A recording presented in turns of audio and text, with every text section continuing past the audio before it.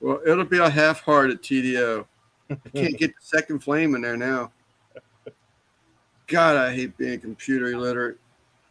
Wait, hold on. Let me help you a little bit. Can you copy and paste on my text? Huh? Can you Can I do copy and what? can you copy and paste? Yeah, I can. There you go. And we're live. Hello. Hello, people. Oh, from a chat, from a tech. I don't know. I have to work on that one right now. We pay attention to our people's. Yeah, all you gotta do is cut and paste or cut from the text, and then you can paste it into the chat. Okay. And we are live. Yeah, we are. What are you doing, Turkey? Taking a night off? I thought you were busy. Let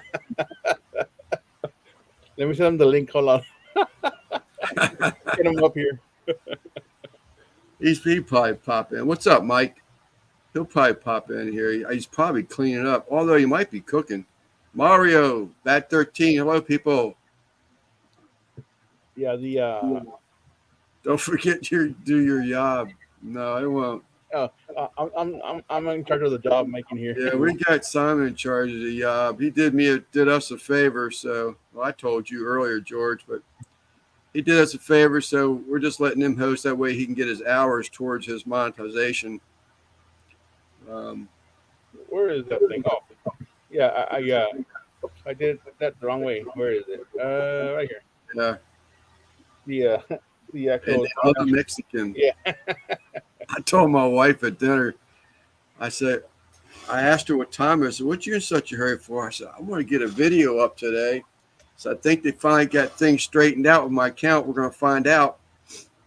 And I got the $ back in my content anyway. But I said that El Gringo and the other Mexicans got to go. She says, the other Mexican? I said, yeah, Simon's stepping in for George.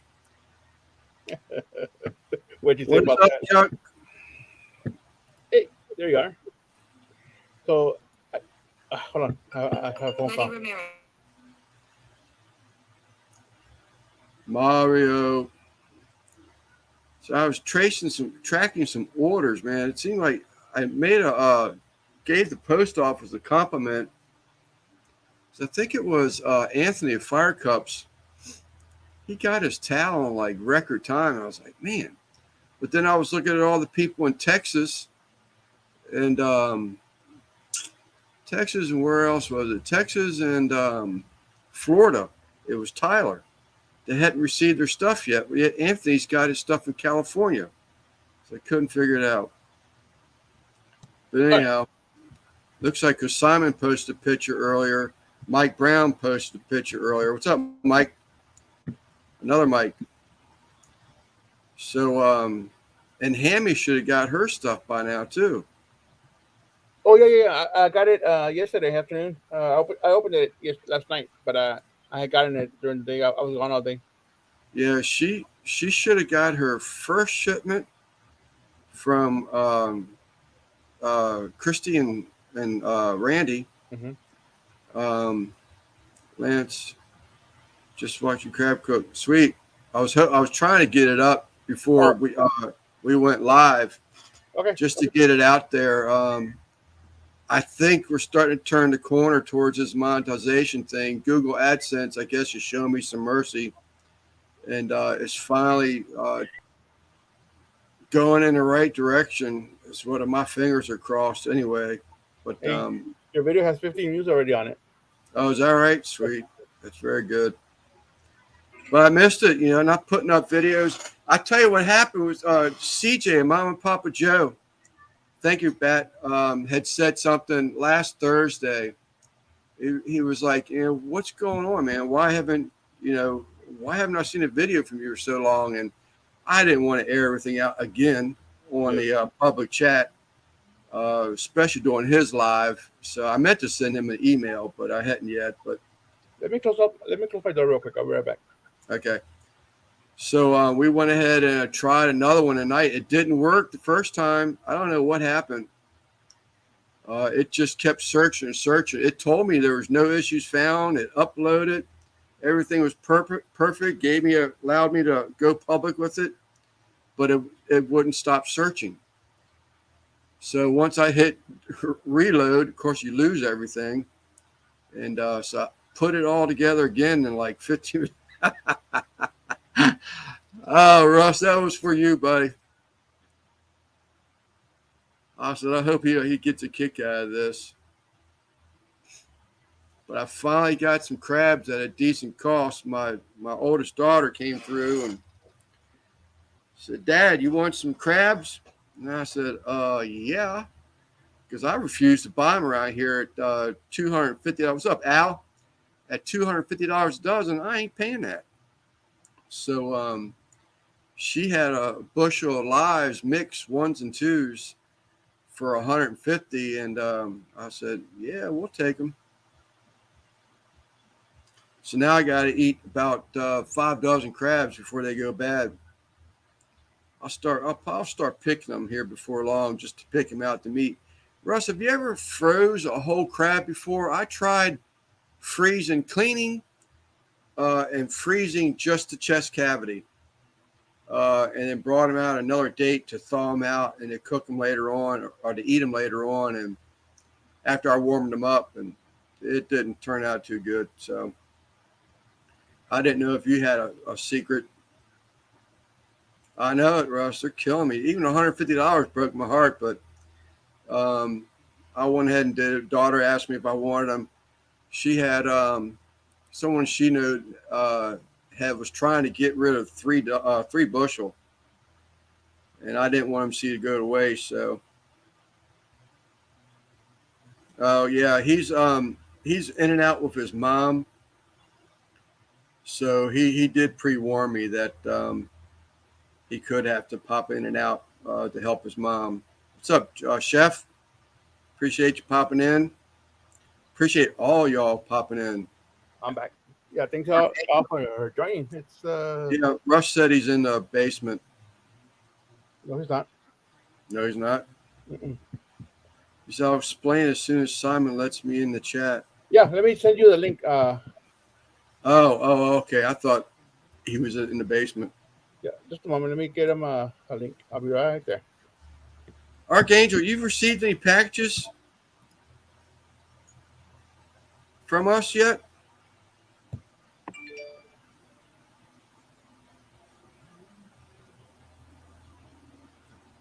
Troy, what's up, buddy?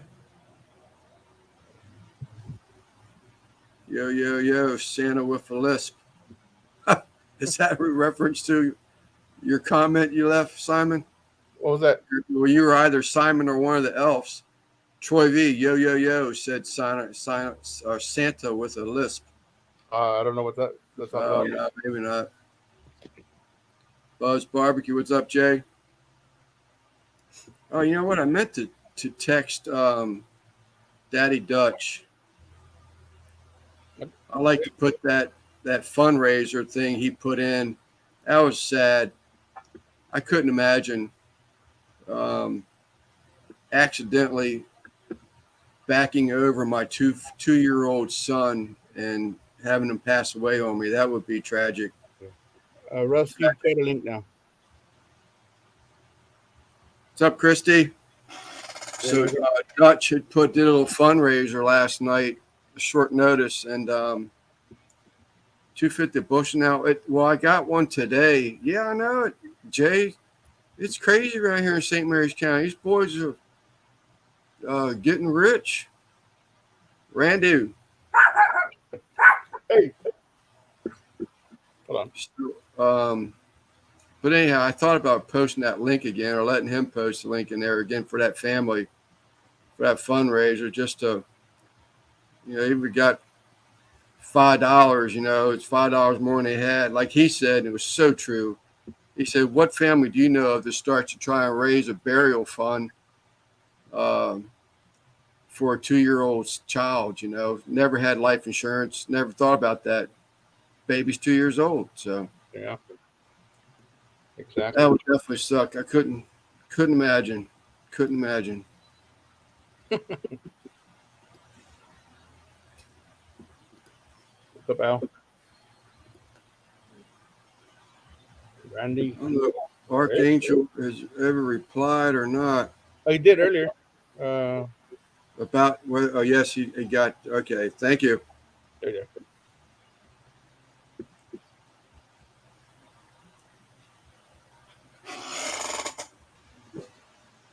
Mike, Chuck, Bet. Christy does that thing, Everybody. consolidates. Yeah, that's great. George, nice beard. Oh, okay. I'm slow, but I can call him old too. What's up, Russ? What's up, Mr. Jones? Hey, hey, what's going on? I got to get my headphones on. All right. I was gonna put mine on, but they're not where they're supposed to be, so they probably fell back, and I'm not gonna go look for them right now. I was trying to connect it to my phone. What's that? Oh, your voice just went away. Hang on. Okay, can you hear me? Yes, sir. Yeah, I had the other browser open. Hang on. I was trying to connect my iPhone for the camera, and one time it connect. I have a hard time with that.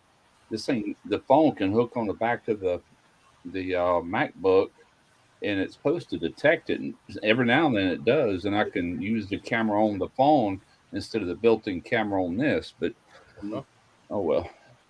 Let me wipe this off. Yeah, Yeah, Lance. The way you do these, the way you freeze crabs is just like they do, like when they sell you uh, crab legs, snow crabs, king crabs, are pre-cooked. All you gotta do is warm them up. So the way I do it is, I got a bad echo. yeah. The way I do it is, I'll go ahead and cook them just like steam them, boil them, however you gonna cook them. Get them seasoned just like you like it, everything about it, and then put them in freezer bags after they cool off. Put them in don't freezer clean them. bags. Huh? Don't clean them. Don't clean them unless, I mean, you could clean them. You know what I'm saying? But actually being froze, I would probably recommend cleaning them. You know, I cook them without being clean. Actually, I've done it both ways. Yeah, probably go ahead and clean them before you freeze them, and Well, then I've done. I didn't mean to cut you off. I did clean them before. yeah. Um, thank you, Eric. I did clean them before, but they just, I don't know. I mean, just they were Did you just really bland. did you freeze them cooked or raw? Cooked after they were cooked. I cleaned them the first Okay. time I tried it. I cooked them and cleaned them, and then put them in a freezer bag and then froze them like that. But when I Okay. took them out, they just no taste to them. I think what's going on with that is you do steam yours, and I was Yes, looking at your video. You didn't show actually putting seasoning on the layers of crabs. You showed it putting it in uh, the water. yeah, a couple times I did. I thought there was something in there. I may have missed it, but I did. I meant to. My JoJo was a little old too, but Yeah. it worked. It Well, didn't have its color, but well, think about what I'm saying. When you cook up a batch of crabs and you got them seasoned and you're cleaning them, you're getting that all over your fingers and you're eating that crab meat. That's why you're yep, picking up so much of that seasoning. yep. If you cook them and clean them and then freeze them, all the seasoning is on that shell. Uh, It's gone. So yeah, you might be better off boiling them to where all that seasoning actually gets down inside the crab. You know, yeah, I'm talking about the ones to freeze, and I guarantee you'll taste that because I've done it too yeah, many times. But you yeah, can freeze them like that, you know. yeah. I want to try the boil method, and I will, because I've got that little boat. I've actually already bought my residential crab license, Yeah. so I can get out there and catch a couple bushel crabs legally and not get the handcuffs thrown on you around here. But I do. I am going to do a boil before the summer's up. But I have had crab. I've rewarmed crabs by putting them on a cookie sheet, about 350 the oven, putting them on a cookie sheet. You know, just probably 2 ounces, 3 ounces of water in the bottom of the cookie sheet. Hmm. Stack my crabs up there, get a tea towel and get it pretty wet. and lay it over top of the crabs and throw that in the oven for about 15 minutes. I And put them in a steaming pot, just like a stovetop steaming pot. I put about yeah, a quarter inch of water in it, and I put them crabs in there, and I get it up to a boil, which kind of re-steams them. But you got to thaw them out to almost room temperature before you can do that. yeah. Well, this is just heating up cold crabs. I've never froze a crab in its Okay. entirety, seasoning and everything. I had a guy one time. We had been crabbing all day with just crab nets. You can crab here in Mississippi with no license or anything if you're using crab nets. And I had probably 3 dozen of my own. I'm coming over somebody's speakers. I hear it. But at any rate, he pulled up and they had been out to the islands all day. And man, he had some monster crabs. He had like, I think I counted 80 crabs plus my 3 dozen. I'm like, holy crap. I said, I got to cook all these. And so that's what I did. I cooked every last crab and then I let them cool off, put them in Ziplocs, and I ate some that night and I froze the rest. And they didn't last long. I mean, it seemed like every other day I was reaching in there grabbing another, you know. But yeah, they were just as good, man. Just as Yeah. good. Well, I'm definitely because I've been wanting to do so many different crab recipe things, but I just refuse to pay $50 for a little tub of crab meat around here. That's ridiculous. Yeah. I'm We sorry. get we got 1 pound. You can either get claw meat or you can get lump meat. We're Some people back. call it back fin. Yeah, it's like it ain't the big clumps of it. And Yeah. I hadn't bought none in a while, but it's probably $40 a pound if you buy it like that. But I can go up here to the Asian market. You know that video I did a couple years ago to steam crabs.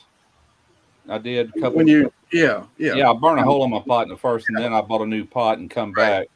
And I think I bought 2 dozen that day, and I think I paid.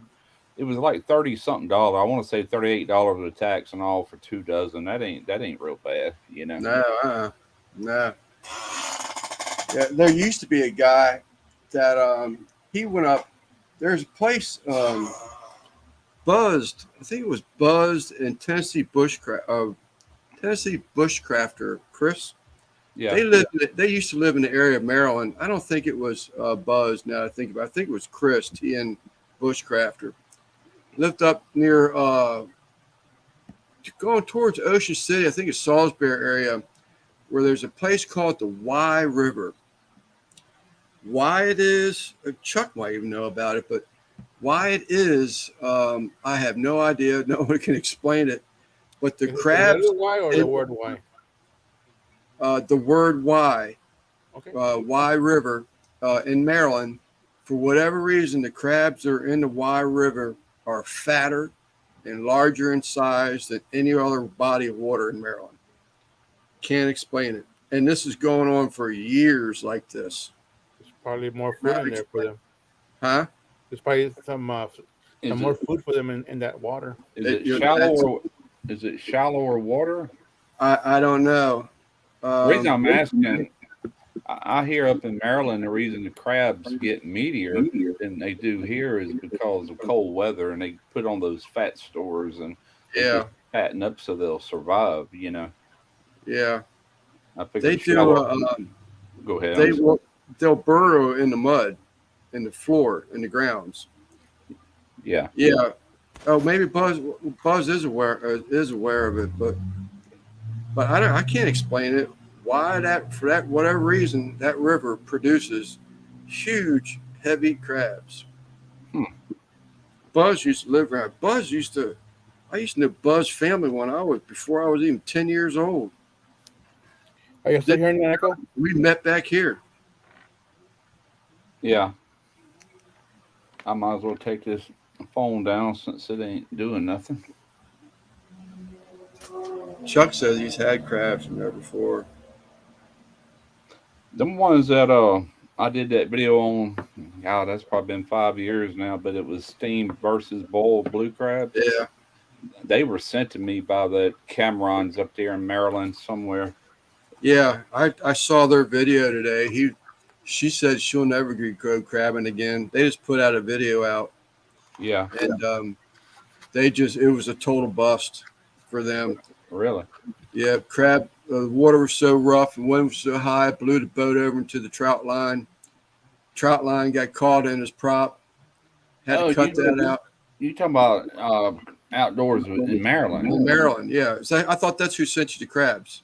No, no, no, no. Oh, okay. It was a company called Cameron's up there in Oh, Maryland. okay. That's Okay. who sent them. Sent me a big, huge box of them, and they were meaty and had all that rust on the bottom. Man, they were nice Yeah, looking. love them. Love them like Yeah. that. There's only a couple of them like this. No, And George, I seen that video you're talking about this morning, and I commented back. I said, "Well, I said the old saying is, the worst day of fishing is better than the best day of work." I said, "I yeah. guess crabbing can be considered fishing." Oh, you yeah. know, and Yep. it happens, man.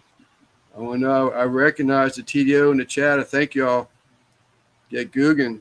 Damn, I wish Daniel would come back around, but Nobody's heard from him, huh? I think Guggen heard something from him Yeah, about like a a month month ago, about a month ago. saying that he just said he was doing all right. That they would. Oh, Buzz is saying Cameron's is out of Annapolis. They actually have like three of them. The video talks about it. They got some food trucks, like I guess you got steamed crabs on them. They got places of business where you can actually go buy them and blah blah blah. I had various comments to where I didn't know anything about them, but they sent them, and a lot of people said them crabs are dead. I'm like, freaking crabs ain't dead. They was on freaking ice all night long, you know. And I knew that was going to happen to me because that bushel sat out there, and I kept trying to slide it back to get it out the sun because I lost 3 crabs out of the bushel, so that wasn't too bad. But I was telling myself the whole time, I said, I hate to take the lid off. I don't want to take the lid off. I'm going to hate taking this lid off. When they're all nice and warmed up, man, those crabs get riled up.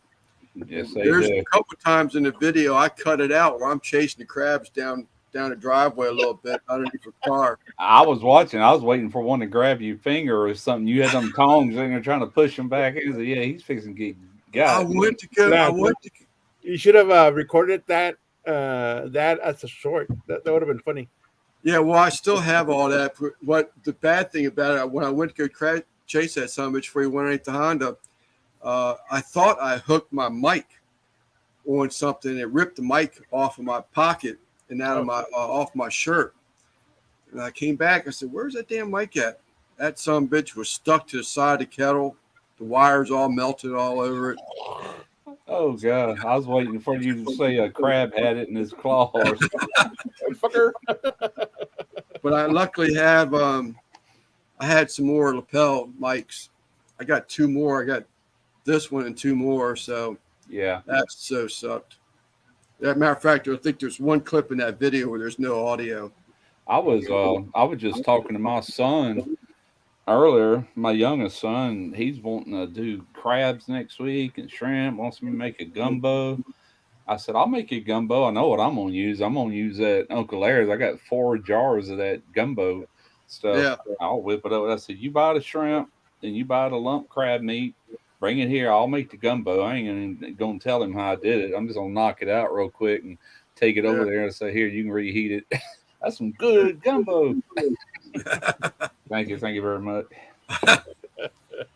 About Yeah, that, Eric, you would have thought that, Eric. A couple of them got it, and I knew it was going to happen. It was just unavoidable. I kept the lid close so I can go in there and grab a few out, throw them in the pot, and close the lid back down and hold it down with one hand. But once they start really getting fired up and they're fighting each other in there and running around in circles inside the basket, it's like like that carnival ride. They start riding around the basket until they get near the top, and then all of a sudden they just start spilling out the top. It's like, son of a bitch. Yeah, I guess because my parents did this, but when we went crabbing, we put them on ice. They were iced when they went in. Yeah. And later that afternoon, you would cook them. Even if they did die in the ice chest, they're fresh. You know what I'm saying? They're still, we never had no issues. But with that said, if I went right now and bought a couple of dozen, 2, 3, 4 dozen or whatever, first thing I'm going to do is put them in the ice chest and pour ice on them. And it gets them, they just go dormant. Then you reach down there with your hands, Now, normally when I go over the hill and I buy them from these guys that live here, I go into their walk-in box and I get them out. This was a guy. This guy brought them to me in the back of his pickup truck. Oh, I He had get 3 you. bushels he was trying to get rid of. I didn't have enough beer. I didn't have enough beer. I didn't have enough room in the refrigerator because I didn't want to take my beer out. Yeah. I put the bushel baskets in the refrigerator. Yeah, you were showing I that. told on myself. You were showing pouring that Budweiser, and I said that's where Lance should have popped a rainbow over that beer as he was pouring it. There's actually another clip that I showed, and I cut it out of the lid. It's embossed Miller Brewing Company. Yeah. And but I said no, I'm not giving them any. I'm not ashamed to be drinking Budweiser beer. I ain't giving in to them SOBs. Drink beer, think what you want to think. Do you get much flavor from that steam when you actually add seasoning to it, to the water like that? Yeah, I do. I think so anyway. Normally what I would do, and I didn't, it's been so long, so I'll be honest with you, it's been probably almost a year since I've steamed any crabs.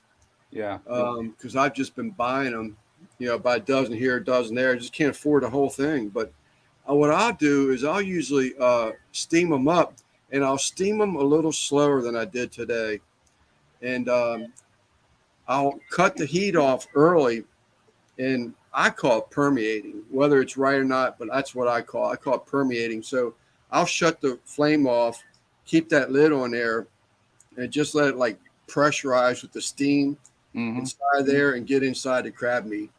Yeah, I've done it before on some older videos. I think a few of them, I took some of them videos down, but I think they're over on that Smoky Shorts where I steamed some, I think it was shrimp, but I used Cajun flavored when I did it back then, but and it was good, man. It's real good.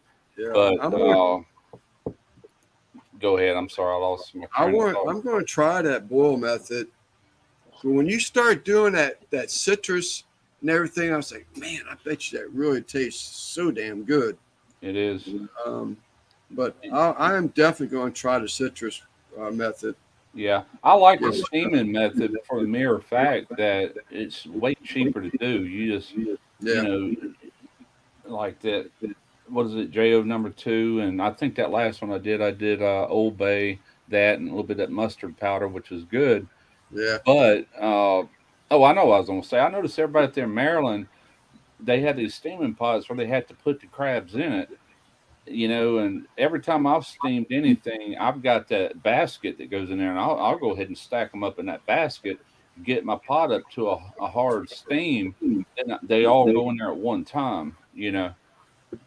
You know what I'm saying? That's the way I've done it, which this pot, it's a beer keg thing, so it doesn't really have a basket made for it.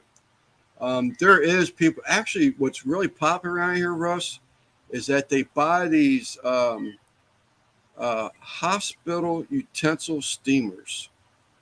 These big oval things, with a flat lid on top of them, and they buy these things. Oh, I'm sorry, not those. Those the ones at the steamer. It's like it's an upright. Looks like a cabinet. And it's got doors on it where they actually have valves where if this section has got 6 doors on it, they can just, put steam in 3 of the doors or 1 of the doors or all 6 of the doors. Oh, that's but cool. they're actual surgical instrument steamers, sanitizer steamers. I used to have, matter of fact, I used it in a couple of videos, but it was rectangle. It's only about that deep. But it has a grate that fits down in there. It's got legs on it. And I gave it to Derek. I just told him I wasn't going to use it anymore. And it had that higher performance bottom and jet burn. Matter of fact, if you watch that Dungeness crab video, you'll see it. You'll see what I'm talking about. You can boil or steam with that. And it worked pretty darn good. It's just it's not much capacity because it wasn't that big, Mm-hmm. Yeah, it's I have 2 other pots, and both of them have got baskets, but it won't hold a bushel of crabs. This is the only pot I have that'll hold a whole bushel. Yeah. Yeah, I've got a 60 quart and a 80 quart steaming pot that, you know, when I do crabs, it's usually just a few of us. I only get a couple of dozen, you know. Hmm. Yeah, I enjoy cooking them, man. I don't care. I mean, I have sweat rolling off of me because I'm so close to the pot. It don't bother me nothing. As long as I got a cold beer and I smell that steam coming out from underneath that lid every once in a while, No, yeah. man, I'm I'm set. I'll never forget the day I burnt a hole in that aluminum pot. Yeah, I And remember I'm that video. I'm sitting there and I wasn't paying much attention, but I did notice that flame was turning yellowish and Yeah, red. I'm like, I don't normally do that. I didn't think much of it. And all of a sudden that thing started, I thought it was steaming. Man, that thing's steaming. And it was smoke. And then I smelt it, that burnt smell. I'm like, ah, crap. Oh, hell no. You know, I had to throw every bit of that in that freaking garbage can. Like, God bless it. So I made was that in the videos. video? Yeah, I showed that video. It's called Epic Fail or something like that. yeah, But epic fail. Yeah, and I then don't remember it, but um, 2 weeks later, I redeemed myself. I Yeah, bought a stainless steel steamer, which I've steamed with that thing plenty of times. It was just an old pot, and I guess it had a fracture in it, and all the water leaked out. And when it leaked out, it burned a hole that big in the bottom of it. It just destroyed those crabs. yeah, my mom makes tamales in a big old steamer. She's making like I don't know, like maybe 20 dozen in a big old steamer, I got one right here, a and tamale steamer. and those she's had one fail on her, but it was an old one. It's about 5 6 years old, and she used it quite a bit. So we Yeah, want it was time to replace it. So yeah, we currently have like three big steamers that we use for our tamales, but we haven't been doing them in a long time. yeah. Yeah, Buzz, I will. If I'm cooking for a bunch of people, I mean, it'll have corn on there, there'll be shrimp on there, crab legs. Um, we go out. I mean, there's some old, I'd love to get hold of some of them old pictures. I used to do it on a regular basis. We would all get together and because we all camped. And I would just throw out this spread. I would soak baby red potatoes overnight, poke them, and soak them in Old Bay water overnight. Do a garlic butter spring onion melt, and put those potatoes in that, shrimp, crab legs, regular crabs, crab legs, shrimp, ears on corn on cob. We did it with crawfish tails one time. You just cannot find them around here. Cannot find them. yeah. No, Eric, I don't know what I said. I didn't say Cleveland steamer. What is a Cleveland steamer? Don't look it up. Oh, you looked it up? No, I know what it is, but don't look it up. Oh, okay. You're welcome, MBO. I didn't know if I don't remember saying hey to you, and I see you keep showing the support, and I just wanted to thank you. There. Did you watch Chef? What's his name? The guy with everything barbecue, all things barbecue. All things barbecue. Yeah. Chef Tom? Tom. Chef Yeah. Tom. Right. Yeah. Did you? He did a video today. How to make bacon A's. I'm like, Oh, you're picking it. I Not passed a lot of his videos up, but that one caught my eye. I'm like, I'm making that, man. That sounds good. Is that right? He just did a BLT with it, like, yeah, buddy. I can almost taste that. Yeah. usually he posts like Wednesday or Thursday during the week. So it's weird that he's posting Saturday or Sunday. Yeah, I think it was today. I might have just seen it in my other feed. I don't know, but I believe he posted yesterday. okay, yesterday. That Yeah. sounds about right. But yeah, like man, I got to do that. I just got to make some. I've made it homemade mayo. It's the same process, except he added certain seasonings and all. But he used bacon grease for about half of the fat that you would put in mayo. Yeah. He Sounds did good. avocado oil, and the other half was melted bacon fat that So, he rendered from cooking bacon. so And it's you a can, baconaise, like a mayonnaise, but bacon. yeah, it's bacon flavor. He even put little bacon bits in it. Like Wow. yeah, but it looked real good. Randy and Christy use those bags of bacon bits. I've never seen bags like that. We get I don't even think it was called. I think it was bacon O bits or something like that. It was a glass jar Yeah. that you could get at the store, almost like a dehydrated bacon. Well, But I've never seen them in like the ones that they were using in bags. I mean, we buy the ones for like salads or whatever, but he actually he chopped the bacon up and fried it. And what he had left, he put in a blender and just really pulverized it good. You know, these little small bits. And he mixed that in with the mayo to give it even more bacon flavor. I'm like, I bet that's good, man. But that'd be good on like seafood po' boy, shrimp po' boys, oyster po' boy, anything like that. I bet that'd be killer. That'll be good on tortillas. I'm gonna do it on video at some point, but I will say where I got the recipe. You know, I'm not gonna act like it's mine because it ain't. You know. Yeah. Wow. But it Eric definitely says he can sounds buy good. it by the 2-pound bags. Was it Yeah, that? we can't. Eric these? said, yeah, he can get a 2-pound bag. Not us. Yeah, we get the real bacon bits, or you can get them artificial ones in that little plastic Yeah. shaker. You know, I don't like them. I like the real bacon bits. Brother Steven, how's it going, buddy? I still got those 2 pork butts. I've got to do something with them tomorrow. I was going to do something today, and I got that call from my daughter, and I said, well, guess what? Today's plans just changed.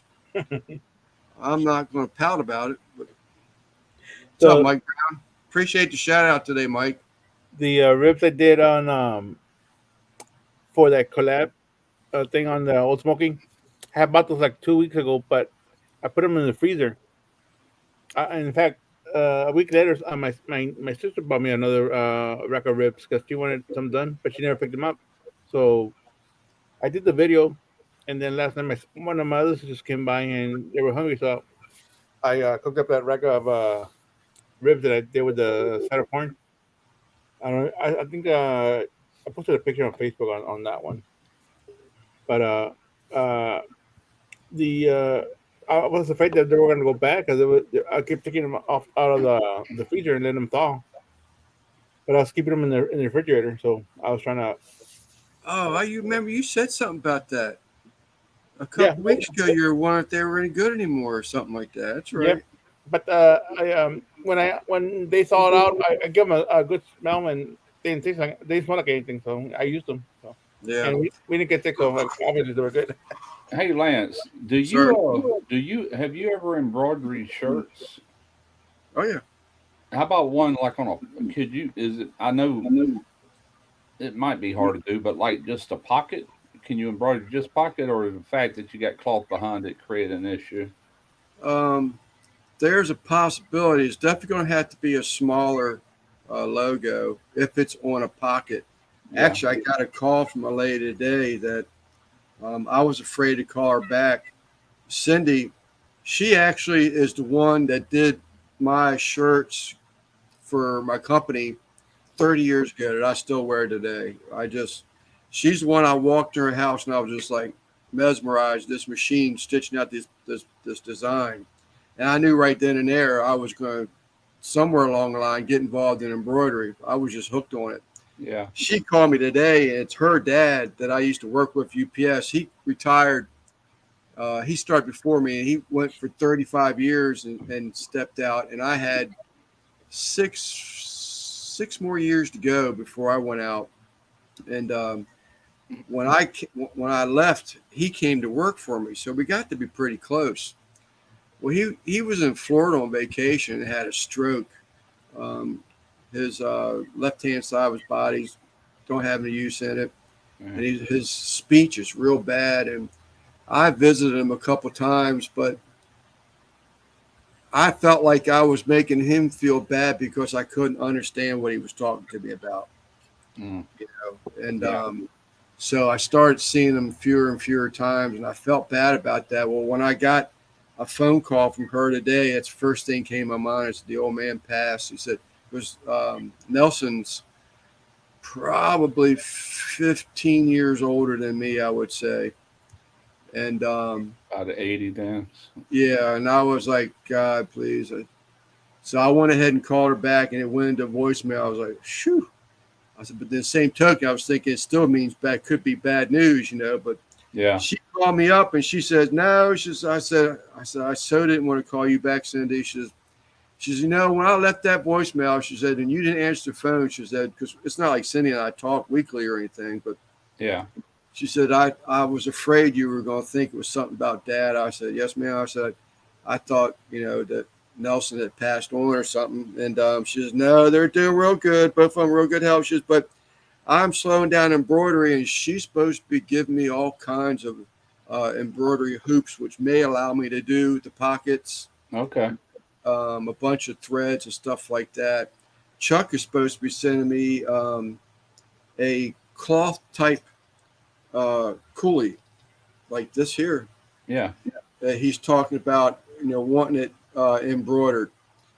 And so I'm thinking that there's probably a special hoop in there that I need. I've done some research on it, but I'm sure that I can do it. There's just a certain hoop that I don't just own right now. So she said I can come and take it all. She said I might have to wipe some dust off of it. It's all yours. I said, I'll be there. I wouldn't mind getting some T-shirts done, if nothing else. Just like this color right here, that Mm-hmm. olive drab they call it. Mm-hmm. Yeah, we can hook you up. But if you want it on the pocket, we'll probably have to. Well, I've got a shirt hanging here. It's a Magellan button up with a pocket, and I thought about just getting a logo. I could send you the shirt, you know, Yeah. and then if you're able to do it, you know, then you could just charge me for the logo, you know, the work on the logo. Yeah. I think Ron, as a matter of fact, I saw a text from him. If I go, I'm going to lose the chat off my phone, but he's supposed to be sending me some shirts too. Yeah. Monday mail. But anyhow, so yeah, I'd love to do it. I want to get in and play around with some more stuff. These towels are really doing well, man. Kyle Alexander is selling some towels. That man is pumping towels out left and right. I got this You one. got one of his, yeah, you got one of his new logos. There's two of them. Yeah. There's two of those. Yep. But there's another one yet. I don't have any more. They're all shipped them all out. Yeah, I got this in, and I also got a T-shirt from Fire Cups in, but I didn't win that. I guess he just sent it. I don't know. Yeah. He could be wanting to send it out there. I don't know.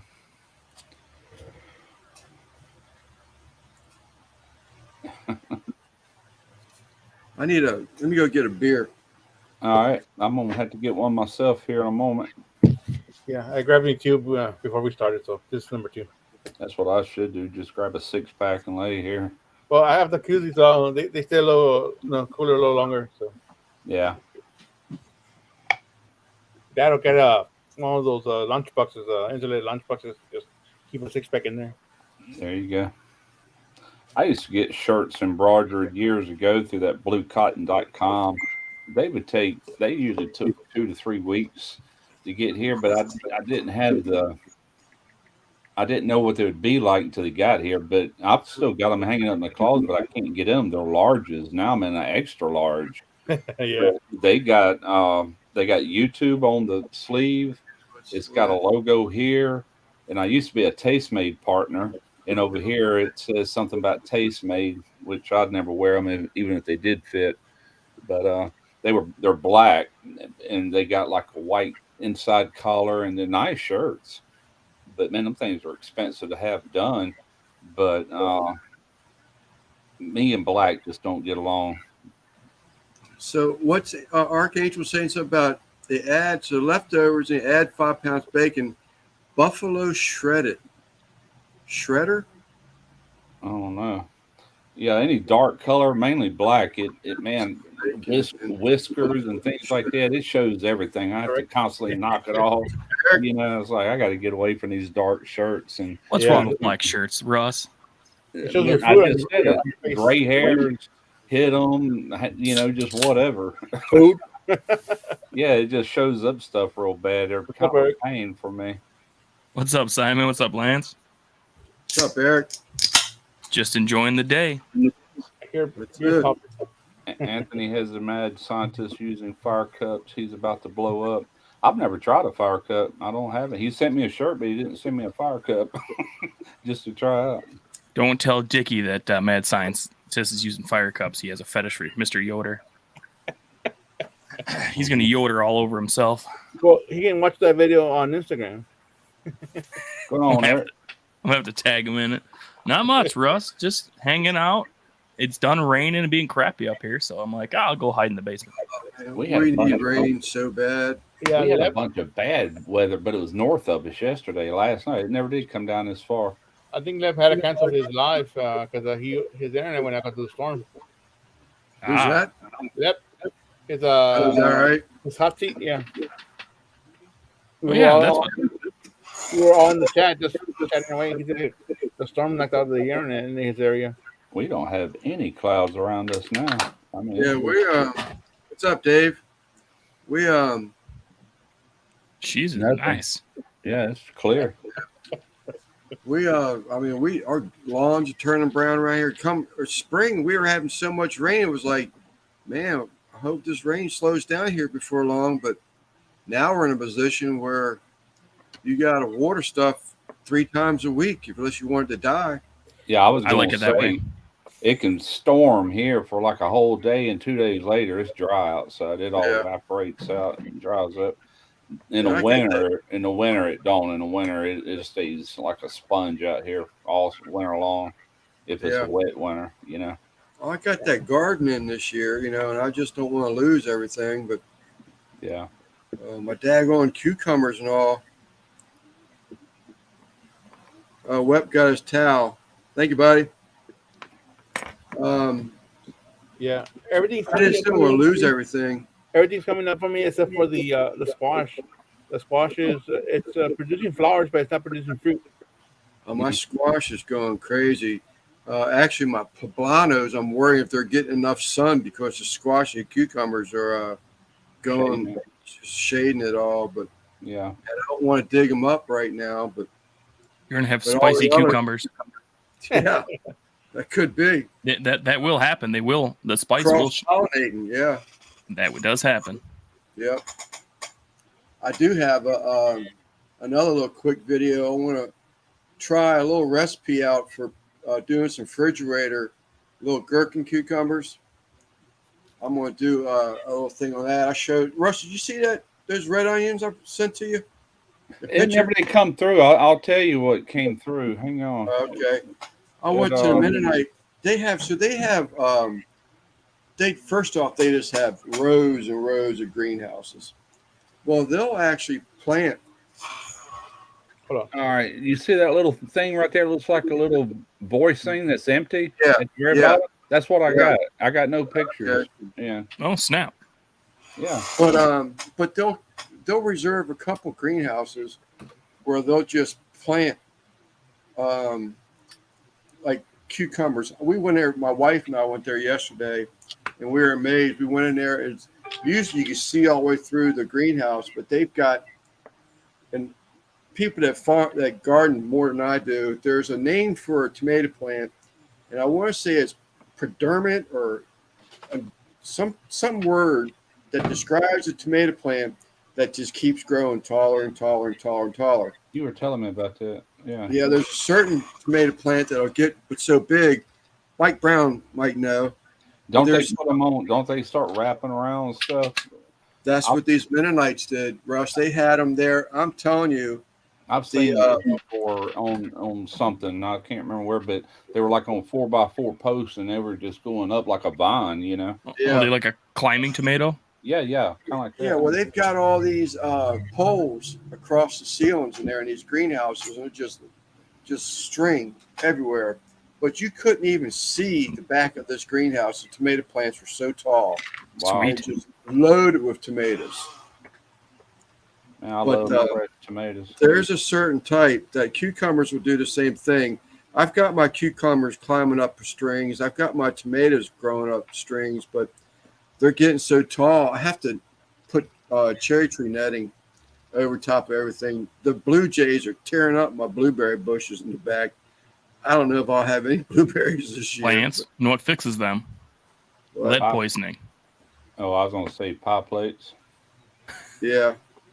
That's Nice what pellet gun. we used to hang Oh, yeah. aluminum pie plates in our fig trees to keep the birds out of them. Yep.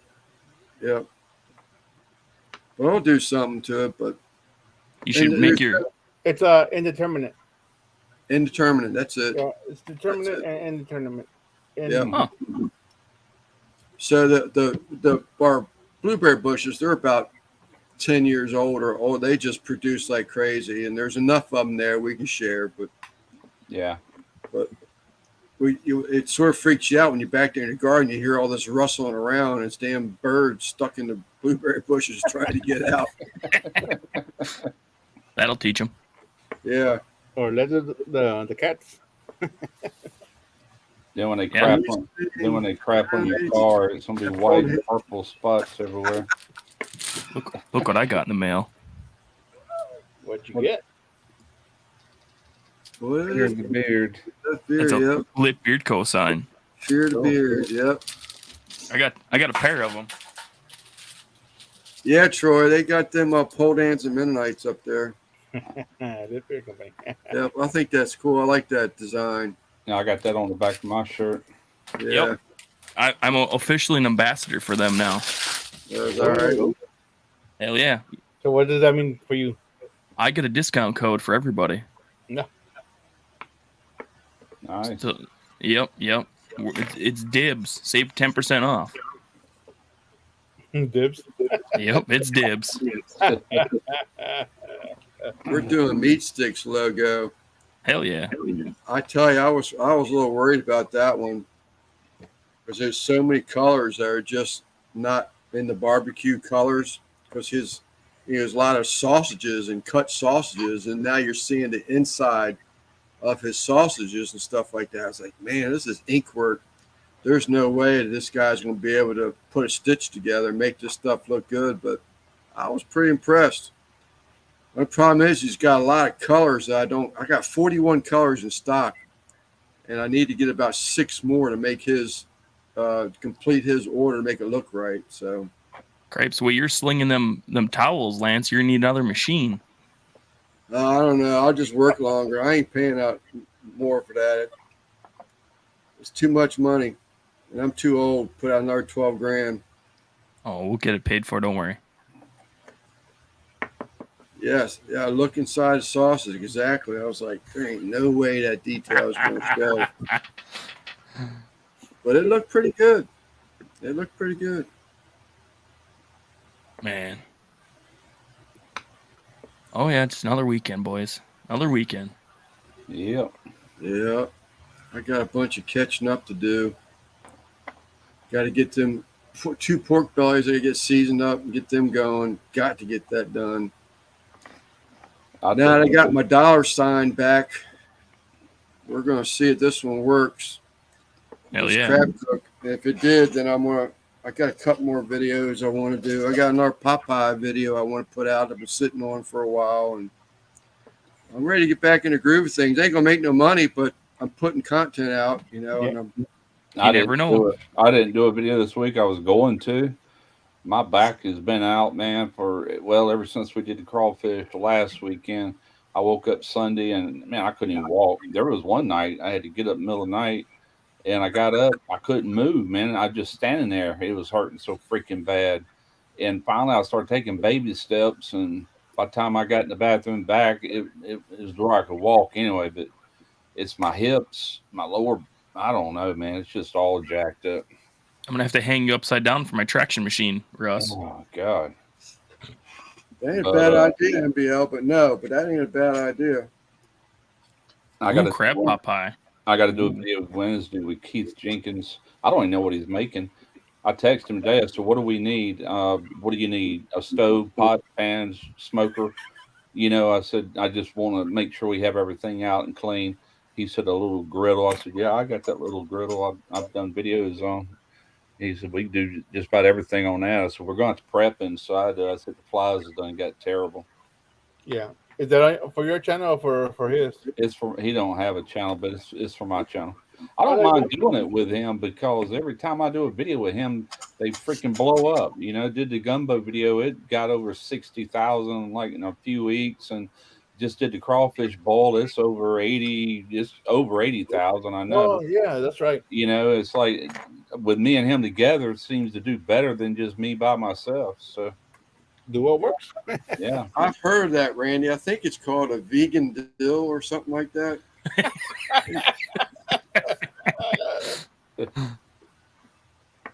Oh man. Oh, there's Kyle right there. We were just talking about you. I sent him a message. Man, I said, I hadn't heard from him. I didn't know if he was all right or what. Yeah. Speaking of fire cups, I got to get a hold of Anthony. I was going to get a hold of him last week, but I got a little busy. Gonna try some of the car. Gonna use some of the fire cups at the car show this year. What's up, Clint? All right, Quint. Hey, Quint. I I hardly was thinking about him this morning too, but The once only I got that thing I phone got- call about crabs, that changed everything. The only thing I got left that I would even use a fire cup on or any starter is that Pits and Spits grill. You know, that everything else don't require a starter. Pellet grill, Old Hickory. I could use it on the offset too, I reckon. That's what I'm going to put it in. Yeah. It'll make a cute picture. I'll start my offset up like that a lot. I'll start a little chimney, you know, pour so many in there, and then I'll put wood on top of that and go from wood the rest of the time. That and the Santa Maria. I don't have the Santa Maria no more. I Did you sold see it. Bill Purvis do his shop tour? Mm-mm. Ooh. He has a big old hickory in there, Russ. Does it? I imagine. Yeah. Big double door. Um, Or is it the CTO?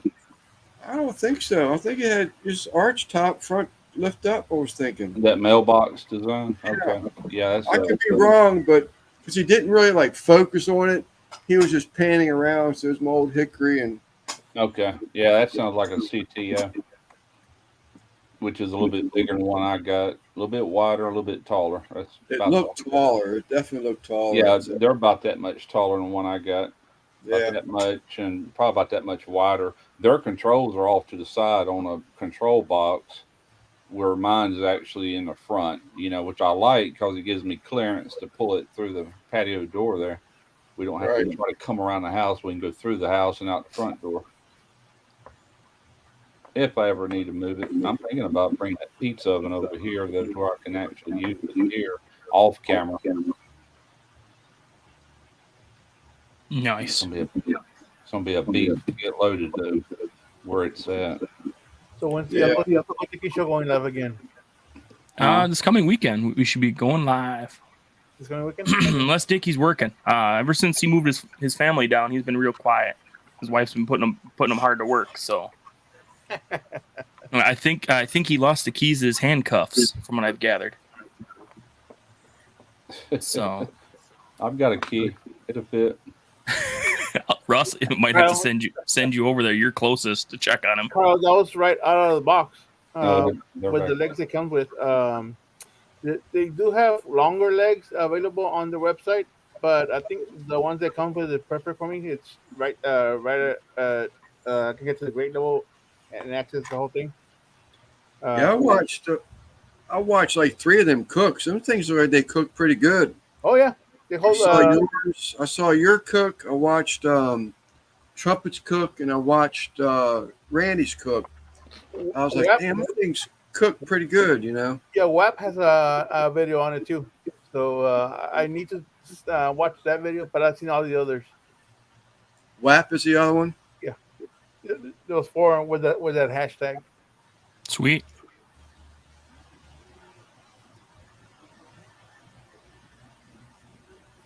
Trying to get a hold of Daddy Dutch in case he'd want to. Ian, what's up, buddy? I ain't seen you around for a while. Should be home. I don't have an old Smoky. I want one, but I don't have one. Well, they were on sale. He just missed it. Al Lunacy, I think, told them about a sale. Yeah. They don't cost much to begin with, do they? Or they didn't used to?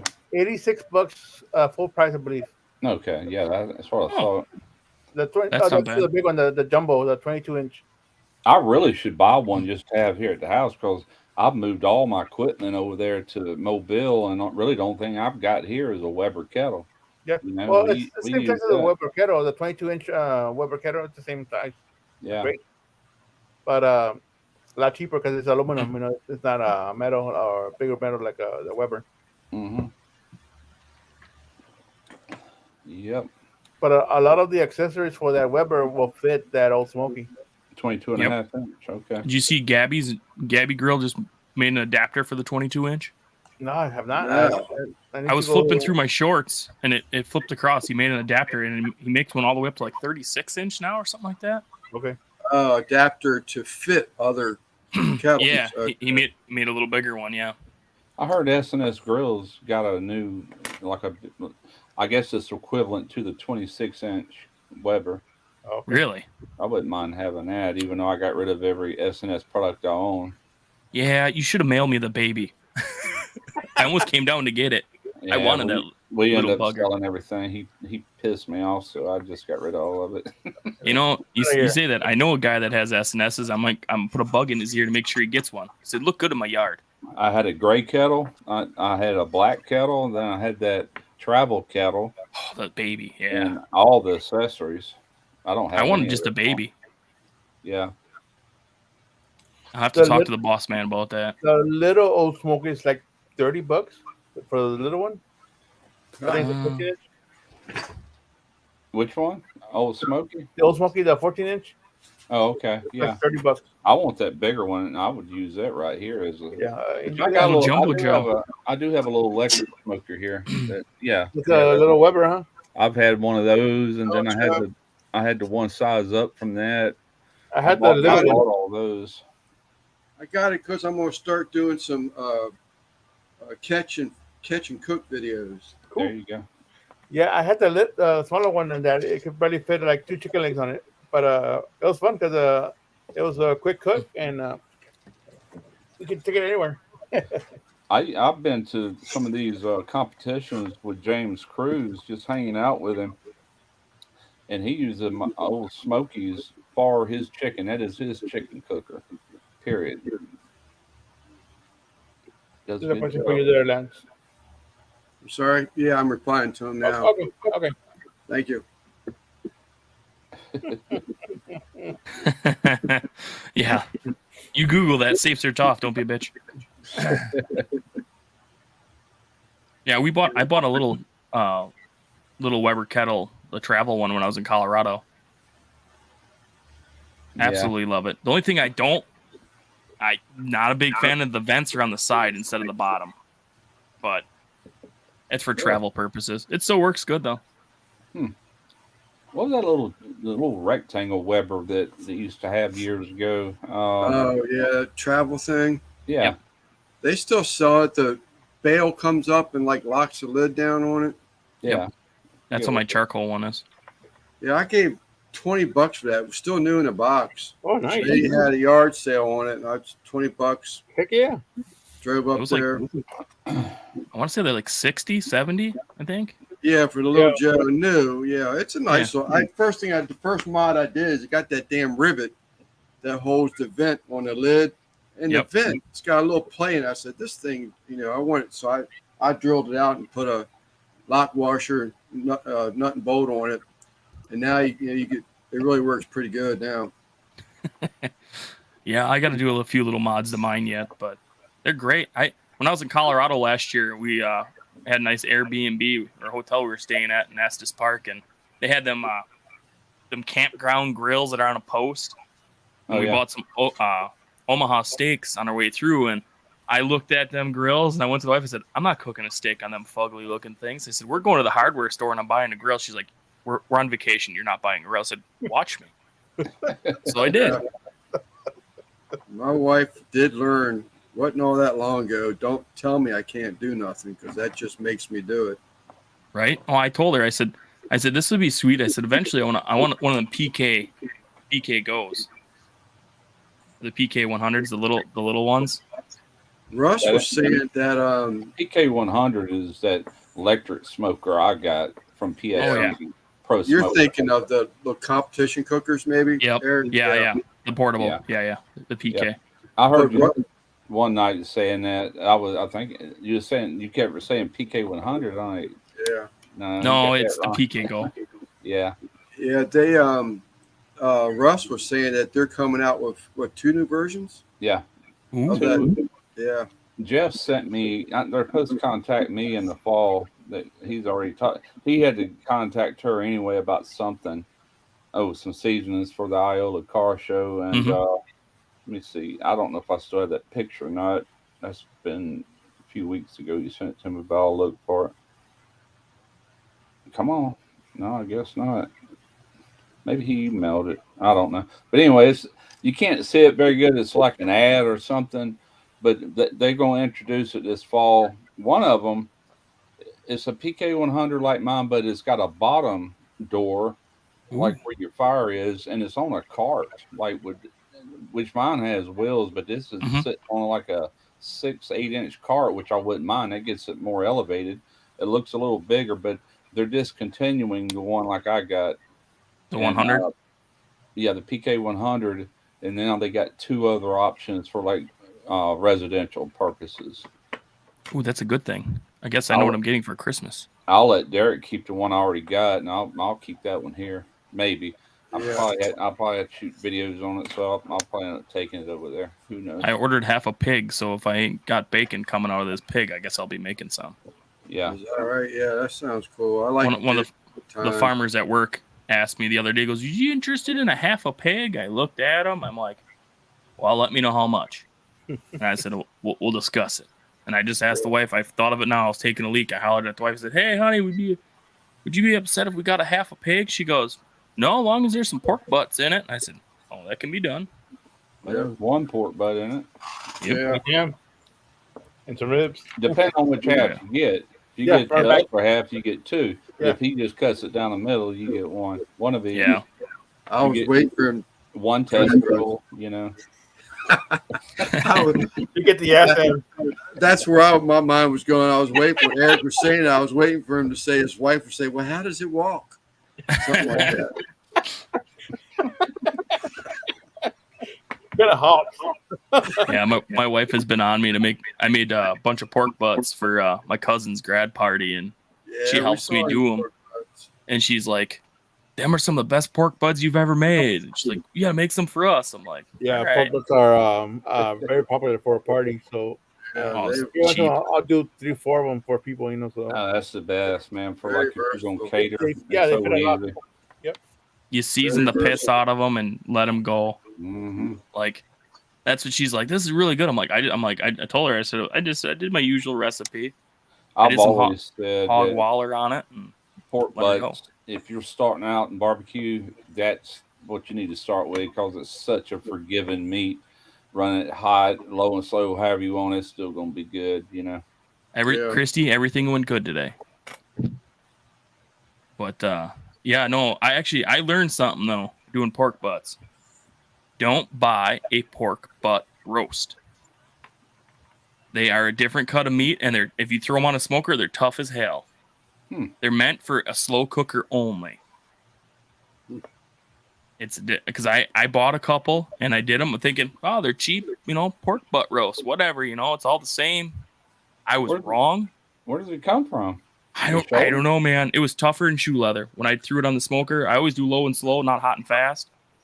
And didn't have a lot of fat in it or something. It did, but I asked the butcher I asked Tyson about it when he was on one night, and I forgot what he said, but it's just a tougher cut of meat, and it sucked.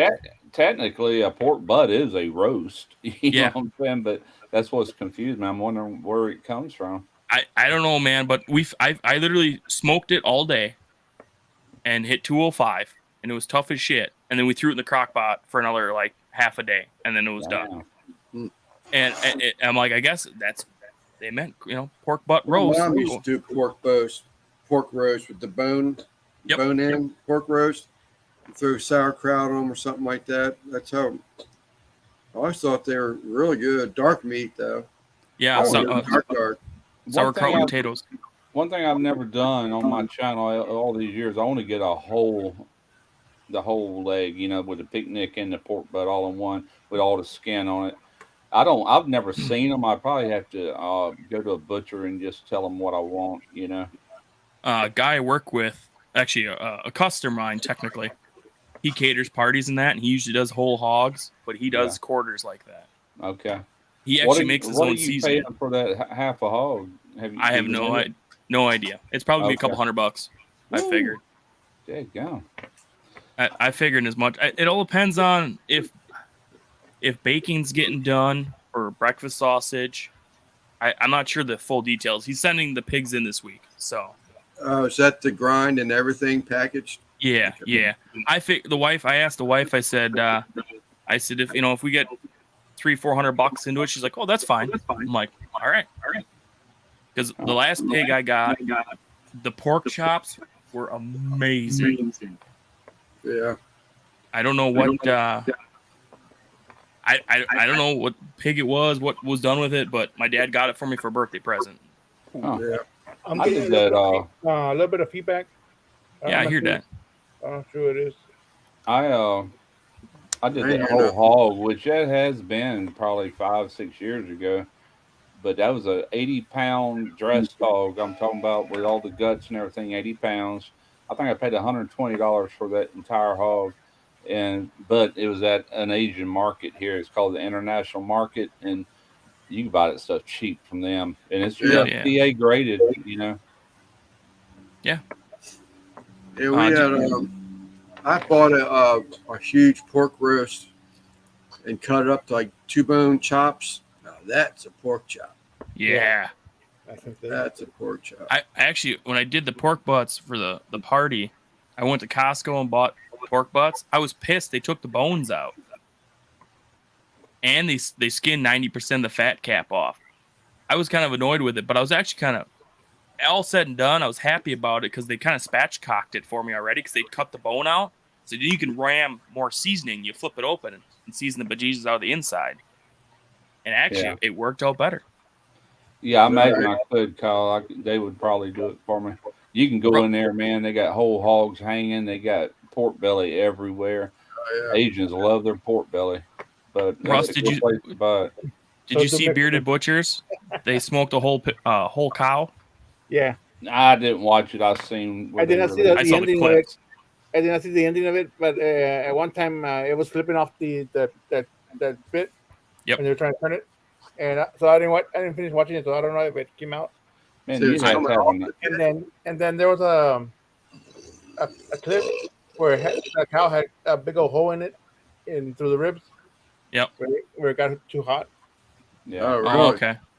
I just seen the same clips you did, Simon, where they were like, "Oh crap, it's gonna fall off," and I'm like, thinking to myself, "You're spending this money to do this pit and this cook. How the hell don't you run some steel wire through that some bitch and zip it to the spit? Like, come on, Yeah. guys!" And not just that, they spent that money on that the smokeless pit they made, fire or whatever. Oh, they did the- massive! Yeah. Yeah, which is actually pretty easy to do. And the ironic thing about them pits, or the fire pits that are smokeless now, there was a YouTuber that showed how to do it a couple years ago.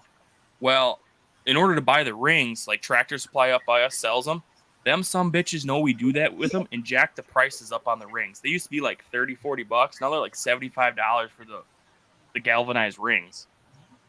Why do It's you like- want smokeless on a whole cow like that? I'd No, want some- it's a fire pit. It's like Yeah. a fire pit you have it like in your backyard. yeah, but like on a Santa Maria, it's still being perfumed with smoke. you Right. know? Yeah. But How did they make it? no, it was a collab with that company. Yeah. And that company made a big one for How that. many people was there to eat? Man, that would feed an army. Good God, that's a lot of meat. It was just Brock Lesnar and the Bearded Butchers, you know. Yeah, That was Brock's dinner. I guess you could freeze it. Except for Brock Lesnar likes his steaks well done. There's something wrong with that man.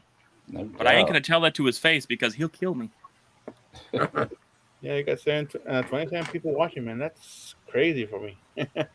Hey, it's a good night, man. Well, the other night there was 40 something in the chat. It's Yeah. crazy. Last Okay. Monday, you guys were killing it, man. It was I just fell going asleep crazy. Yeah. just before the last race. I was laying in bed and I passed out right before the naming race. I was like, I woke up. I was like, oh crap, show's over. I gotta grab a beer. Yes, sir. Yeah. No, it's crazy.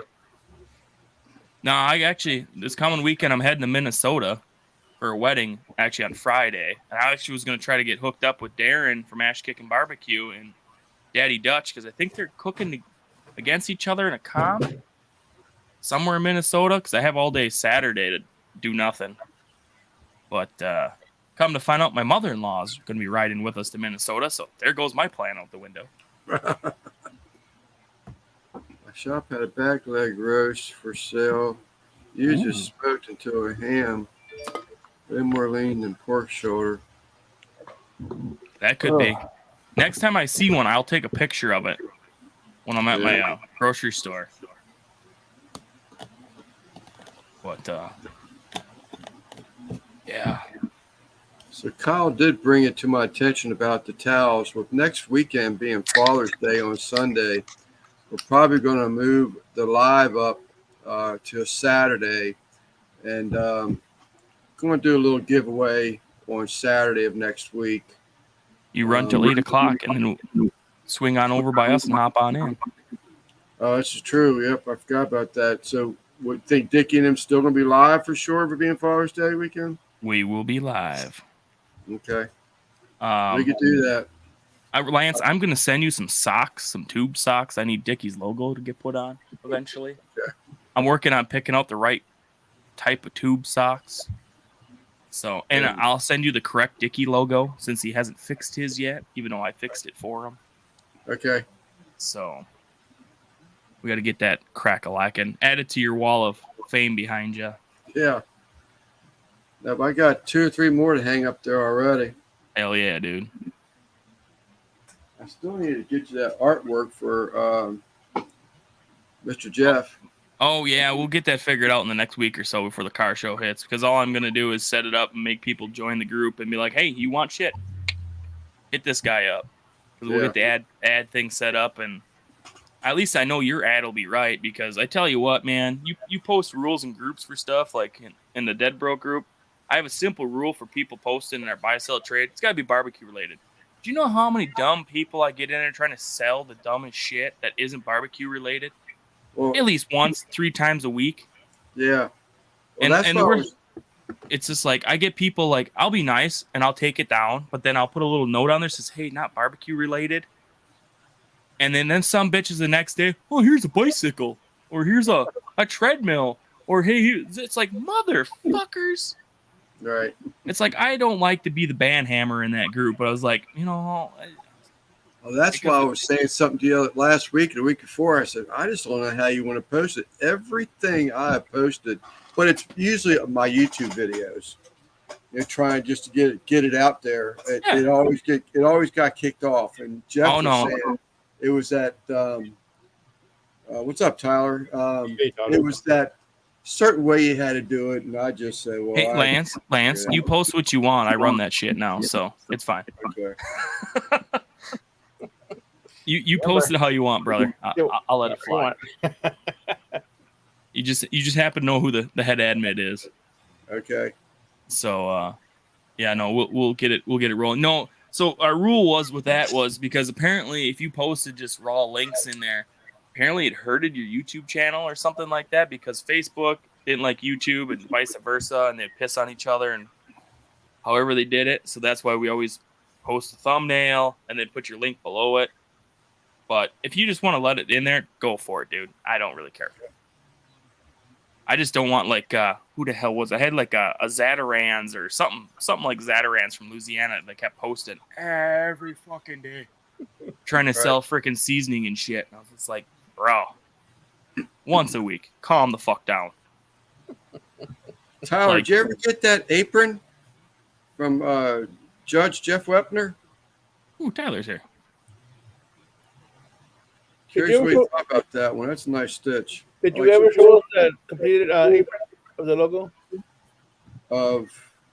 Judge Webb.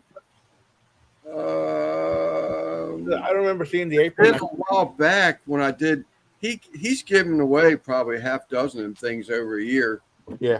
I did not show Tyler's though,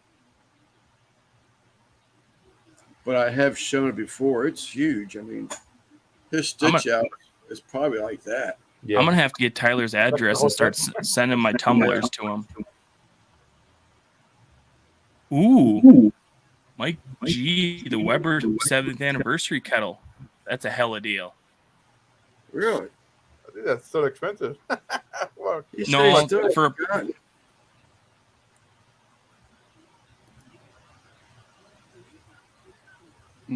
oh, freaking UPS. Really? Well, I hope it gets straightened out because you got another package coming your way too. There's two of them.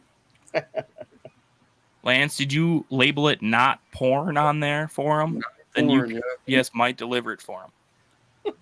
I got a. Anybody use this shop app? Which one? I do, just Russ. called- Yeah. Yeah, it's called Shop. You can see it right there in the purple. Oh, I've Yep. seen it before, but I don't use it. Regardless where you order from, Ah, it sends you lit- notifications and stuff. But where's that at? I got a. Yeah, here we go, right here. I got a thing the other day showing that I had a package coming.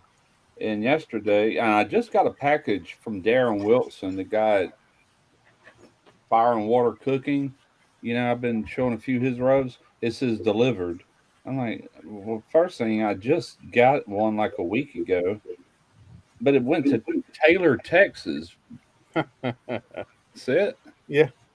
Weird. Yep.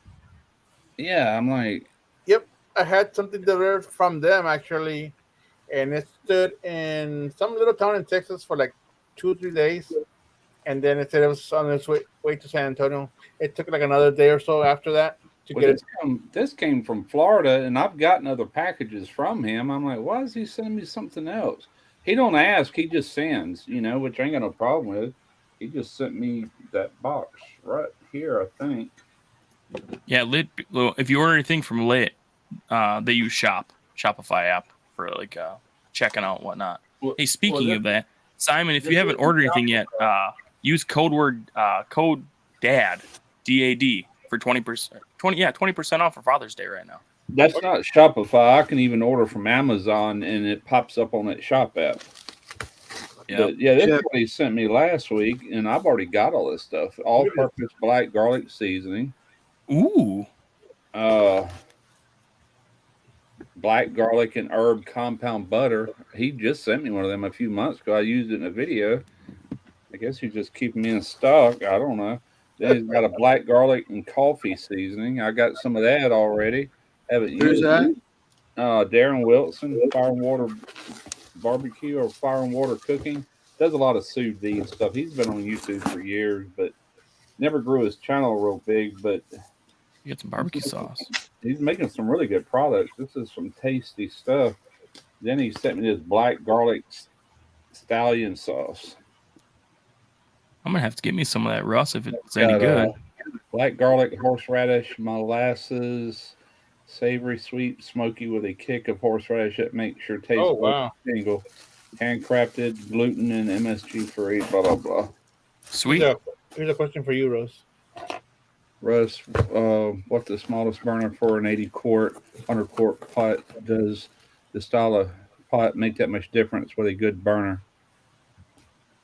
Yeah and no. Well, it first off, the burner, 80-quart or whatever you said, needs at least a dual jet burner, not the banjo type burner. It's got to be a lot of BTU output. And will a regular pot be as good as a high performance? Never.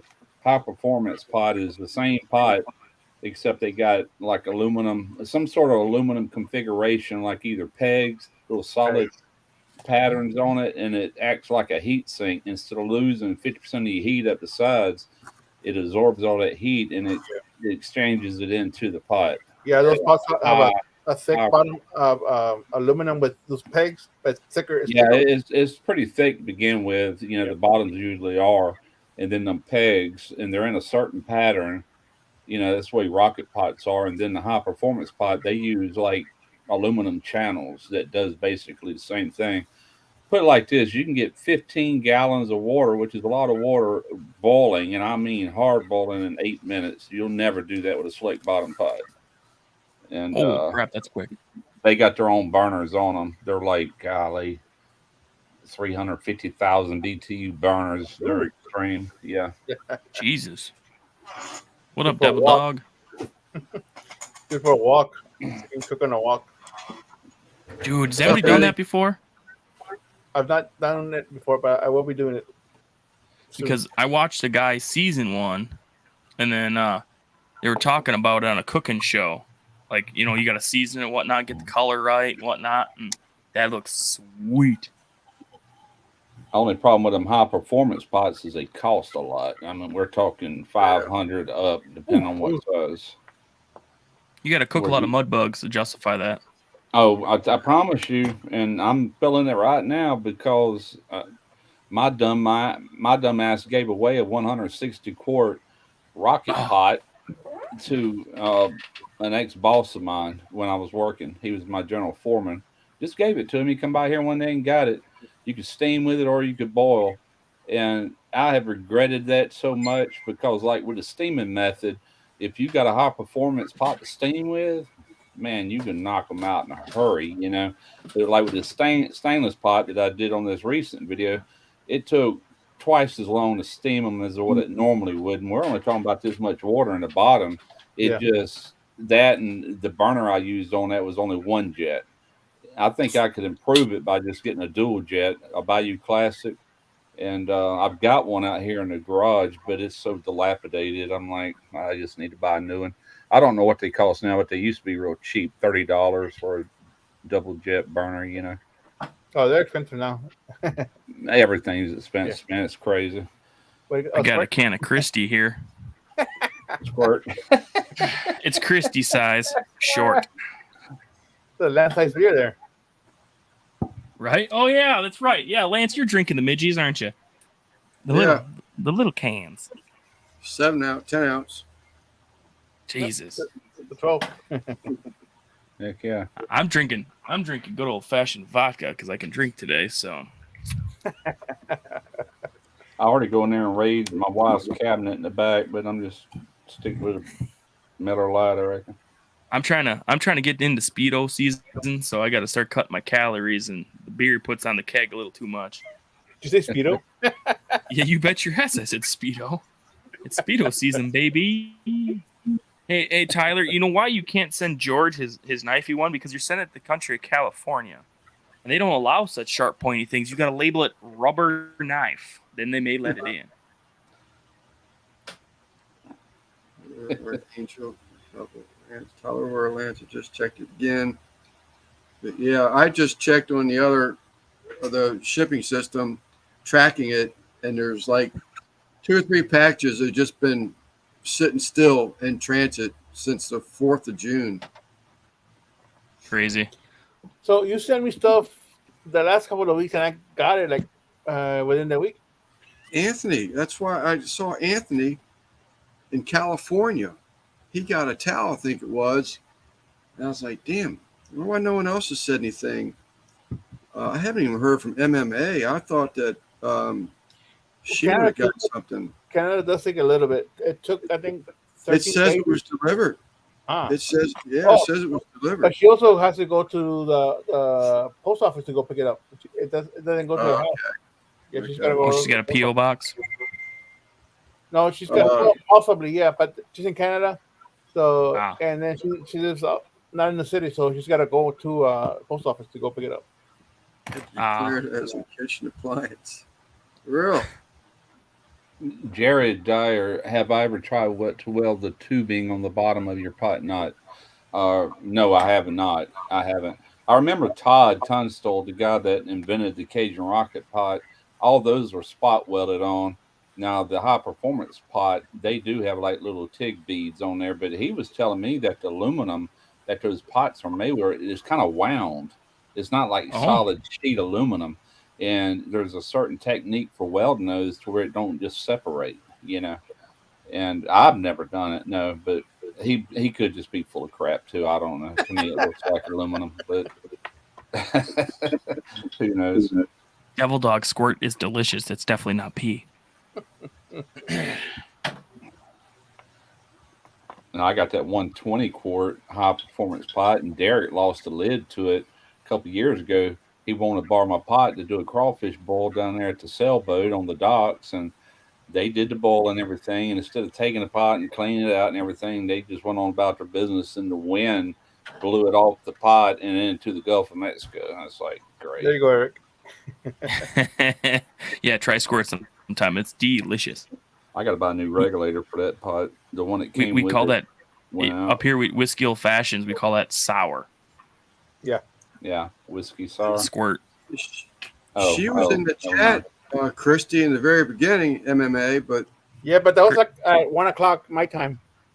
oh, so she posted onto the Yeah, because alert. my link was up since yesterday or whatever it was. Right. And Right. somebody else had said hello, but that was like hours ago. Okay. Yeah, Buckethead, the fun police. Mm-hmm. Actually, I went to Lowe's today. I was killing time this morning to check out different pits, what they had for sale. And boy, howdy, they have not dropped prices on like 1.5-year old pits at all. Like I looked at the pit bosses. They got the Elite, we'll call it the Elite Pro, or I call it Elite number 2.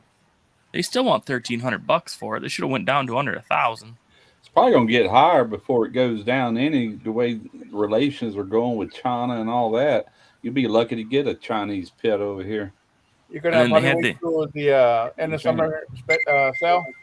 Yeah. That's when they drop their prices on the pits. And then they had the Oklahoma Joe's Rider DLX version 2.0. That pit's over 1 year old, and they still had top dollar on it. Granted, a lot of places haven't got it yet, but I was like, I'll be right back. I always like to look at things and play with things. And my wife was like, "You ain't getting one of them." I said, "Nah." I said, "I know a guy that's got a whole bunch of them if I need one." Go get a real one. Stay away from them toys. You know what I mean? Well, Russ, the big one I want to grab. It's on big wheels, so I just hook it to the side by Yeah, side. that's what I'm talking about. That's a real smoker. If he doesn't use it enough, Russ, it might look really good in my backyard for a while. I told Derek to put my wheels back on my smoker, and I said we need to use that thing. He says he's gonna get it painted, sandblasted, and painted. And I'm like, Nah. whatever. I said we need to use it every now and then. Just get in the back. Just get high temperature spray paint they use for engine paint and paint it. You don't gotta sandblast it. No, it needs blasting. I want it blasted. Yeah. And what we're talking about doing is going back with a gloss black. Ooh. And right there where my logo is, that stainless steel logo, put like candy apple red or bright yellow. Oh yeah. When you're looking for, you know what I'm saying? I said that'll look really cool. But yeah, that would look cool. Well, talk to the Vivo company. I'm sure they sell sandblasters, Russ. He knows somebody that said that he would do it for X amount of dollars. I think Derek running low on funds is the reason he ain't done it. He's gonna end up with it. It'll never come back over here. When I die and move on about my business, then it'll be his. So Yeah, dude, them pits are sweet. I can't wait to use that one at the car show. Yeah, I'm gonna cook the bejesus out. I'm gonna have that thing running just to cook like a burger on it for fun. It's you remind me so much of my uncle. I drove him up. He had a Corvette, and I followed him up. I went up with him to pick the Corvette out from the body shop. He had the paint buffed out, something like this. Was years ago. He said, "You want to drive the vet home?" I said, "Hell yeah." So he was home, and I pulled in the driveway about 10 minutes later. He said, "What the hell took you so long?" I said, "I'm driving the Corvette." I said, "I'm doing every bit of the speed limit, not 1 mile per hour over it. And I'm stopping at all the traffic lights I possibly can." I said, "This is my bucket list. I just checked something off of it." It's a convertible, too. I had the convertible down on it. I was just cruising, nice. man. I was loving life. I think Jeff's taking that offset to the Iola car show. You'll be able to use it then. Yeah, that's what I was getting ready to ask. I'm pretty sure I'm going to pull it behind the side-by-side to get it there because I am not pushing that big chungus up on the trailer. because she is thick with 4 C's.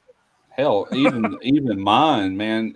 Derek and Chad and me pushing on the back had to get a running start to get up that ramp. Yeah. And I remember Chad, he had the handle, that you pull it with, and we pushed, and he landed flat on his ass once. I'll hook it up to behind the side by side on the hitch, and I'll maybe get on film of Jeff riding it down the street. Get you a winch and pull it up there. Because that girl is a big girl. Because I was playing with it when I was up there a couple months ago, and I was like, whew. I think he got the 40-inch. Yeah. It's I know mine. It's a 24 by 36. 36. Mine's the chamber is 4 inches shorter than his, and mine weighs in over 900 pounds. Yeah, and she's got the new stack on it with the Texas conversion smoke collector dealy jobby hoobie on it. Yeah, and now that's without the weight of the tires and all. You know what I'm saying? That pit didn't have them big wheels when I first got it. I added all that to it, and it's like 926 pounds. I had some guy right out of the gate come in and say, "They don't weigh on 900, more like 250." I'm like, the firebox is 250. Just the fire grate itself, 1/2 inch solid steel, it weighs in over 50 pounds just for that grate. I said, why even comment if you don't know what the hell you're talking about? And crap like that pisses me off. What is this? Hang on. I got to close this. I don't even know. I hit something. Okay, I made it disappeared. Yeah, dude, but anyway, I can't wait. Yeah, it's like, but there's an online calculator, you can just start taking the dimensions, like 1/4 inch steel. That's what most of it is. And started doing the math on it. And I come up with 926 pounds. All Chris told me is over 900 pounds. Well, He asked me, he said, I know how we're going to get it on your truck. How are you going to get it off of your truck? Good question. Right? That's what I was thinking too. And I was like, whew. Actually, they're on my list of people to double, triple check stuff off for the car show coming up here. Yeah, I have I have a buddy. He don't no more. He sold the business, but he owned 3-4 different towing businesses, and he had one of them rollbacks. And I called him. I was in Baton Rouge heading this way. I said, "Hey man, what are you doing in about 3-4 hours?" He goes, "Nothing, man. What do you got?" So I need you to come to my house and back that rollback, even with my tailgate, and pull that smoker off, and then back into my driveway and let it off. And if you look at that video where I went and got it and everything, you'll see at the very end, I show a little small clip of it rolling down that rollback. That worked out perfect. Right? Yeah, that's how that, you got to have that kind of stuff. Well, that's how Jeff unloaded a couple of his pits. He got the tractor from the car show. They came over with the forks and moved it. Yeah. That's how he got it on my truck was forklift. They showed setting it on there and all that, but I don't have a forklift, not where I live. So no, I do have friends though, so that's all I need. My old man would call me the other day. My little brother's got a bear tag this year, and he goes, "Hey, is the car hauler trailer empty?" I said, "Yeah." "Why?" "Well, we're picking up a tote of bear bait." I'm like, "Okay." I said, "How are you unloading this tote of bear bait? It's 2,000 pounds at least." "Well, we're going to put it in drums." I said, "We?" "Yeah, because we have drums up at our cabin." I said, "I am not unloading 2,000 pounds of bear bait." What is bear bait? What is it comprised of? Humans or what? Yeah, it depends on what flavor you get. It's the way you get rid of remains. Well, I've never seen a Jehovah's Witness again. No, I'm curious. I mean, meat scraps or something like that? By us, we can't use meat. So we use like cereal, like a lot of granola, a lot of berries, chocolates, peanut butter. But the batch we got was granola and blueberries because of the scent. And then, so he got it ended up being a half a tote. So it was only 800 pounds. Must be vegetarian bears y'all hunting up there. Yeah, they DNR frowns upon meat for us. Or believe me, we would be using fish. Yeah. But we use a lot of liquid smoke. Like I buy jugs of it off Amazon and use it. Or actually, if I have time, I order. I know a company that makes it professionally, and I get the waste of it, so it's like a tar that works the best because you can smell it for miles. But yeah, y'all hunt right there in Wisconsin for the bear? Yeah. Yep. Or the black bear? Yep. I shot my bear I shot a couple years ago was over 400 pounds. We've got actually got a few of them in our state, but not like we do deer or anything. But they're a nuisance. Sometimes people's farms, they'll go and raid chicken coops and everything else. Yeah, Judge, we use donuts too. All depends on where we get it from. We used to be able to go right to Schmuckers and get old pastries from them and like their old jam and stuff that they can't sell anymore. But people wreck that for everybody. I don't think we have a season on bear in this state, but we do have a season on something that you don't. That's alligators. Oh, dude, I just watched a video. I don't think they're down by you, Russ. They were some southern couple and it had that super goof, dinky southern drawl. It had been from Alabama or something dumb. They sound like brothers and sisters. They were pulling their catfish pots or catfish set lines up. Yeah. And the guy goes, "Oh, this is a real big one. It's pulling hard off the bottom." I'm like, that's a freaking gator. That's a gator. It's a gator. Sure shit. The head came up and that sumbitch had to been that big. Man. And I'm like, he's like, the girl's like, "Oh my God, it's a gator." And he's like, I don't know if he said "damn it" or what. He literally took his hand and booped the gator on the beak and pushed him back underwater. What did the girl look like? Because I follow a channel, Hannah Barron or something like that. Real cute girl, just as southern talking as she can be. Yeah, does that noodling? Yeah, noodling. I was wondering if it was her. They do. Man, she's pulled up some as big as her. I'm like, good gracious, you know. I don't know. It was on Fail Army, but I just laughed. So the guy said, "Oh, this is a big cat." I'm like, no, that they don't pull hard off the bottom. That there's a gator on there. And the gator came up, his head popped up. He's like, "Hey, how's it going?" Didn't snarl, didn't nothing. Like, "Hey, you gonna pull this hook out of my mouth?" And the guy just pushes its beak back under. I'm like, that gator was being nice. He wasn't snapping at you, wasn't rolling. He just wanted the hook out of his mouth. Well, if he was on the bottom, that gator was hibernating, is why he wasn't active. They in the winter months, cold months, they go and sink to the bottom, and they'll hibernate all year long, and then you'll start seeing them in the spring and summer and early fall. Yeah. But I just laughed. They were just southern, southern as southern can be, and we're gonna eat great tonight. The gal's saying, I'm like, that could have been anywhere from Florida to Alabama to Mississippi to Louisiana. Gators, but I bet you like a 12-foot boat, and I bet you that gator was big as the boat, big as the head was. Man, I remember fishing with some guys I worked with years ago. Was in my dad's boat, and anyway, I remember E.T. We called him E.T. His name's Ed Taylor, but anyway, we called him E.T. Anyway, he was looking. He goes, "Man, look at that gator up there on the bank," you know. And he thought it was a tree, you know. I was like, "Oh yeah, right," you know. And anyway, we got closer and closer. Like I was looking at it, man, that does look like a gator. You could start to see them nodules coming out of its back. And what he was doing, his body was kind of in the marsh grass, but just his snout and everything was about this long, and he was just laying on the water with his 2 feet right there. And we got kind of right in front of him. All of a sudden, boom, here he comes off the bank. I'm like, oh, shit. And he comes out and he sinks. He goes right up under our boat. But this thing had to be 12 foot long plus. Oof. I'm like, he was a monster, man.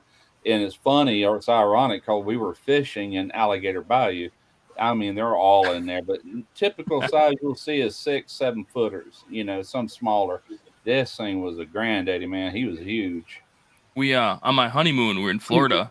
We went to a gator place, airboat thing, and they had a 4-footer that they raised in a bathtub, and I got to hold it. That gator was like a cat. Like they taped her nose and whatnot, but I asked us, "Why are you taping it?" I said, "I'm not scared of her. She ain't gonna hurt me." Like she was just like, "Just chill." He goes, just because whatever. I held her, like a cat. Did not care. Yeah. She was just happy to be outside. She was like, "Yeah, it's great. How's it going?"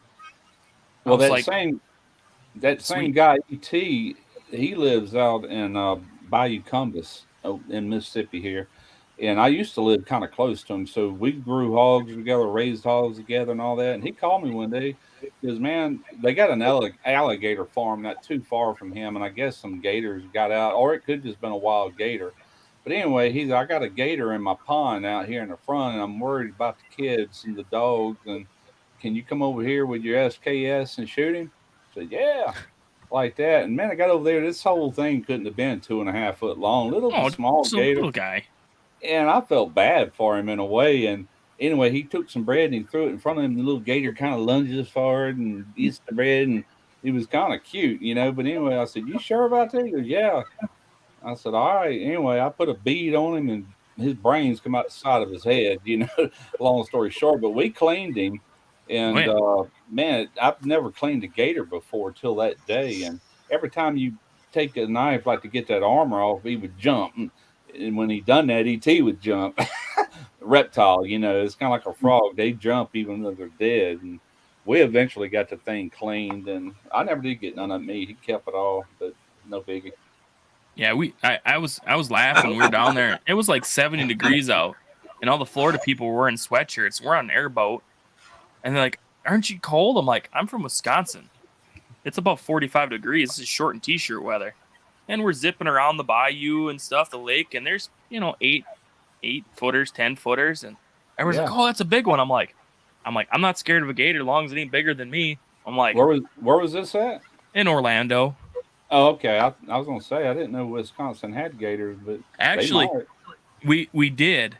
Growing up, there was a people that had them in their basement. Ah, They okay. and some got out. So Yeah, Devil Dog. I saw that live when y'all went fishing, and that gator was poking out of the water. You bring close to the they're boat. sweet.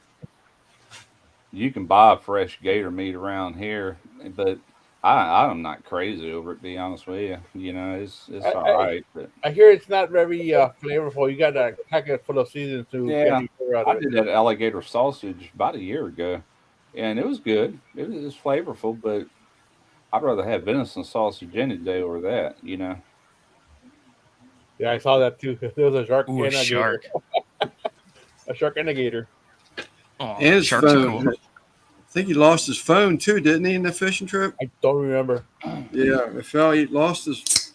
Somebody, one of the guy he's fishing with, was using his phone for something, and Dang. next thing I know, you saw a picture of it going overboard. Oh no. Double Yeah, dog, we're talking about. Yep. I had gator nuggets down there. My wife You wasn't never had a a fan gator of them, boudin. but they were good. Where do you live, Devil Dog? What state? Isn't he from Texas? Yes. Texas, Houston Okay. area, Yeah. Okay. right? Houston Yes. area. Simon. He lives not too far from Randy and Yeah, Christy. I was watching a video the other day, and I don't know how factual this Stack- is or whatever, but they were talking about the six main cities that, like, if Russia was to nuke us, and Houston was one of them. I'm like, why Houston? I just thought that was a little weird, you know. They Unless wouldn't I hurt don't them in know, Houston.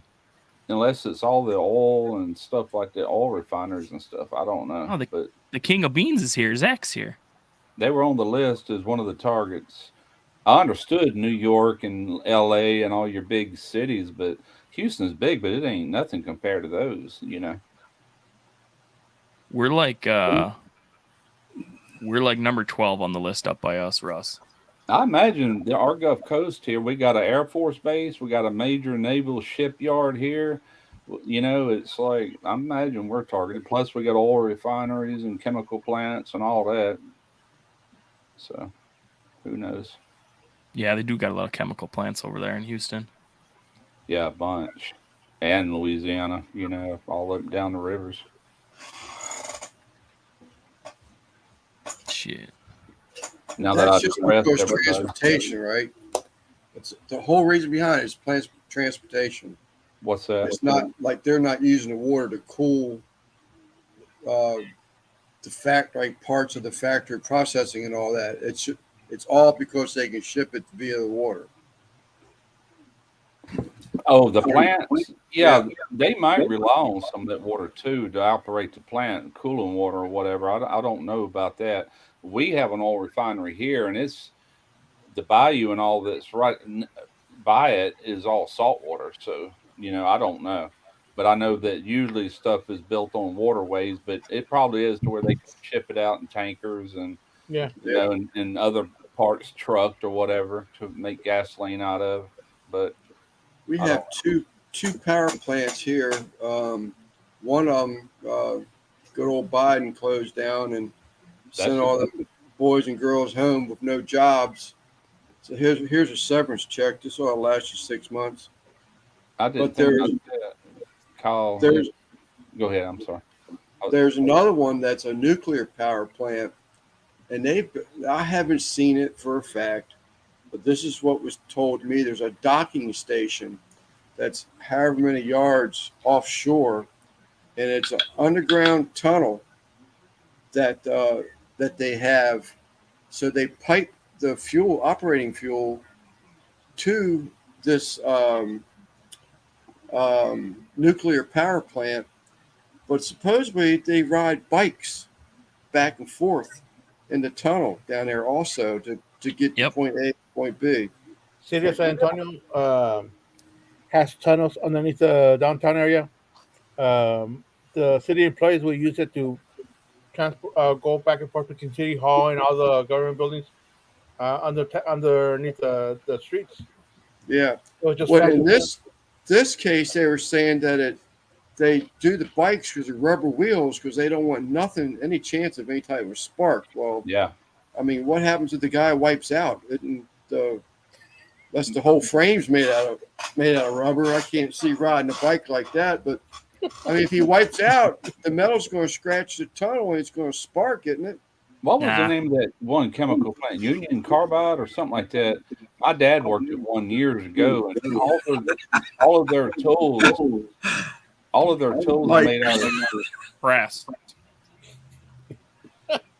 Put that back up there, Simon. Oh, sorry.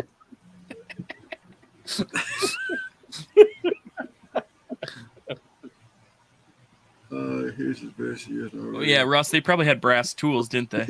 Yeah, their tools would not spark, could not create a spark, and they checked every morning when you come through the gate to make sure you didn't have cigarettes, nothing like that. Union Carbide, is that actually?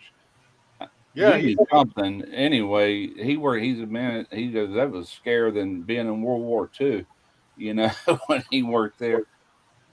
We so for my job, we do a lot of dirty jobs and different things. Probably over 10 years ago, we were doing a job at a paper mill in a basement, cleaning out a resin tank that hasn't been touched in forever. It was a beautiful tank. Well, it was dirty, but because the resin, how it like would congeal and make like sickles and whatnot.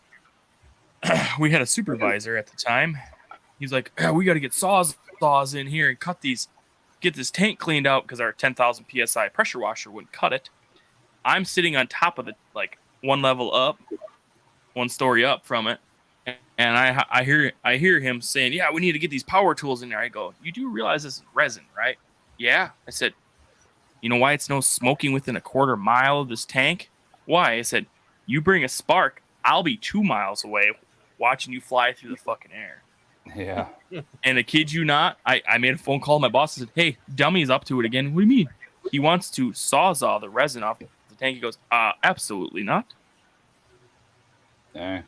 And we called the customer and said, "Hey, I said, you're better off buying a new tank and then, installing it versus us paying for the tools to do it, because I tell you what, a true brass hammer, ooh, even Yeah. a chisel, oh man, it's expensive. Like, Oh, I bet. Yeah. we just bought some chisels for a job and they were like $600 a chisel. Holy crap. And that was not that was just for the chisel bit, not counting the chisel, like pneumatic chisel gun itself. That was another $1,200. It's crazy. I worked out at Chevron back in when was that? God, that was back in the early 80s.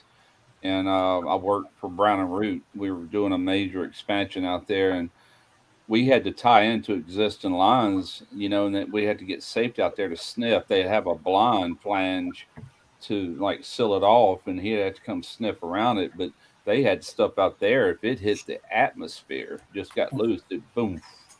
Yeah. You had Dangerous, man. oxidizers. They're notorious for that. We Mhm. ran into years ago. We demoed Schmidt's Brewery in St. Paul. Do you remember them beers that had like the animals on it, like deer and ducks? Mm-mm. You have to look it up. They made beautiful beer. They also made Grain Belt. We demoed their brewery, and their lab was on the 16th floor, maybe. They put it in the dumbest spot humanly possible. And it might add the building was abandoned for 15 years, so homeless people and whatnot, fun stuff. But we had a whole bunch of random chemicals we found. We had to be extra careful with, like, we had a lab pack them and then carry them down. I think it was 12 flights of stairs. It wasn't 16. Holy crap! And there were some that were shock sensitive. So if you shook them too much, they would explode. Like nitroglycerin or something. Yeah, that actually was kind of a cool job. The plant was there like early 1900s. That there was a tunnel down in the basement that went to the river. Like there was a hole in the ground with a rope ladder. And you could hear the river. They would smuggle booze in and out. But I've worked in some pretty dangerous plants. I worked at one in Alabama called Degussa, and they make cyanide there. Ooh, Among other things. I didn't work in the cyanide plant. I worked in the I forget what the name of the plant was, but they made chicken feed. And you talk about stink. Oh my God.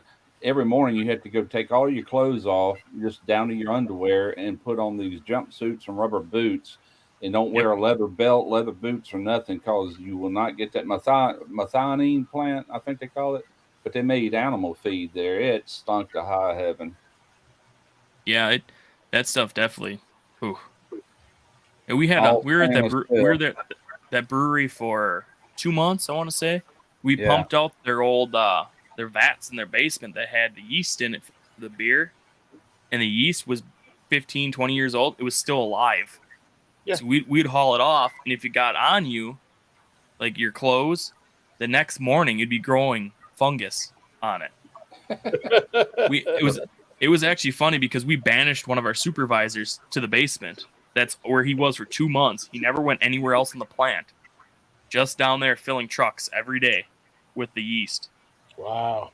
The fungus is among us. It was crazy. Like, that place was, the levels, the building. It wasn't like, floor 1, 2, 3. It was like 1, 2, 7. Then 2, like 3, like, because they kept adding on. Oh my God. It was crazy. And the place was haunted. Like, legit haunted. You'd walk around the old part of the factory, there would be triangles on the ground with beer cans, full beer cans sitting in it. And I finally asked the guy, there was one plant guy there. I finally asked him, what's up with the triangles? He goes, oh, it's for the ghosts. We all kind of looked at him and chuckled. He goes, no, they're real. We've had a few people die. He goes, if you hear a young girl giggling, don't worry, she's friendly. We're like, excuse me? Time to call the Ghostbusters. Oh, it was real, Russ. Like, we were down. We wore reflective vests and headlamps because there was no power in the building. We were down in the basement, like the 3rd or 4th level down. It was 0 dark 30. Like, you shut your lamps off, you can see nothing. We heard a little girl giggling. We're like, we were in there removing haz waste and stuff. We're like, yeah, we're done in this floor. We out. we actually kept an eye on a couple of the beer cans throughout the whole thing. They would go empty. Dang. And like, we were freaked out. And then here's the real kicker. We were in one of their, I think it was one of their storage rooms. It was like, I don't know, the building had been 20 feet tall or 30 feet tall up, like a big wide open area. Yeah. There was virgin grain belt cans with no lids in it up in the rafters, hidden. Like I went up in a 30-foot lift and pulled them out because I saw them, and I'm like, no damage. They were virgin, nothing. I'm like, how in the hell did these get up here? Dang. I'm like, there's no way anybody could climb up there to get them.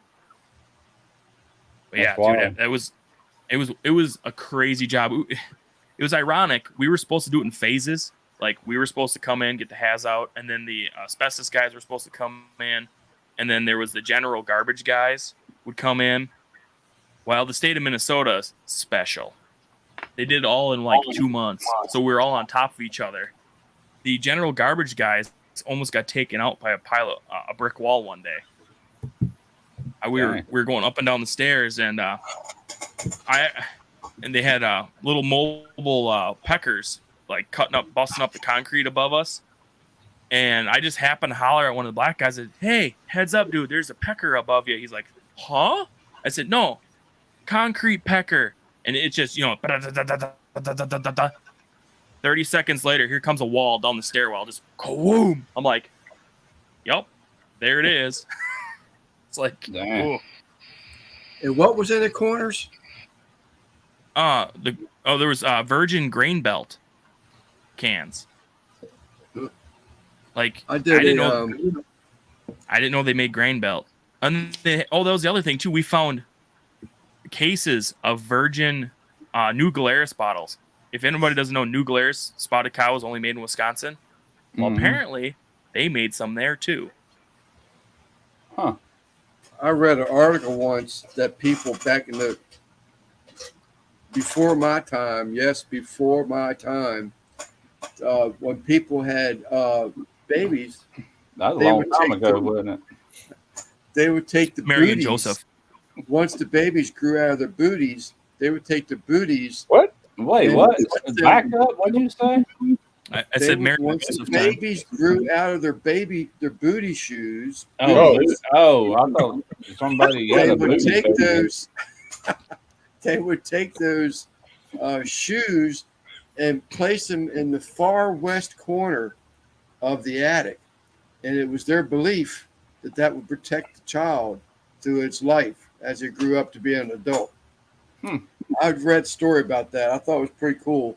And the reason why I thought it was pretty cool, we were doing a job, and the job, we were doing a job, and a lady had like a shadow box frame on her wall was a set of baby booties, and she found it in the corner of her attic of this old historic home we were doing work in. Wow. Creepy. No way, that's weird. I know a lot of people back in the old days, they used to take like a baby's first shoes and have them bronzed.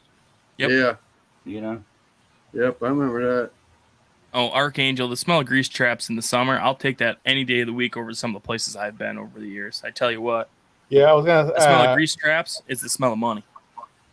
A rendering pet. I went into one back in my 20s, but that stench stays in the walls. In their walls, it doesn't come out. No matter how clean it is, you still smell that stench in the walls. Yeah, Simon. I went to one. Mike Capel's right. That is 100%. I did one. Yeah, I was in my early 20s when I was there cleaning one. I asked him, I said, "You guys make dog kibble here?" He goes, "No, they're terrible liars, folks." I cleaned out tanks. Actually, I almost got cooked in one of their steam tanks because back in them days, OSHA rules were, a little light. And I was in a big, I don't know, 20,000 gallon tank, had steel coils in it. I was cleaning it, power washing it, doing my job. And all of a sudden, it started getting hot. I'm like, oh, I'm a big boy, it's gonna get hot. I'm in a plastic suit. Next thing I know, I look above me and the coils are getting red. It's coming down. I'm like, I dove out of there like there was a grenade in there. I'm like, who locked this out? He goes, oh, it's locked out. I look and our hose knocked their lockout thing off the valve, off the steam, busted it. I was like, I'm done. No doubt. Yeah. Jeez. But that scent, though, I tell you what, the people that work there don't notice it. There was a bunch of Mexicans working there because they are hardworking fellas. They were eating their lunches sitting on bloated cows. I kid you not. They're just like, because you go nose blind to the smell. They're like, whatever. They're working and they unload semi-trailers of it. And it's time for lunch. They'd sit down, cows kind of cushy. Open their lunch pails. And, I was just like, yeah, I'm not eating today. I was there one time in the 15 years doing my job. And I'm like, never again. Yeah, if you pass an animal processing plant off the highway, you'll smell that 5 miles away. Well, yeah, we got a place over in Escatawba, Mississippi called Zapata Haney, and it's a pogie fish plant, or I don't know if it's still there or not, but every time we get like in the fall of the year when the wind would shift out of the northeast, it would kind of blow over our town. Ooh. It smelled like rotten pogies, and it's terrible. And you could almost taste it. It was so thick. And we got used to it over the years, but that was a foul smell, man. We have a paper mill. Russ, you flew into Milwaukee. No, Appleton when you came up last year? Yeah. Paper mills where Russ's wife used to live. They are funky. Good Lord, they are funky. Yeah. So the deal with the paper mills is, so north of Appleton, Russ, probably 15 minutes, there's a town called Kaukauna. It stinks. Mhm. It comes from the paper mill. Everybody thinks it's the process. It's actually their treatment lagoon they have that's attached to the river, but like there's a big dam that divides it. Yeah. That's where the scent comes from, and it stinks out the whole city. Wow. Oh yeah. And for years, I did work up there. Yeah, the wrong wind. And I'm like, for the life of me, I couldn't figure it out. And then I did some work up there, and they're like, "Hey, yeah, dump this treatment stuff in there, this treatment stuff in there." And I'm like, you guys are making this lagoon stink. Oh yeah, it's fine. I'm like, bruh, it's crazy.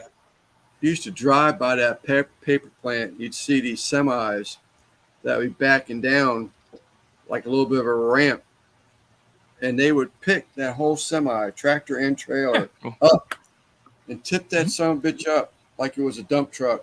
Yep. And dump everything out of the back of that trailer and set that semi back down, tractor and all. Yep. Drive off. It's right there where Tarina was from, Russ. Okay. Westmoreland, off Okay. 33. All right. Mm-hmm. Yeah, I was just thinking when I was a kid, one of my favorite things to do, this was before going to school, old enough to go to school and all, but I'd ask my mom, I said, tell me about the old days, Mom. And she'd talk about when they were kids, no shoes, walking to school barefooted, and Shoes. You had shoes? yeah, they didn't have shoes, And anyway, I just got to thinking, I said, well, shit, now I'm talking about the old days, Yeah. Russ, I'm actually older than she was when she was telling me them old stories, I'm a young fella and I talk about the old days. Yeah. You know What what? are the old days to you though? 90s? Huh? What are the old days to you? The 90s? Yeah, the 90s. Yeah, yes, I know. Back in the day, it would be the 60s and 70s, I reckon. Yeah. At least we're I feel- capable of telling our stories, Russ. That's one good thing to look at it. Yeah. Yeah, they were all sharecroppers coming up, and when the sun went down, they went to bed because they didn't have no electricity or lights or anything. I mean, America had it, but they were too poor to afford it. You know what I'm saying? And worked the cotton fields and soybeans and everything else. And they had kids back in them days, really for help. You know what I'm saying? She had 9 brothers and 1 sister, 2 girls and 9 brothers. Wow. Shoo. Yeah. dude, I know some farmers. There's a couple that's younger than me, a lot younger. They're having kids for help for their farm. Yeah. Kid you not, their family is brothers and sisters. I think there's 6 of them, and each kid are all married. I bet you they all have at least 3 kids minimum. Yeah. And Sounds it's like a family. Amish. It's a family business. Yeah, it's built in it. Well, my dad he had his own business, and every one of us boys worked in it at some point once we got old enough, And I was the last one, I'm the He first finally generation retired. that's not a farmer out of my family. Speaking of Amish, Lance, I have an uncle that's a taxi cab driver for the Amish over by me. Oh yeah. Yep. That's cash money, man. He That's cash absolutely money. he loves it. Like, Yeah. he got divorced from my aunt, and he was a garbage man until he had a hernia, and he finally said, "Hell with that." And next thing I know, I still call my uncle. And next thing I know, yeah, he bought a cargo van and drives the Amish around. And actually, he bought a bunch of land north of me, up in the Northwoods. And he's having the Amish build him a house, a little shack. And I'm like, it's crazy. Those long distance hauls make money, but the problem is that, and this doesn't pertain to every Amish. So any Amish that are watching right now, that's a joke. So, some of them are a little funny about what they consider outsiders like us.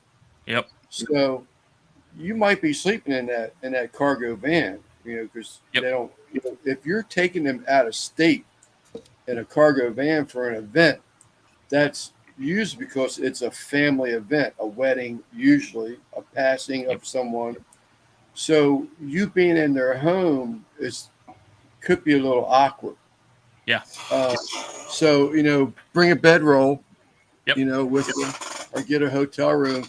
But that pays good money. But these guys around here, actually, a buddy of mine just started doing it. One of the guys he was a cabinet builder, but he's went into building office furniture for like these lawyer firms in Washington D.C. Big money. He's making. This Amish guy is a millionaire by no. There's no way he is not a millionaire. Yep. I see what he's doing, what he's making, and how much property he's buying up in these areas. He's actually buying out the Amish in the areas. Oh man. But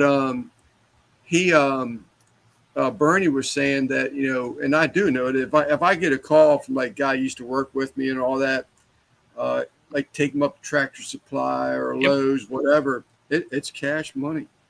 Lance, you over there, you got the old country Amish that speak. Is it Dutch or is it?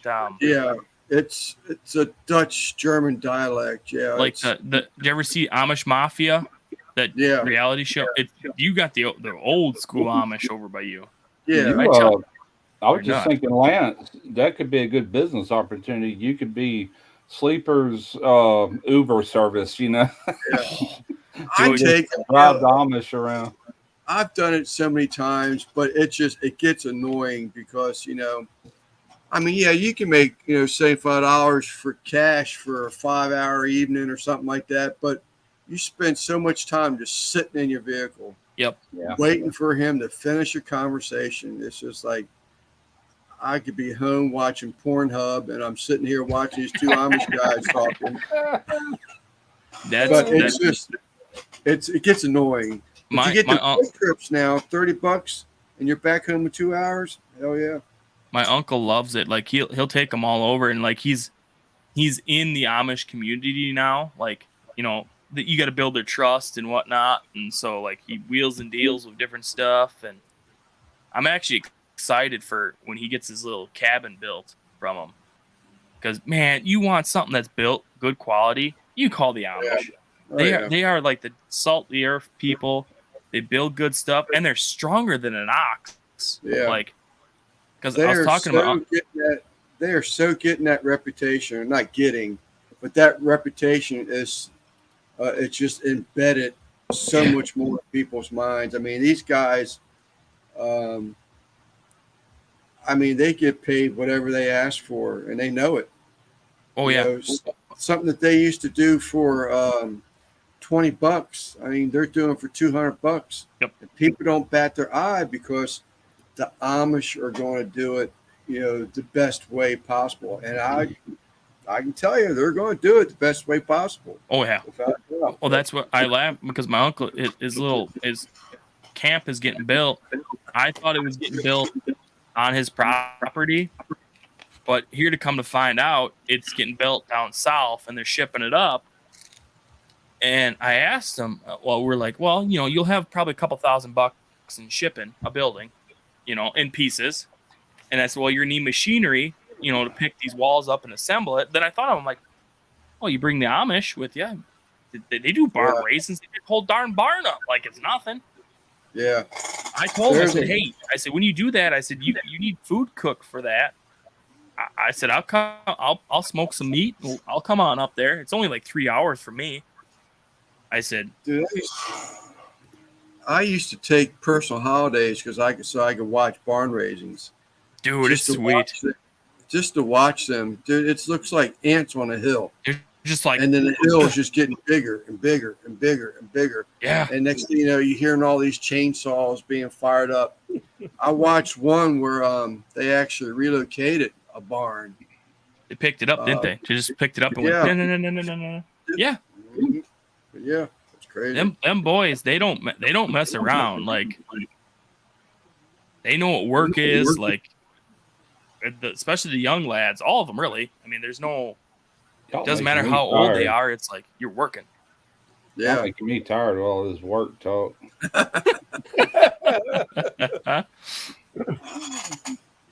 But yeah, no, I'm excited. I'm really excited for my uncle's to get his camp done, because he wants to, when he retires, live off the grid type of deal.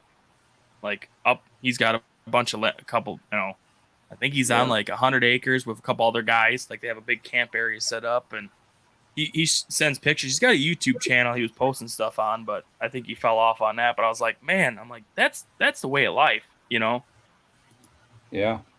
Do what you got to do, and then you can sit back, relax, have a cold one, throw a log in the fire.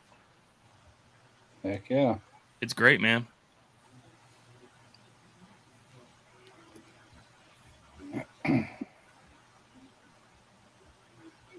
But yeah. Yeah, I enjoy them. They're fun to be around. Once they accept you, but until they accept you, man, they're just like, you just look down upon, but I've gotten to the point where I know enough of them. The wife and I went riding around to a couple of places yesterday because I ran out of my cheddar cheese, my jalapeno cheddar, smoked cheddar cheese. And, I told Russ about this relish, this one Fisher family makes, this hot pickled relish. Ooh. Just, oh my God. My wife and I have been through 4 pint jars, probably a little more in a month now. I'm putting it on everything I eat. It's so good. Sounds good. But they have so the Amish cheese place was closed up for repairs. It looked like they were putting like an additional in there. Well, all you got to do, because I know some of them, I just went to Mrs. Fisher. I said, well, they're closed up. I'd like to get this stuff today. Well, go down here and go down there, take your right, green siding, go past that place. There should be another place with white siding, and go down there. And then the people that are actually making it, like the relish and stuff like that. Now, the cheese, I had to go. They're selling so much of the cheese, I can go to the Mennonite farm about 30 miles away and pick it up from there. They have it right there. It's Amish cheese, but they're selling it to the Mennonites. I love it, man. I've got an old video, and it was on these strawberry habanero ribs, I think was the video, if I remember right. But anyway, on Pass Road over there, well, it's either Biloxi or Gulfport down that stretch, but there used to be, I don't know if it's still there or not, but there was an Amish store there, and you could go in and buy things you can't find nowhere else. And that's where I bought that jam at, to make them ribs with. But I bought a bunch of stuff that day. I want to go back over there and just see if they're still there. I guess I could Google it, but some very interesting things they sold. But we don't have Amish around, not a community that I know of, but this was an Amish store that they would sell to the general public, I think it comes from all over the place. That's where that makes me hungry for ribs, Russ. Mike's so true. They love hearing like stupid jokes, stupid things you used to do as a teenager. Did you see the short? It was on Facebook or whatever. It was two normal dudes riding in an Amish buggy with an Amish guy, and he goes, "Hey, what's it like not to have the internet?" He goes, he's driving his buggy, he just playing his day. Goes, "Well, your mother sends me Polaroids in the mail." And just keeps going, and both the boys in the back look at each other, and there's like, "Oh." Yeah, I saw that. Yeah, so I was like, "Oh man." I remember well what it's like not to have the internet. I didn't get my first computer till like 1996 or something like that, and it was so slow then it wasn't even worth having it. Yeah. I mean, as the young guy in the group, I grew up with the internet per se. I remember when Windows 95, Oregon Trail came out, the first Mac. Like, I grew up with it. Like, because of my class in my school, they invented internet security, and they had to hire an IT guy because we knew the system better than they did, and we'd screw all the school computers up. And we actually gave our IT guy carpal tunnel because of how much crap we would do. We called him to his face Captain Carpal Tunnel. He actually had carpal tunnel surgery because of us. Because we're like, I can still remember my parents' first TV they ever owned. I was like 3 years old, and it was in black and white, and it had 4 legs, Yep. that it would sit on, and it had tubes in the back. If it just went black one day, you'd call the TV repair guy right down the road, and he'd walk in with a big old wood box, and the lid would kind of flip open, and he'd have all these assortments of tubes. He'd find out which one was blown, plug a tube in it, close the box, out the door he went. That was just common back in them days, Yeah, or you used to be able to go to People's Drugstore, I think it was, or Western Auto or something, and they had tube testers there. They sure did, and they sold tubes. You could test your tube and then open up the cabinet and buy your replacement tube. Oh yeah, right there. Yeah, drugstores around here had that.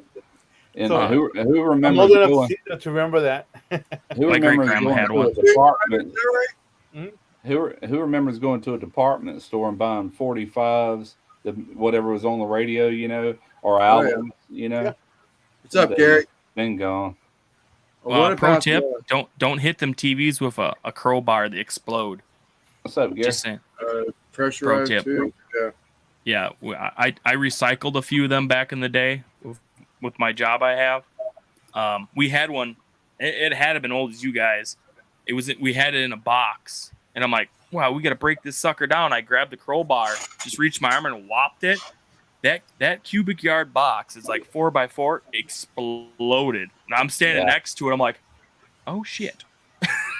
Yeah, you can take a fluorescent bulb. I was just gonna say that.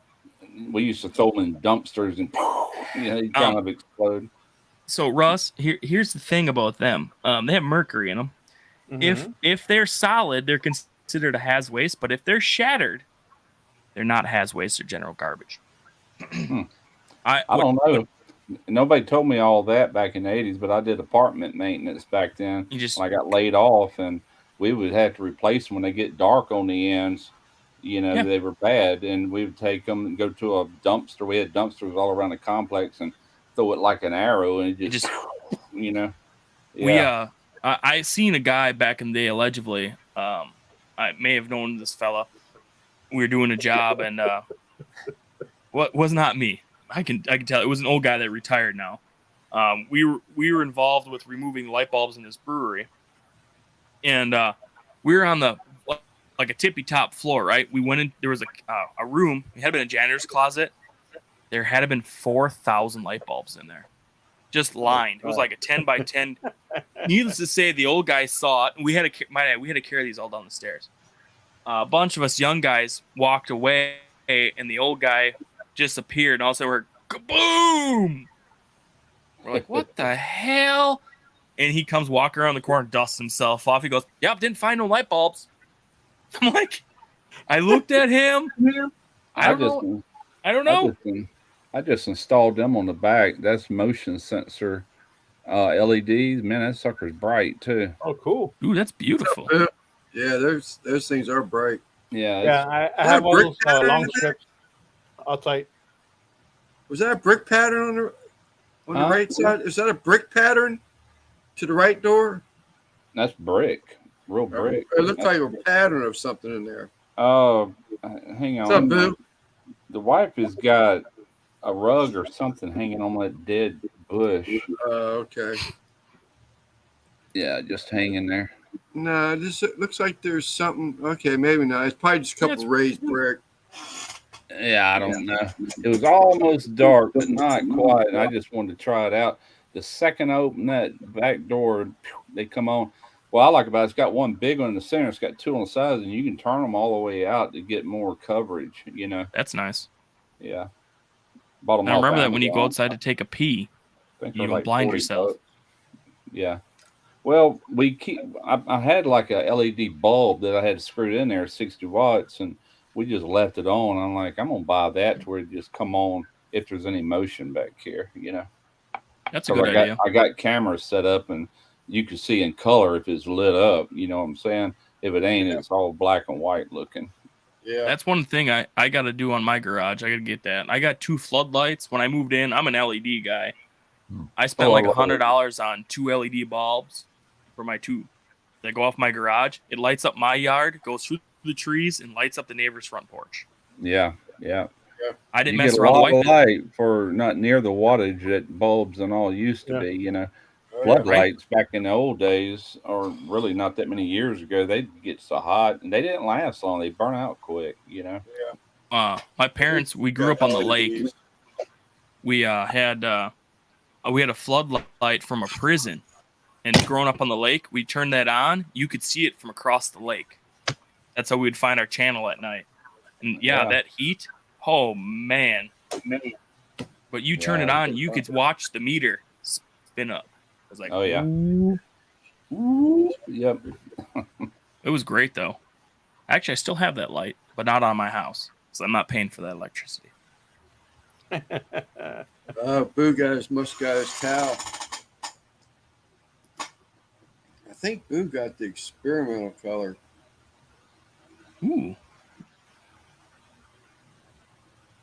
Yeah, Is I that the love same towel that you sent me? That's from Kyle. Boo got the other one. He got the UTX version of the Speed towel. Oh, okay. I think he got the one with like a bright medium blue. Gotcha. That's the base color because the dark blue towels didn't work like I wanted them to, but they still look good. That one like you got, Russ, that's that black base. Yeah. Where all the letters are sitting on top of the black base of it. Black That's works good with most logos, really, you know, unless it's a white look. I mean, unless it's a black looking logo, but yeah, it pops.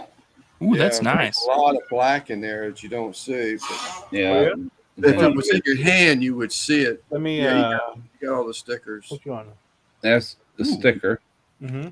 Then We'll have business cards in the next. Oh, yeah, it looks like on the red and the white. Yeah. Yeah, it looks sharp as shit.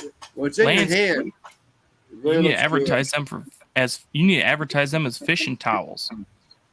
Fishing towels. Because I've like thought about that. Actually, I've been doing a lot of these, getting involved in a lot of these fishing channels, and I don't want to use them. That's the problem with it. I like them. I don't want to burn them.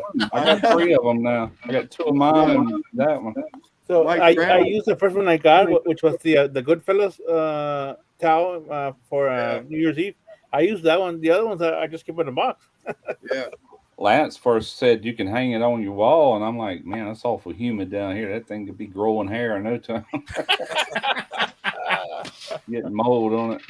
Well, you have that hook on there, that clip. That reminds me of my dad's fishing boat. We had, fishing towels. You catch a fish, you wipe your hands off on it. Yeah. Lance, you mentioned you're doing a lot more fishing stuff. I would advertise that, reach out to them boys about that. I am. I'm getting involved in a little bit. We're starting to get into first name bases and stuff like that. There was one that was on there. There's one that's called Ugly Dog Lures. This guy does a lot of stuff for military people. Mm-hmm. And he just did an auction once a month now. He's going to have a show and sell auction. And these are baits, plastic baits like rattle baits and all that he paints himself, airbrushes, and he sells them, and everything goes to the military somehow or another. The one he's currently really pushing is an organization called OPO. Yep. And OPO is helping with veterans to get them out there and get them fishing, get them doing stuff. And you'd be surprised how many of the people in the fishing community are gathering around that OPO right now. It's really amazing. Send me that stuff, Lance. I'll send it over to Lit because that's a veteran who owns Lit, and he does stuff for them. You see a lot of chefs. They'll have a towel hanging right there on their side, and they reach down and wipe their hands off. That's what it's really handy. I've been using it like when I use the old smoky because it's really hot. Yeah. I've been using it to use the tongs or pick up the lid. Yeah, You know, yeah. just get a Yeah, little bit of that's buffer what in my my hand. offset is. When I put them big tires on there, I'm so short. I have to I have to open it up about this high. Then I'll reach on the side with a glove or towel or something. And push I it. hit it on the side about halfway up the lid, then push it on up. I had to let it down the same way, down on my tippy toes. Russ, we Yeah, forgot to give you the platform shoes for your off road tires. yeah. The wood charcoal grill that has a big heavy one on it. That lid's heavy. It's pretty heavy Yeah, still. So I can do it one hand, but I try to instead of go like this, I go from the bottom and push up. So. Yep. gotcha. Yeah, You Dad clean used it. to have that offset right there at the edge of the porch where we shoot videos at, Mhm. and we're elevated, so that was easy. Just open the lid, and now he's done moved it again. Yeah, boy, he's never satisfied. Every time we shoot a video, he's rearranged something. But it's Yeah, I've opened some doors from like a 250 gallon pit. Those suckers are huge, man. They're heavy. I I was remember gonna a ask few times Smoke. I was like muscle through it. I yeah, was gonna ask Smoke and Joe because his is that a 1,000? His 1,000. big. I was gonna ask him how his lid is and how he's got it counterweighted. Because that's He put assist on there, I think, didn't he, Simon? I He don't put remember. lift assist on there. I don't remember. I don't have. I haven't seen this pit in a little while. Then he went back and added canopy. Yeah, I remember okay. that. So that he can smoke in the rain on it. I I was tell you gonna what, hop in the other night with them and I forgot to. I this fell asleep. this might look funny on a smoker, but I was just sitting there thinking back at work where I used to work, where I left from. They they would build big toolboxes out of steel, and Hmm. they would have an overhang, and the lids would slant, and they'd have like a pad eye, and they'd have a cable coming off the back of it, and they would just put like a lot of steel together as a weight, and when you open that lid, got it up so far, it would just open on up, Yep. and that worked pretty good. It looked a little goofy on a smoker, I reckon. I mean, they got the counterweights on the smokers nowadays, but My grandparents have that in their basement door yeah, with a pulley and they have a yeah, they lightweight. used to make them little, what do Yep. they call them? Little straight, round looking, got a hole Yeah. in the end of it. Yeah, Yeah. They're, doorway or something yeah. like that. Yeah. They're door weights. Yeah. Yeah. They, They're like drop anchors almost. We They even call them. had windows that would use those back in the days. Yeah, Yeah. Oh I yeah. follow Mike on Facebook, and he's putting up pictures of his build.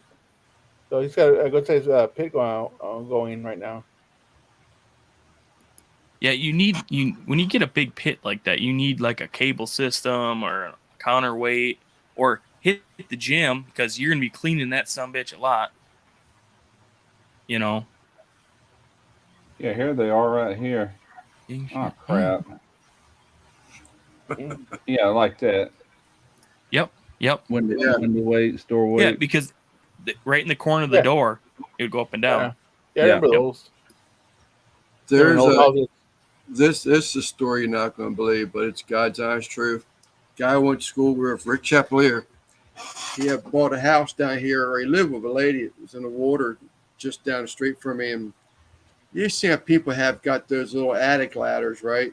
Mm-hmm. Yep. Rick Chapelier is just big into With the Twitter. construction and carpentry and stuff. This guy one day had me down at the house. He wanted to show me this 6-foot wide staircase that came down from the ceiling. He had it Sweet. hidden really well, and it was on counterweights. He said, I hate them little skinny ass ladders. You can never get anything in and out of the attics. And I go up in the attic, and his attic is completely finished off. It's Yep. still, a little short ass space, but it's all finished off. And he says, because it wasn't a real big house, he said, well, if this ladder here is counterweight, I can go up and down and get this pot that I only use once a month. And now it's sitting up there. And I don't have to worry about going up this little rickety 2-foot wide ladder. But yeah, it was a counterweight system that Rick had figured out. That thing That's was sweet. 6 foot wide. Yeah, my dad, the house I grew up in the hallway, it had a rope that you pull down, and you had a set of stairs, and then the top would fold out. As you let it down, that would hit the floor, and you crawl up to get in your attic. And Kind of like Yeah. that one on Christmas Vacation Yes. when Yeah. Chevy Chase goes up in the attic. Same thing. Yeah, but I those had that in also my have garage. a counterweight, right? So you can put it back up. Yeah, well, all you do is just fold that back where it was, and you just start pushing up, and then all of a sudden it's got springs on it. Springs. The springs of slam it shut. You know. I had that in my old garage, my 3-car garage at my apartment. And the part that would flip down, one hinge was broken. And I'm a big boy. Climbing up there one day while the ladder fell down. I had to jump from the rafters. Luckily, it wasn't that tall of a garage, but Huh. I didn't realize it was up there forever. And I'm like, dinking around in the garage. I'm like, hey, what's up there? And I pulled the ladder down. It's all janky. And I'm like, well, let's see what's up there. And there was all kinds of random crap in the ceiling. I was like, oh, this is kind of nice. Yeah. Yeah, I just bought some of these for all the doors. You can't tell much about. Well, you can a little bit, but this goes. I guess you're supposed to put 2 of them. I just put 1 on each door right there where the doorknob is, either above it or below it. Mm-hmm. Yep. And those screws are like 3.5 inches long that will actually go into the 2x4s. Oh. And Really? anyway, yeah, what you do is you slam it shut, and it makes it a lot harder to kick in a door. Oh, Jimmy. Yeah, well, yeah, exactly, because it's blocking it. You know what I'm saying? So I got one even on our bedroom door. I added one, but I need to buy 2 more. I want to put one in here too. Just Kyle's comment used to go through the spice cabinet door into his attic. That's sweet. Spice cabinet was the door. Huh.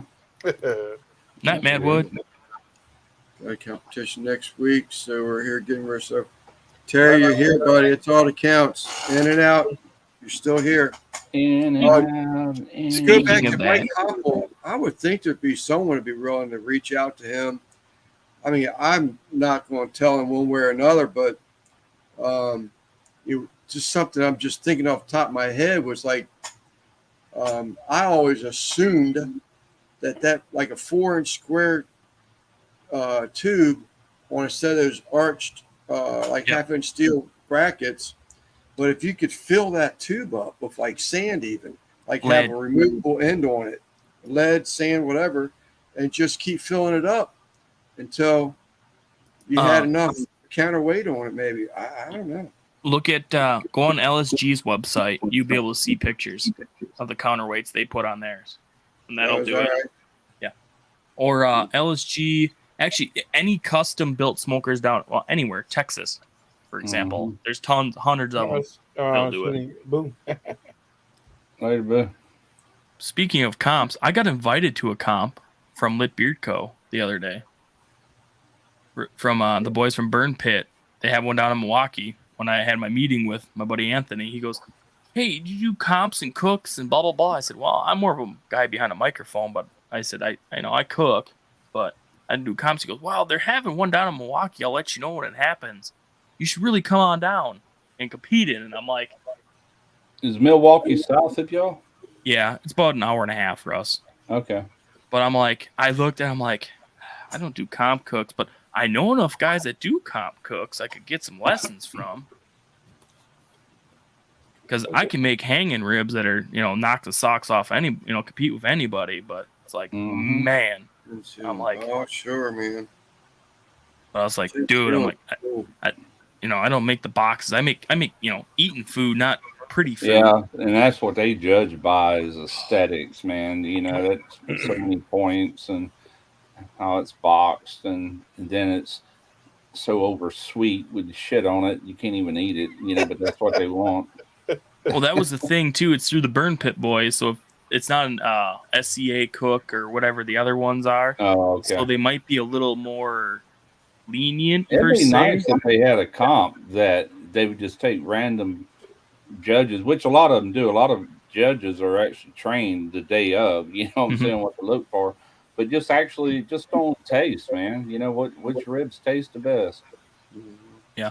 I was thinking about doing that. If hypothetical in theory, if this all takes off like it should, I'd love to put on a comp for everybody across, our viewing people, like a backyard comp, like say first prize $5,000, $6,000, get 100 people in it, whatever it costs to get in, and then have a real, like, you guys could be judges, anybody could be, not this, oh, here's my brisket that looks like shit, tastes like shit, but it looks pretty in the box. Or here's my ribs, they're chewy, they look like everybody else's ribs, but here's 7 points, 7.6 points. You know what I mean? Like a real flavor, and you got to have a little bit of everybody because everybody's flavor palate is different. But like, that was like James Cruz. I went with him one day over here to a local comp, and he comes from Louisiana over here, but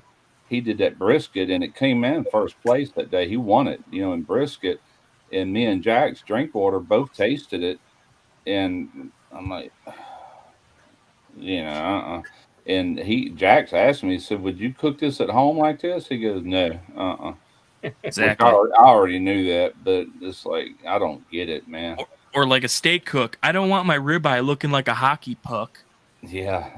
I don't care what your ribeye looks like. I mean, shape does not matter. Flavor. You could even tell you, hey, I did it medium rare. It's a rare. It's a well done. Well, they wanted SCA. They wanted like I think it's 140ish.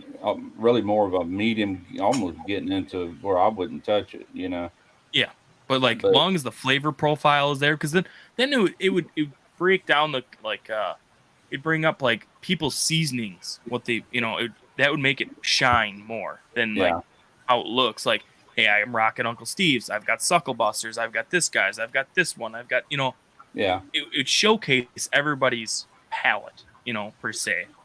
Right. Real cooking, how like we cook at home. Like I don't make competition ribs at home. Right. Hey, no. Uncle Dickie used to put out them videos on those SCA steak cooks that he did. But he was meticulous about prepping them steaks before, and he would show you what he would do and all that. One of those guys on with Brian Ducharme, or it may have been Marcel Bergeon. I did a video with him in it. SCA was how he the one to put those like a metal spear through it? I bought some. Hang on, I bought some right after that because I was just so impressed, and I haven't never used them since. But I'll show you. Yeah, it's like that comp thing's cool. It's got to be all universal. It's got to look the same, yada, yada, yada. Like my buddy Darren from Ash Kickin' Barbecue, he's phenomenal at that stuff. He do a grand champion this weekend. At least Saturday. He's been kicking ass for about a year now. He's a master at the glaze on like chicken thighs. Oh boy, I watched him do it. He's a wizard at it, man. But it's like, as long as it tastes good. Yeah, that was Marcio and Brian Ducharme and me in that video. Now these aren't his, were kind of spiraled, but I got a whole box of these. And what that's for is the spinalis. A lot of times on steaks wants to come off because you got that fat separating that from the eye, and so this ensures that not only does it not separate, but everything lays perfectly flat because the spinalis a lot of times will try to jump up on you, Yeah. And that's why he did that, and he trims, and he actually wants to reshoot that video and show all the he didn't show everything. The secrets to it. He showed a lot. He got hammered over that. A lot of people was watching that video. I found out through him and was dogging him out for giving away so many secrets. And he's like, now I want to show everything just to show them, Yeah. Yeah, Kyle, I would love next, let's say 5 years per se. If everything keeps rolling the way it is, I'd most definitely find somewhere to do like a grand meetup somewhere in the United States that's centralized, somewhere to have a meetup, to a cook-off, something like that. That would be phenomenal to do. Like Houston, like a bunch of us go to Houston. I'm fingers crossed I'll be there next year. But something, even guys like, I love how they do the grill marks on their steaks. Someone to show us, hey, this is how you do it. Like, I know Dickie's explained it to me 100 times, but it's like Marcio showed you exactly how to do it on that video I did. Yeah, Yep. he's You know, done a it's like couple videos. There's one at his house, I think. Yeah, this was in his outdoor kitchen. That's behind. He's got a nice place. He's It got must a. be the same one then. Yeah, I It's, think it's the talking about same it's video. been a year ago. Yeah, hang on, I'll show you. It's got to be at least a year ago. but Yeah, yeah, that's stuff like that.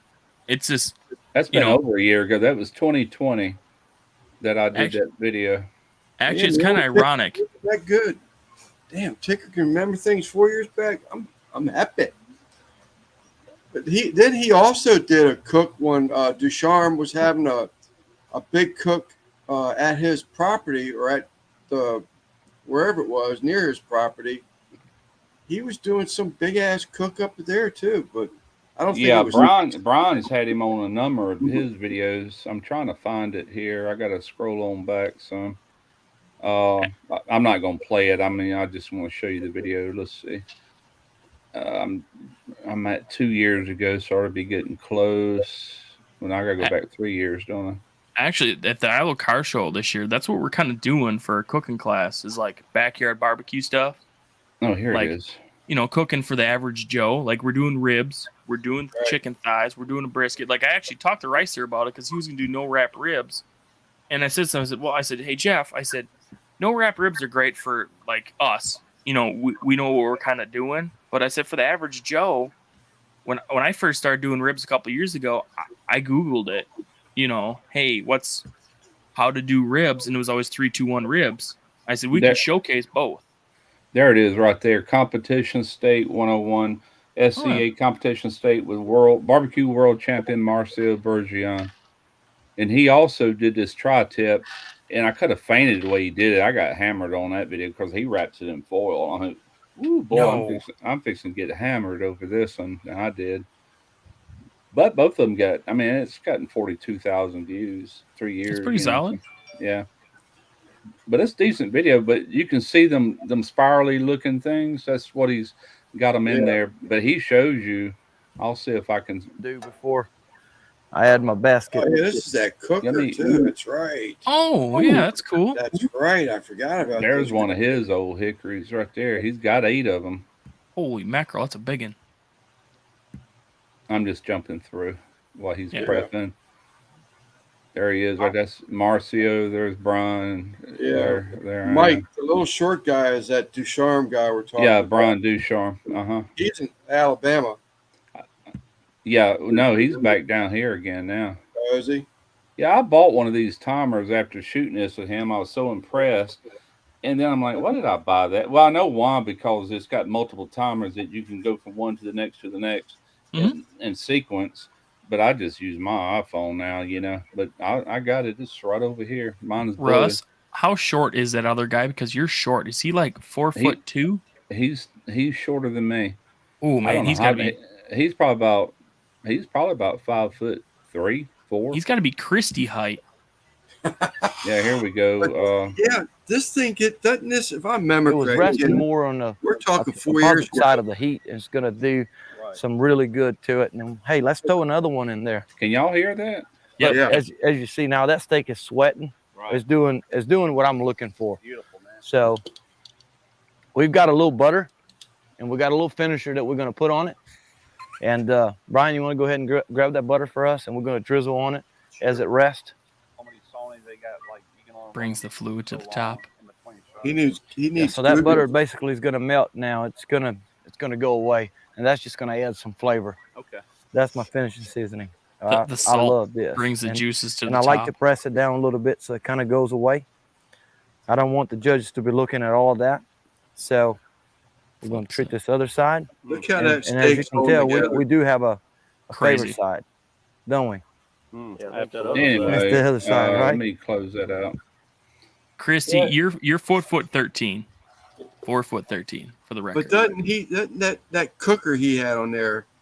Again, going back to memory, I think that outer ring, doesn't that thing hit like 400 some degrees? It depends on the fire.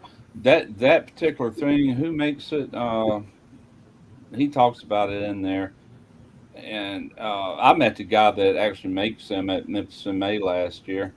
But that griddle top is, man, it's 3/8 thick, and it's got back when he first started, you could put them in any drum. It's got a firebox that's got these tabs that wrap over the drum, and anyway, it's kind of cone shape, and it only goes down in there about that far. And you pour your charcoal right in there, and it heats that whole ring up to where you can griddle on it or whatever. Then it got that accessory deal where you can, like what he did, and there was a bounty on that he talks about. Like if you come in first place in an SCA event, I forget how much you win or whatever, but there was like a bounty you could win using that, and I can't remember the name of it. I can't believe I can't remember the name of it. But at any rate, I thought about getting one once. They never offered me one, even though I met the guy. But I don't know. He just, it's like, well, we don't really have a budget. I'm like, okay, screw you then. But anyway, I didn't want the damn thing anyway. I know some Asian folk that sell them grills that are in the nation. They've been in there since day one. They make grills like that. I haven't seen them post in a very long time, but when they would post, that's what they would, the ring and the center fire. Yeah. And it's kind of, there's other things out there similar to it. It's not something I don't know, man. I don't do a whole lot of grilling, but I just soon use my flat top, if I'm going to do something like that, or a Weber, Yep. Yeah. But yeah, meat stick. Yeah, the 3-2-1s, man. That's how I learned. And with the ribs, you tweak it. It's like 3, 1.5, a half. Or I know what it is. It's tribal fire grill. That's it. Oh, yeah. And if you watch my Memphis in May from last year's video, then you'll see us using that quite a bit. I even did the barbecue shrimp on there. They did a cook. I don't remember at Brian. This was when they had the store and they sold stuff out the front. They had the I can't remember the black guy who was running the storefront, but they were doing like hamburgers on that thing. Smash burgers. Them hamburgers looked insanely good coming off that. Yeah, those were smash burgers. Yeah, it does a good job, and Brian still has his, and he did, a certain amount of content. He's more of a TikToker nowadays, and every time he fires it up, he does TikTok videos or whatever, Yeah. I mean, if they gave me one, I'd take it and use it, but me personally, I wouldn't pay the money they want for it. I don't know what they are nowadays, but back when I was kind of interested, you could buy just the insert in that top for like $250, $300 and use your own drum. But now they sell the whole thing. They don't. It comes with its own barrel and everything, but it's not a 55-gallon drum. It's got wheels and legs and all that. But I don't know what they cost now. Probably $700-$800. Yeah, that's how I've been doing my ribs recently. Just hot and fast on that old smoky. Just about an hour and a half, they're done. I'm gonna get me one of them old smokies though. I never think about it, but I would use that a lot right here. Yeah, I watched them 3 guys cook over on Saturday. I was like, you know what? That ain't too bad. And I like how Randy had those little short splits in the bottom of the old smoky. Yeah. And those coals over top of that. I said, Yeah. That's a good idea. I gotta grab my chunks of wood are a little too big for it. Yeah. So I just did straight charcoal. Yeah. Simon, what you pouring in there? What's Dave some smoke bomb? What do you got there? Gator shake. Good idea for the backyard chef. Yeah, real meat stick. Over an open pit barrel is simple and goes over real well. So the thing we're doing at the car show, we're doing it on the offset, I believe, or the pellet smoker. I might bring my barrel smoker up to do some hanging ribs just to showcase it for folks. Because that's what barrel smokers are good for, is hanging ribs. Oh man, I love a rib that's been hung. God, and Lance, I tell you what, I use Ricer's recipe for it, but I also flip them 180 when you rotate them. I also flip them 180. And really? Yeah, and then it cooks a little more evenly, so you get same flavor profile up and down instead of just like the bottom getting more crispy per se. I've never flipped them. Yep. Yeah, you flip them, hose them down. Ricer's double hook method. I learned that through him. I did not the few times I've done it, but I've gotten lucky though. because that double hook method is a great idea because you can lose them. Oh yeah. I've done a whole brisket on a pit barrel cooker, and I did that chain. I've never seen it done. It was kind of, I just thought of it at the last minute. I stabbed one in the center, then I hooked one and stabbed it, and then I had another one at the top and hung that whole brisket in that pit barrel cooker until it got up to 160 ish, and then I wrapped it and laid it on the grate. Yeah, that's when I wrap them. I lay them on the grate for that barrel. But I think I'm gonna do that. Bring some up, bring the barrel cooker back up there, and do it that way. I'll do it early in the morning. Russ, you were up there last year. When we get there early in the morning, and yeah, I might just do it, just to showcase the people. And I like to eat them that way. They're fantastic. You get that good bark on them. Oh, yeah. Kyle, one of the other things that Old Smoky will do, and Simon confirmed this. I didn't see it or missed it in the 3 videos I'd watched, but that top grate will spin like an S&S kettle. So you can have a hot zone on that Old Smoky and spin that top grate without having to pick your protein up and moving it. So you could actually spin that grate like an S&S kettle to take it off the heat if you wanted to. Which that's what my gateway would do. That grate sits on the screws that screws the legs to the body of it. They're like 3-inch long screws. It sits on that, so you can just turn it. That's sweet. I think that's pretty cool. I like that. Pro tip: welding gloves. Buy yourself a good set of welding gloves when you're touching the grates. But what I kept seeing between the 3 cooks, and maybe it's just me overanalyzing shit, but it doesn't seem like you're really good to get a good click or a good fit from the lid to the bottom half. You won't. No, it just sits on top, rim to rim, on the 2 tubs, one top, bottom, and the top and bottom. It just sits on there, and it's got a good enough seal like that. Yeah, it doesn't seal well, so you'll see smoke coming out of it, but it's got 2 vents on top, which I open one up that's away from the coals to create more cool. It comes over the meat. Well, heck, for the price of it, man, you can't beat that. No, you're absolutely right. And good bang for your buck. I'm gonna order one. I just keep forgetting about it. Yeah, I don't know of anybody around here that sells them. Lowe's. Lowe's sells them. Do they? Really? Academy sells them. I don't know if you have an Academy. Okay. Yeah, we have an Academy here. I picked mine up from an Academy because the one from Walmart didn't get delivered. That's just don't let FedEx deliver it. Yeah.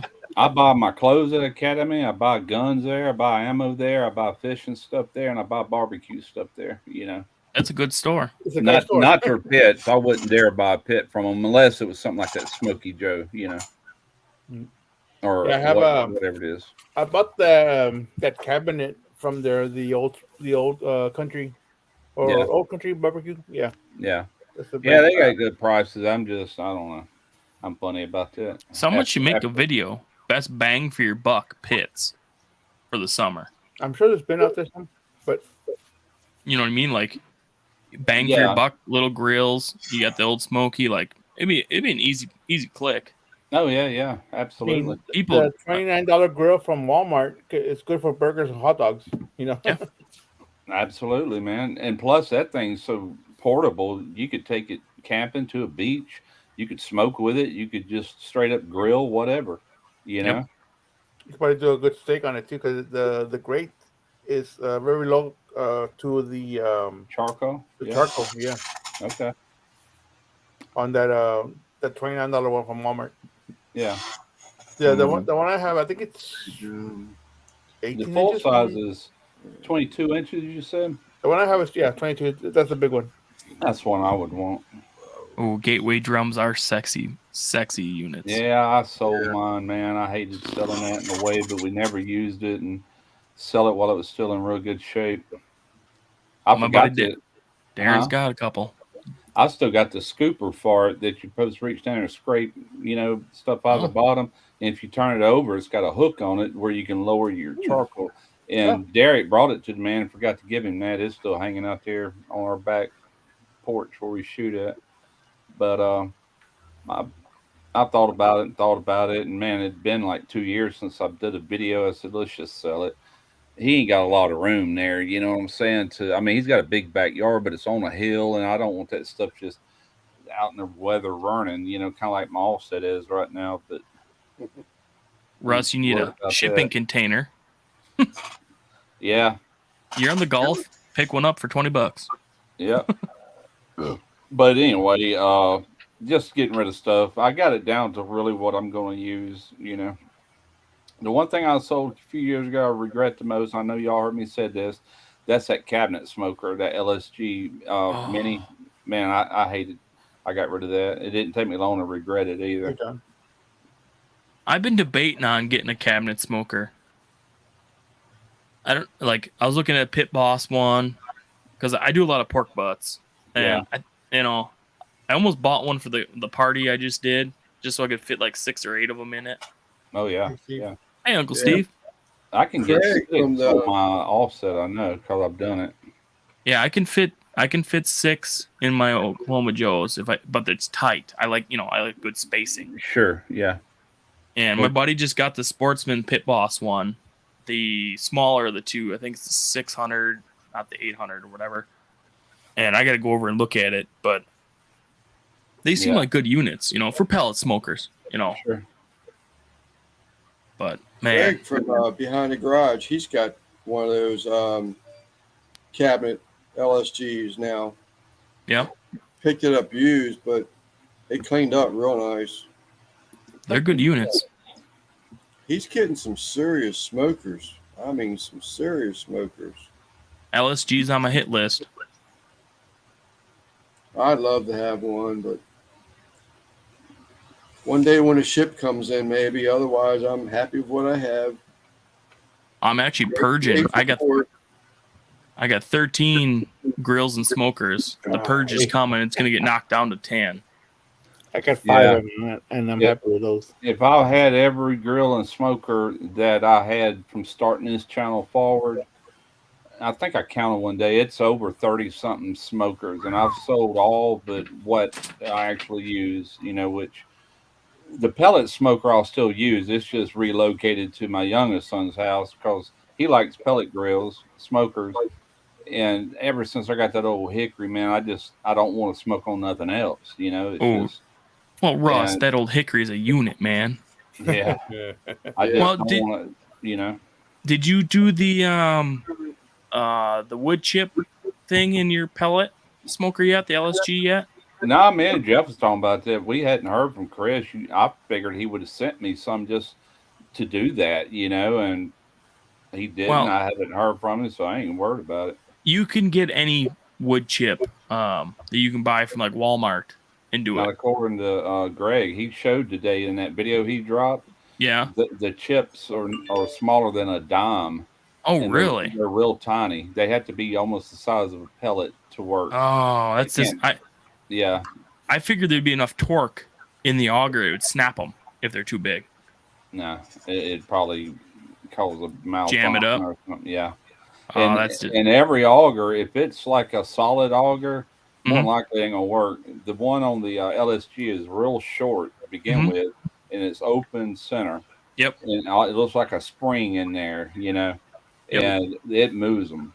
But that's how my Oklahoma Joe's is. I was reading the comments on Greg's video he dropped, and somebody tried it on, I forget what kind of, a Mac, M-A-K pellet. Anyway, he said absolutely did not work. Okay. So it won't work on every smoker. It really depends on the auger setup, how long it is, and all that. So what you're trying to tell me is, Russ, you need to get a wood chipper, a small one, to put the wood chips through to re-chip them, and then send it in the LSG. Yeah, then you could probably do it. Yeah. Yep. Yes, Christy, I said 13 to 10. The purge. Yes. According to Greg, it makes a big difference on the smoky flavor, Oh, I believe it. He was running 50-50, 50% wood chips, 50% pellets. And Tom Horseman, he did the pecan, the 100% pecan shells or whatever pellet deals. Yeah. I'd like to try that. I don't, to me, because I know how much smoke that LSG puts down, I don't see where it's really necessary.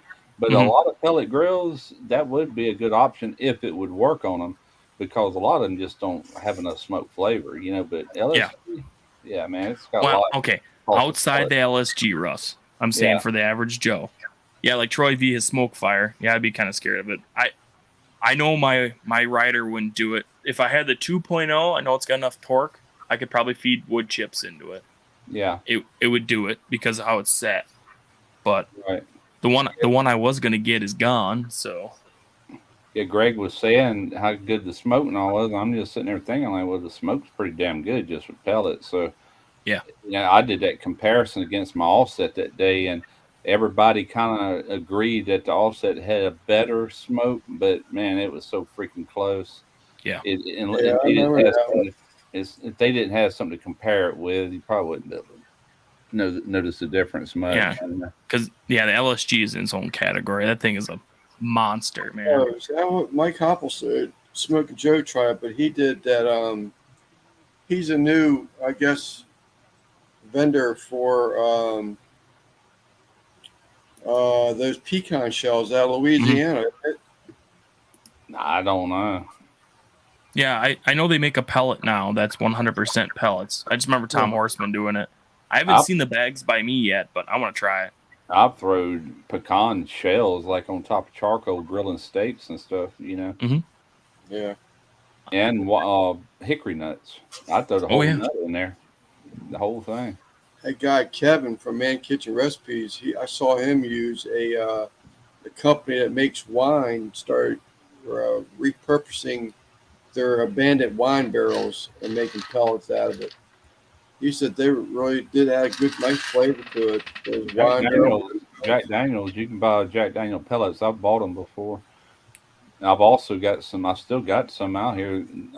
They're chunks from the wood barrels. You can see the curvature in them, and they just cut little chunks out just to add charcoal. Mm-hmm. Yeah, I see those at Walmart all the time, but I've never bought them. Yeah, I can't find the chunks around here. Troy V. YouTuber, he don't make videos no more, but it used to be Mother's Barbecue. Then he turned it into Get Outside and Grill or something like that. He sent me some. He lives in California. He could find them, so he sent me a bag of them. I still have some left. I use all the pellets, so. Troy gets to try everything because he's winning every damn thing. That's why he's not allowed to be in the LSG giveaway. Still about that long because I can't afford to buy everything, and Troy's and tried it. They've been there, done that. Bought the T-shirt. No, he wanted a T-shirt. My bad. I just picked up from Bear Mountain pellets the red, white, and blue pellets. It's a hardwood. It's like oak and a couple of hickory combination. I picked up a bag of them today at Lowe's.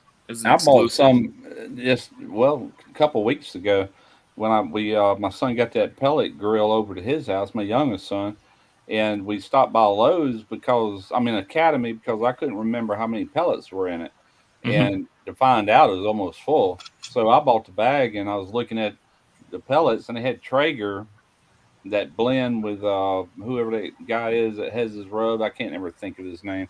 But anyway, he had his for $20-something for 20 pounds.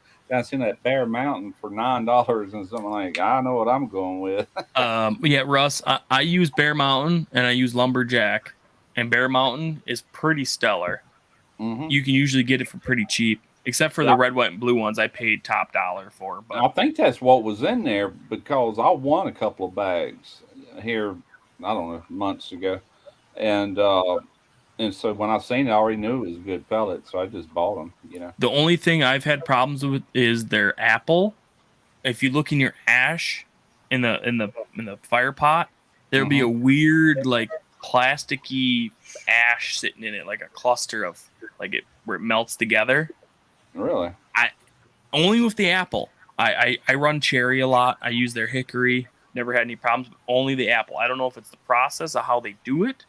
Yeah, it doesn't like burn up completely, but only with that one. But other than that, it could be something in the actual apple wood too, because they make them pellets just from pressure. There is no additives or nothing. There is no glue. It's just pressure. You know. I want to say the Bear Mountain is just as good as Lumberjack. If I can get one or the other, that's what I get. There's something that wood secretes when it's under a lot of pressure, and I can't remember, and it's probably whatever that secretion is, but apple must be a little bit more of it or something. Yeah, all the bold barbecue. Yeah, I like any of the berry flavored. Yeah. What's John L talking about? I'll stick burner elite. Oh, they're probably talking about Kyle. He's a stick burner fan, not a fan of pellet grills. Yeah, what's up, Chris? I'll use anything.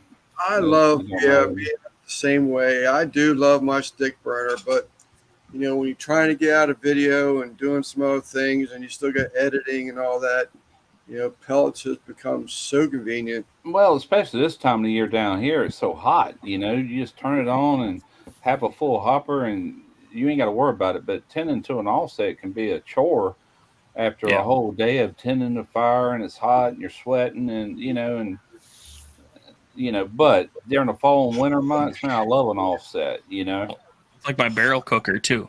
But the old hickory is covering both. It's got the convenience of a pellet grill, but the flavor of a good offset, if not even better. It lays that smoke on there like nothing I own other than that. It's just, I've tried to describe it to people. You just got to taste it to know what I'm saying.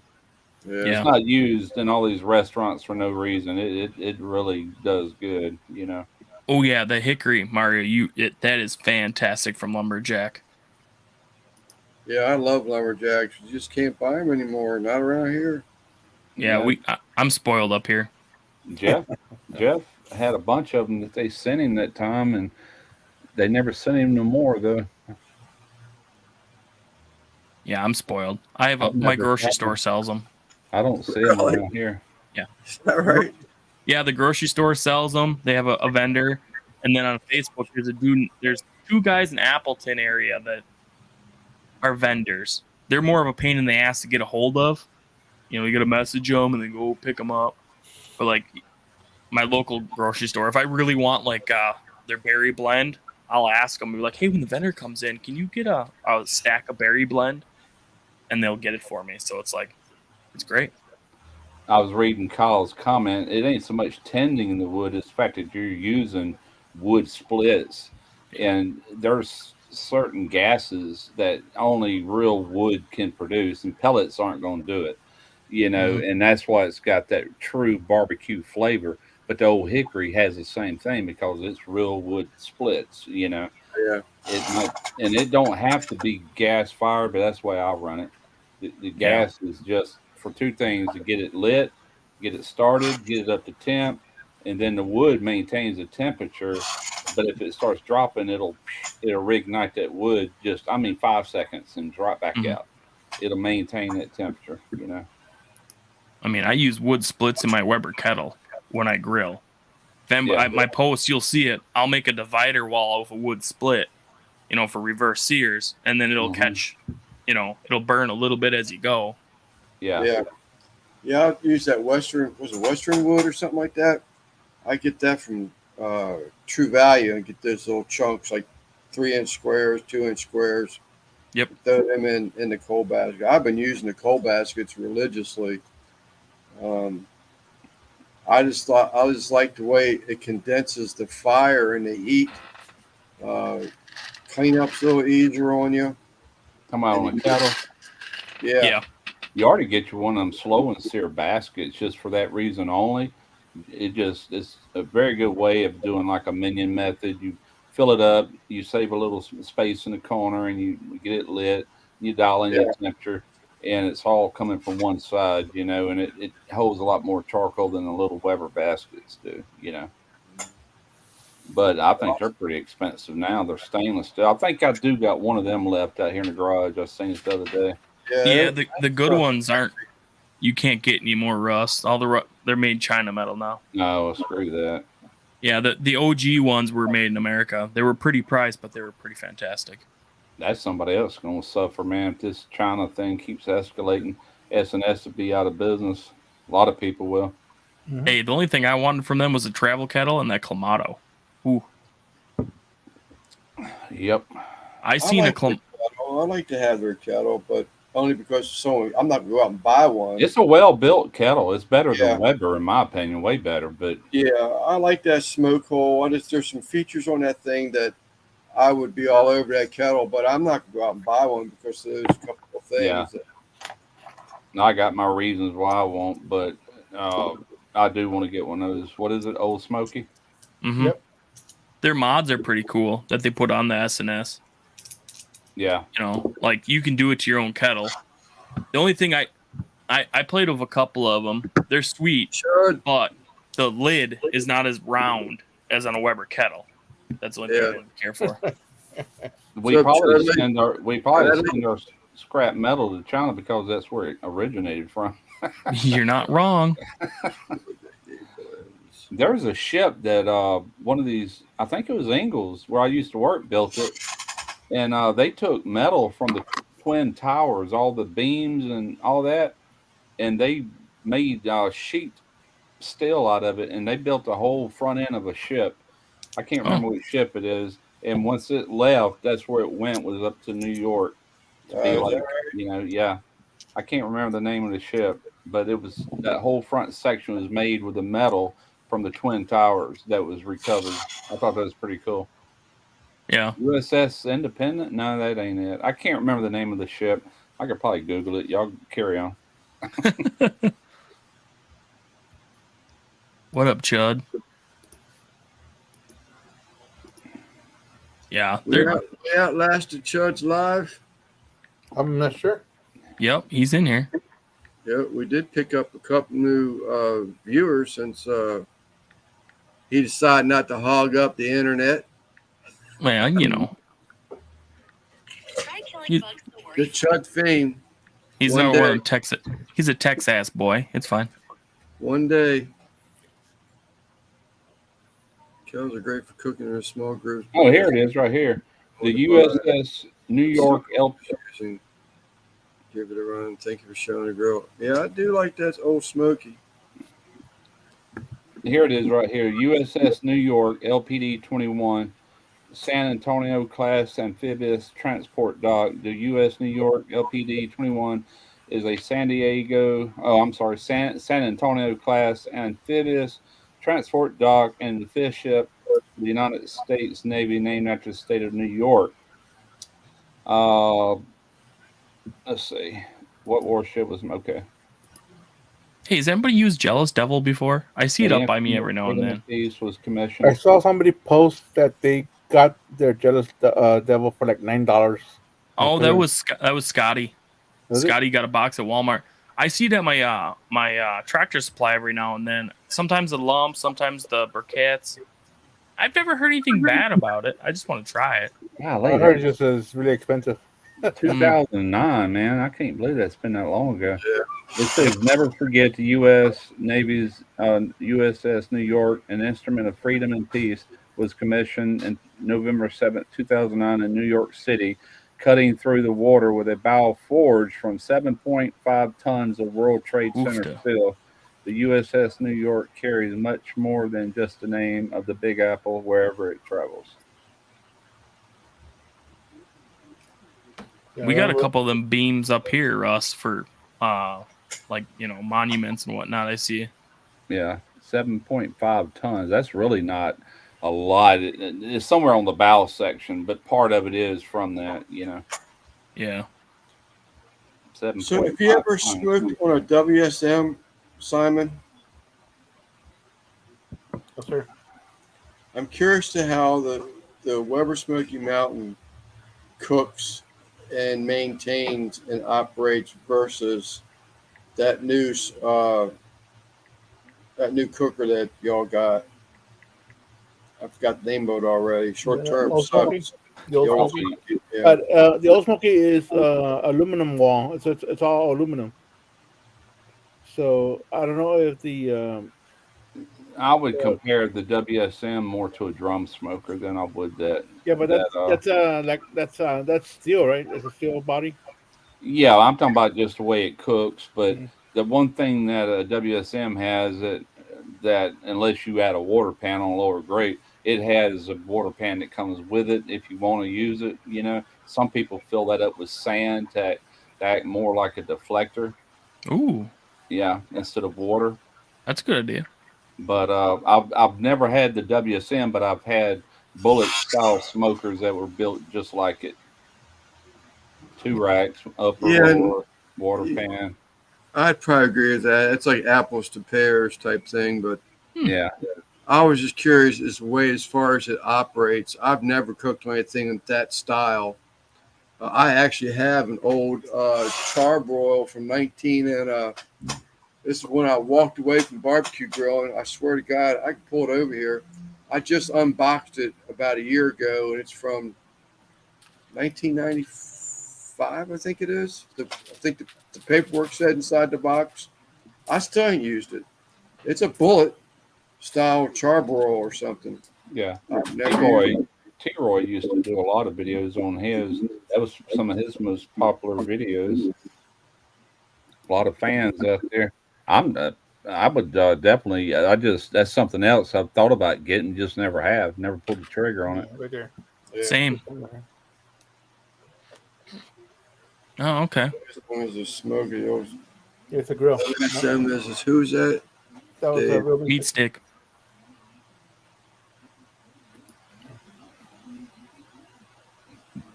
Eat longer, yeah. WSM is a smoker. The old, it's a grill. Yep, I get it.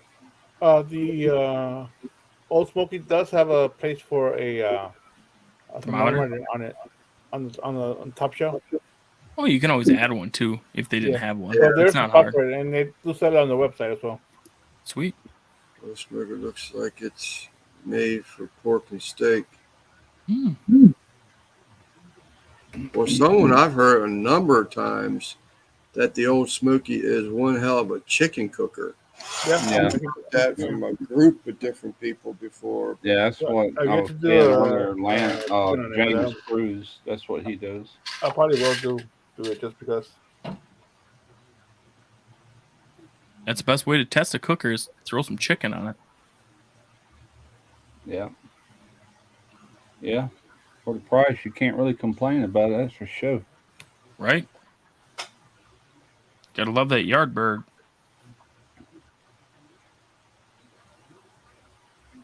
Yep. Oh, layered Oh yeah. Chicken thighs.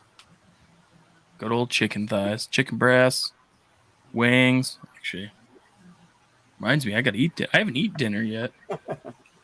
I did. I had me some crabs tonight. Man, From your pants? You I've made been home, in the mood. homemade barbecue. Neat little cooker. It tastes classic. Best pork steaks I've ever had. Came from nothing more than a grill grate and rocks in the riverbank. You can't go wrong with a pork steak anyway. I don't care if you burn the crap out of them. I still love a pork steak. Mm-hmm. Yep. I've got some in the freezer. I cut off that pork butt here a while back with that bandsaw I need to cook. Well, that's right. You got a bandsaw. That little meat saw, bone saw, whatever you want to call it. I say I got it. It's over at Derek's. It's Well, everything I get ends up over there. But I ain't gonna never use that thing. I mean, he still hunts and all that. If I was his age, I would like, hell no, you ain't taking it. You know, but I get a chance to get it, and I'm like, you want a bandsaw or a bone? Hell yeah, I want a bone saw. All right, I'll tell him. that's my my buddy who's moving home from the service. He got all of his sausage stuff and recipes from his grandpa when he passed away. Yeah, He's like, "Oh, we got to make all that." I said, "All right." He's got the stuffer and whatnot.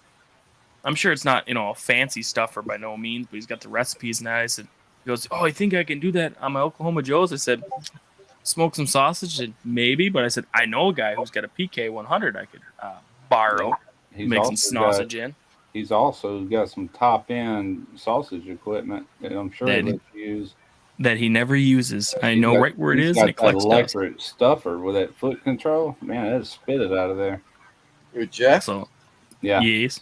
Yeah, I don't ever need a grill ever again. he 'cause I know ordered that, and they delivered it. They sent him 2 of them for the price of one by accident, and I think he ended up selling the other one. Yeah, he did. Those are like $800 or $900 when he bought his a year and a half ago. So they're probably a lot higher than that now. Yeah, I still need to see your video. I've not seen it yet. WAP was the other one. That's right. You did say that. But, Randy's got crabs. but I was talking to Derek today. He's trying to catch some gar, and me and him, neither one's ever eaten gar, but we hear over in Louisiana they make gar balls, and so I said, well, we got a meat grinder, you know. No, Now he actually got to try some the other day. He said it was good. really. It's just the idea of eating it. It just it looks like a prehistoric fish to me. But We spear them up here. Onion. huh?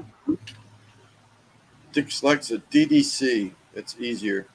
Says he's going to make a French onion sausage in a few weeks. Ooh, I thought about making a green onion sausage. I've had that. I bought it from the stores. That's pretty good. I read that wrong when I clicked on it the first time. French onion sausage. That sounds good. why would you want to eat a garfish and nothing but bones? Well, I Why guess not? you debone it and then you I grind was, it up. I don't know. We're gonna try it. Give it a whirl. Let me know because we got them up here. We'd spear when the carp would come in. We'd chuck them on the bank. Well, the ones that they catch, like over in Louisiana, them suckers are monsters, man. Oh, yeah, they're the alligator gar, I suppose. They're the Alligator biggest. gar. It ain't them little small gars like you might. be Alligator thinking. gar Yeah. here in Texas. I mean, they got a head on them like that. They're huge. Nothing but teeth. The kraken, man. Yee. Oh, smoked carp. What are you, Asian? I was invited over and over again. I've done a few videos with Andy Jones that owned Wicked Fish and Charters. Well, he's closed shop. He no longer does that. But he invited me a couple years in a row to go in some of them gar hunts, and I'm Yep. like, I just wasn't interested. They were catching that and bull sharks. I'm like, I'm not interested in either one of them. Put me on the Ooh. speckled trout and redfish, but I should have done it anyway. It'd been a hell of a fight, man. Dude, bull shark. Shark is delicious. You cut them up like scallops. Yeah, I've had black tip and Camp House Adventures has a video from last summer where they did a gar. Must have been like 6 foot long. yeah, Oh, that's a it's big huge. one. Yeah, it was like 40-pound or something like Yeah, that. they or kept cutting a bunch of steaks out of it to put it on the grill. They eat the hell out of it over in Louisiana, and I suppose. I told him, I said, if you can get it, I said, we'll do a video. We'll grind it up, season it up real good, and make gar balls. Fry it, like batter it, make little gar balls. We Like- made Eddie's saying it tastes like lobster if you cook it properly, but the meat's in the tail of it. Okay. is that the shark or the The gar, I would think. gar? Gar. Yeah, the Gar gar. feed all the way through. What, Russ? Get a box of Cheddar Bay biscuit stuff from Red Lobster. Red They sell it in Lobster. the stores, Yeah, and mix it in with your balls once and try it. I got to shave them first. Oh, wait a minute. We made sausage balls the other day from Girl Gone Grillin', the chick from Houston. She did sausage balls and Cheddar Bay Yeah. biscuit mix with it. I tell you what, threw them on the smoker. Those were fantastic. Yeah.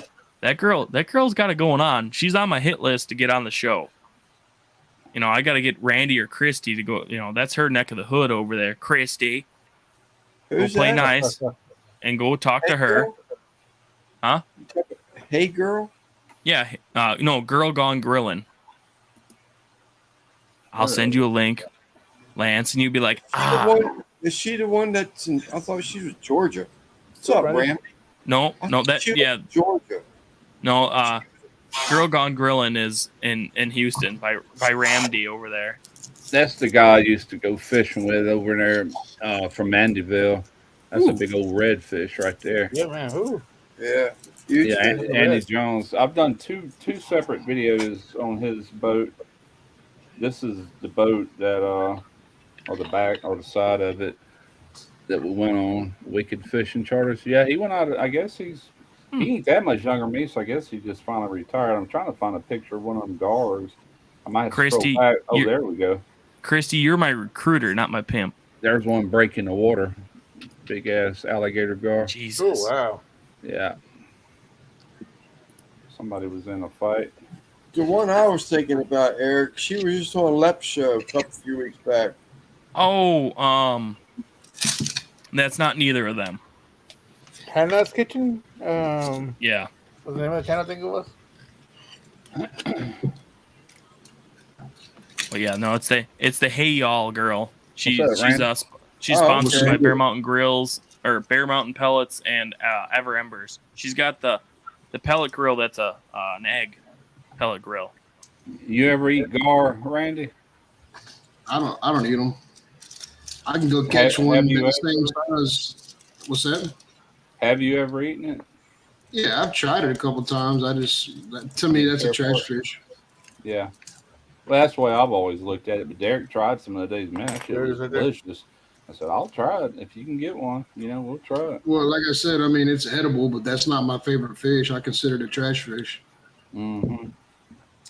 We used to consider my dad. You know, he was a stickler. We'd go fishing for certain things, but if we caught a croaker or whatever, he always threw them back. But I've eaten croaker as an adult. And I'm like, man, I think throwing all of them away, that was actually pretty good fish. It's similar to redfish. Yeah, you're gonna hate me for saying it, but I throw back black drum. I consider them trash fish too. Well, they are, because if they got any size to them, they're gonna be full of worms. For one thing, I can't. Ew. Yeah, Yeah. they like spaghetti in their meat, man. It's terrible. Parasites. Yeah, I No, like thank croaker. you. Croaker's good eating. Yeah, man. You know, I just didn't know because they always threw them back. They were after either white trout or speckled trout, redfish, flounder, those varieties. And if it's something Hey, you can catch every throw, he considered that trash. You know. yeah, croaker makes great cut bait though. Yeah. That's what we use it for a lot of times. That and them silver eels. You can Yep. catch fire out of some white trout with silver eels or flat. You know what I'm talking about, Randy. Oh. Huh. Yeah, good I can cut go right bait. now. I can jump on the four wheeler and go down to the train tracks right now and go catch a fucking big ass alligator gar, but Mm-hmm. they hang out right there under the train tracks. We used to fish in a place. Matter of fact, Derek was supposed to went there today. I don't know if it did. It's called Parker's Lake. It feeds off the Pascagoula River, and there's a huge gar up in there. There's all kind of fish. Good brim fishing, bass fishing, catfish, you name it. Carpet. Yeah, man, I've been in there watching y'all. I've been in there lurking. Hey, Quint. I ain't been in the chat or nothing. Lurkers. What's up, Just Quint? ego lurker. Never tried carp either. When I grew up, I worked at a bait shop, and it was a resort. We had Was, the Koreans was you come in. was you the masturbator? Of course I was, Russ. Always. We had the Korean folk come in. We had two families. I remember it clear as day. Their last name was Woo. There was a one family was like a husband, a wife, and a kid, and then the big family of like 20, and it was like a doctor. Tell you what, they could cook anything, carp, drum, you name it. They would catch it and cook it. Even dog. Well, we kept the shop dog away from them, but it was funnier in how they'd rent boats and be like, yeah, put it on the tab for Woo. And we'd be like, which Woo? Oh, yeah, this Woo. And it's like, well, they rented half the resort. But, man, they were catching carp and they were smoking it up, cooking it. However, it smelled delicious. Huh. I know up there, my first wife, her grandparents raised catfish in them catfish ponds. And they had these Asian carps or something in there, but they were to like keep the algae down, or they were like suckers, I think, more than anything. Bottom But feeders. they put them in there not to eat, just like for the health of the pond or whatever. We have them, but they jump. Well, they're down in Chicago. They're an invasive species. Yeah. And they're like, Those are when the you're ones that boating, knock you they out the jump out boat. of the water and hit you. Yeah, those are the ones that knock you out of the boat, huh? Yep. They're like Oh, hitting yeah. a deer. Yeah. There's guys that the DNR, they drive around with like electrified nets. They go up and down the rivers and just zap everything they can touch. And the problem with that carp is there's no predator to them besides us. And they Yeah. get so big and they eat bloody everything. They're awful. Like, the only thing that's keeping them from getting up by me is there's an electrified fence in Chicago. But they said if they make it up to our Great Lakes, like up by us, there's gonna be no fish left. I'll never forget my first wife's brother. He invited me to go up there to Bay Springs, Mississippi, at her grandparents' house. This is back when they were still alive. No, I think the old man had done died, and it was her grandmother said, "Come up here and get you some catfish." She would take money from people wanting to just go fish in her ponds. But anyway, we went in there, and I didn't fully understand what he was doing at first, and then it made total sense. But the ponds were square, and there was one corner that they got fed every day. They would throw all this fish food out there.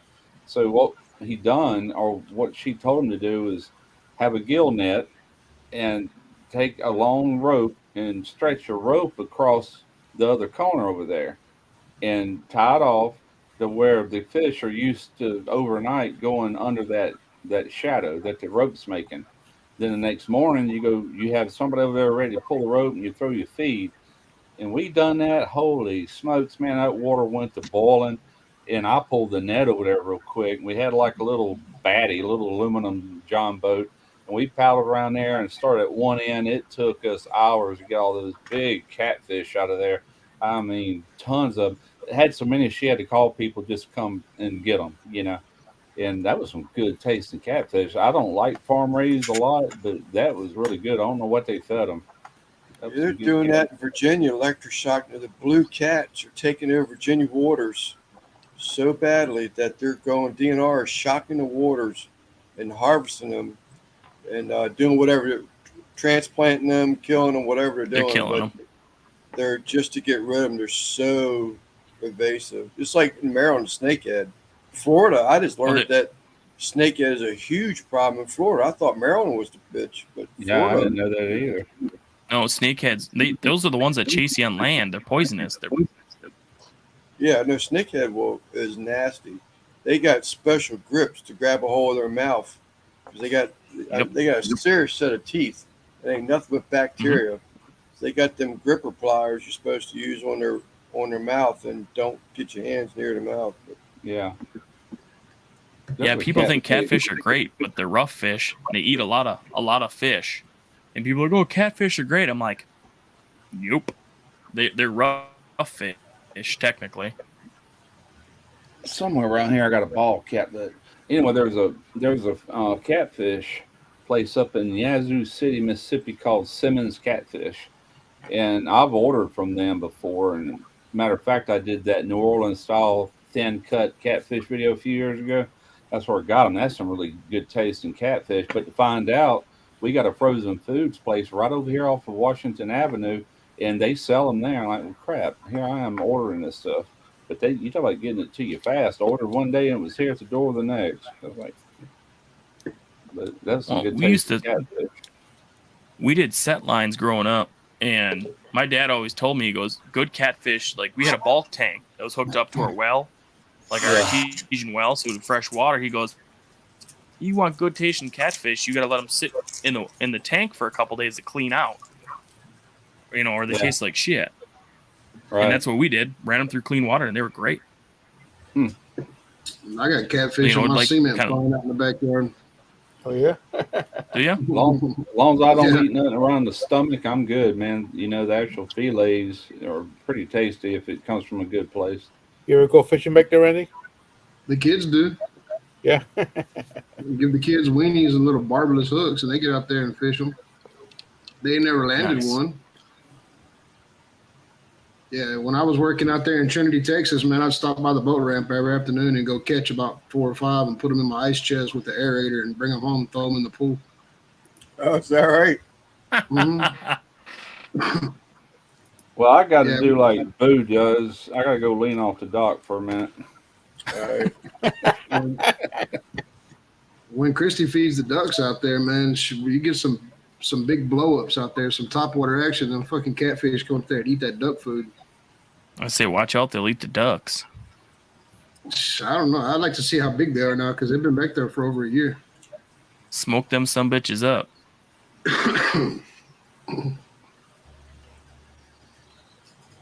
Yeah, catfish are great. We used to get them in sturgeon every now and then. Like, we'd spear them. I like eating catfish. I think they're good. Yeah. Catfish is great, blackened. I hit the wrong button. I thought he was just done. Like, yeah, I know he had to take a leak. Yeah, I like fried catfish. Blackened catfish is good too. Yeah, I like fried too. But there used to be a chain restaurant called Po Folks, and that was all they did was, well, I shouldn't say that. They sold a lot of blackened catfish, and every time I went there, that's what I got. It was great. Christy, koi is goldfish. Koi is actually carp. That too. That's what happens to a goldfish too when they get big enough. Shit, I threw a whole bunch of shad back there one time. I had a whole ice chest full of shad. I caught with the cast net, man, and I got shad back there as big as my hand. And fucking Mindy. I mean, Joe. I see you're in El Paso. Yeah, you're in Joe's house. Yeah, it was a long drive, guys. Where's the cat? No, don't worry about the cat. Can't hear you. You can't hear me. Yeah, Your face. I can hear him, but I got buds in. All right, let me get a little closer. Can you hear me now? Yep. Yes. I can hear you now. All right. So how's the Googie family? It's going pretty good, man. Been doing a lot of painting and finally seeing the light at the end of the tunnel. Won't be much longer. Mom will be dropping that baby then. Oh, man, I'm not ready for that shit. When are you doing July? August. August, okay. What's up, AJ? What's going on? Time flies. Yeah, man, it's crazy. We were there was a question asked earlier about Daniel, and we said that you'd probably talked to him about a month ago that everything is fine. Is there any updates or that you know of? Or Let's see here. Let's see the last time I heard from him. It wasn't a month ago. At least I don't think so, but this month has been going crazy fast. It was back in May, for sure. Let's see. I think it was a couple weeks ago he finally reached out to me. I don't know what the date is. Yeah, May 18th. So he reached out to me. So anyway, he said he was doing really good. He's gotten in really good shape. He's lost probably about 50 pounds. And he's just been trying to spend a little bit more time with his family and, take care of the important things. But he's ready, he's getting close to being ready to come back and, being involved like he was before. So he's not ready yet, but he's getting there. But he just wanted everybody to know he's doing really well. 50 pounds, that's a lot of weight. That's about what I need to lose. yeah. Same. That's a lot of weight. Yeah. We won't even recognize him.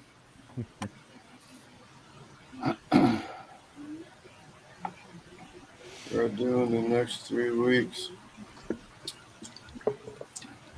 And Kyle and Amy, they're about ready to have their her first child. Yeah, good luck, Kyle. I'm finna get ready to start playing the mud a lot more, man. I got both four-wheelers running 100% now. Doing what? Fun? Playing in the mud. Oh, mud. Until Christy breaks it. Well, that's what they're for. Did you make sure you put no brakes on Christie's this time? Man, she's got perfect brakes now. That's what I was doing yesterday. Yeah, that's why I couldn't get on with Ken or nobody last night because, man, I was fucking greasy. Did the front brakes, put a new master cylinder, bled them. Wow. New carburetor, fucking a bunch of shit. You're welcome, Christy. I know Kent would say it if he was here. Christy doesn't need brakes. You just put her like four-wheel in first gear. Yeah, I'm looking for like a little 16-foot lowboy trailer right now. That wouldn't have to load them up in the back of the truck. I have a small trailer, but it only holds one four-wheeler. Oh, yeah. And my truck's tall, man, so putting the four-wheeler in the back of my truck it's a pain in the ass. Dude, it's so much easier. You're a welder? That's why I'm kind of looking on Marketplace and shit, looking for someone that has one that kind of needs repair that I can get off on for cheap. There's a guy, not that it helps you, but there's a guy, Wayne. That's what he does. He just buys them used, maybe checks the brakes on them, and he's got a yellow one sitting out there now. It's probably, I don't know, I bet you that thing's every bit of 16 foot, 18 foot long. Yeah, no, I've been looking. If I get one for like $700-800, dude, you know, decent shape and any little repairs on it I can do. It'd be a lot easier. Look for like an old camper. That'd work for you. You'd have the chassis. Yeah. Man, I really want to build a. You ever seen them when they put the pop-up campers sideways on the front of the trailer and they have the back of them? And when you get to where you're going, you unload everything and you set up the camper and it makes like a front porch on it. Yeah, a toy hauler. I really want to build one of those. Mm-hmm. Buy a bus. That one, that's a good idea too. I've seen them things look pretty cool. That the married couple that follows Rick, Carrie and Alan, they do. I don't know if they still do because they've been out of Rick's lives for a fair amount. They were in there last week, I saw, but they go out of town and out of state and do all those 4-wheeler rides and stuff like that. They travel for it, just having fun. Mm-hmm. Yeah, Bailey's little boyfriend works down here at Extreme, and that's like one of the biggest places in South Texas. I don't remember how many acres it is, but he can get us in for free over there. So get a little employee discount, you know? Yeah. You going to go over to Demolition Ranch's new thing that he got going on? Did you see the video of that? Yeah, I did. Yeah.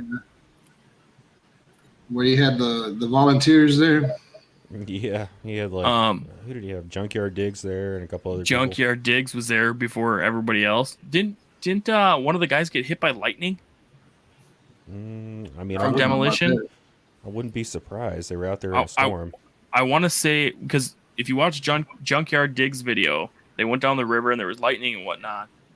And then Demolition Ranch, I think his brother-in-law got hit by lightning. I saw. Dang.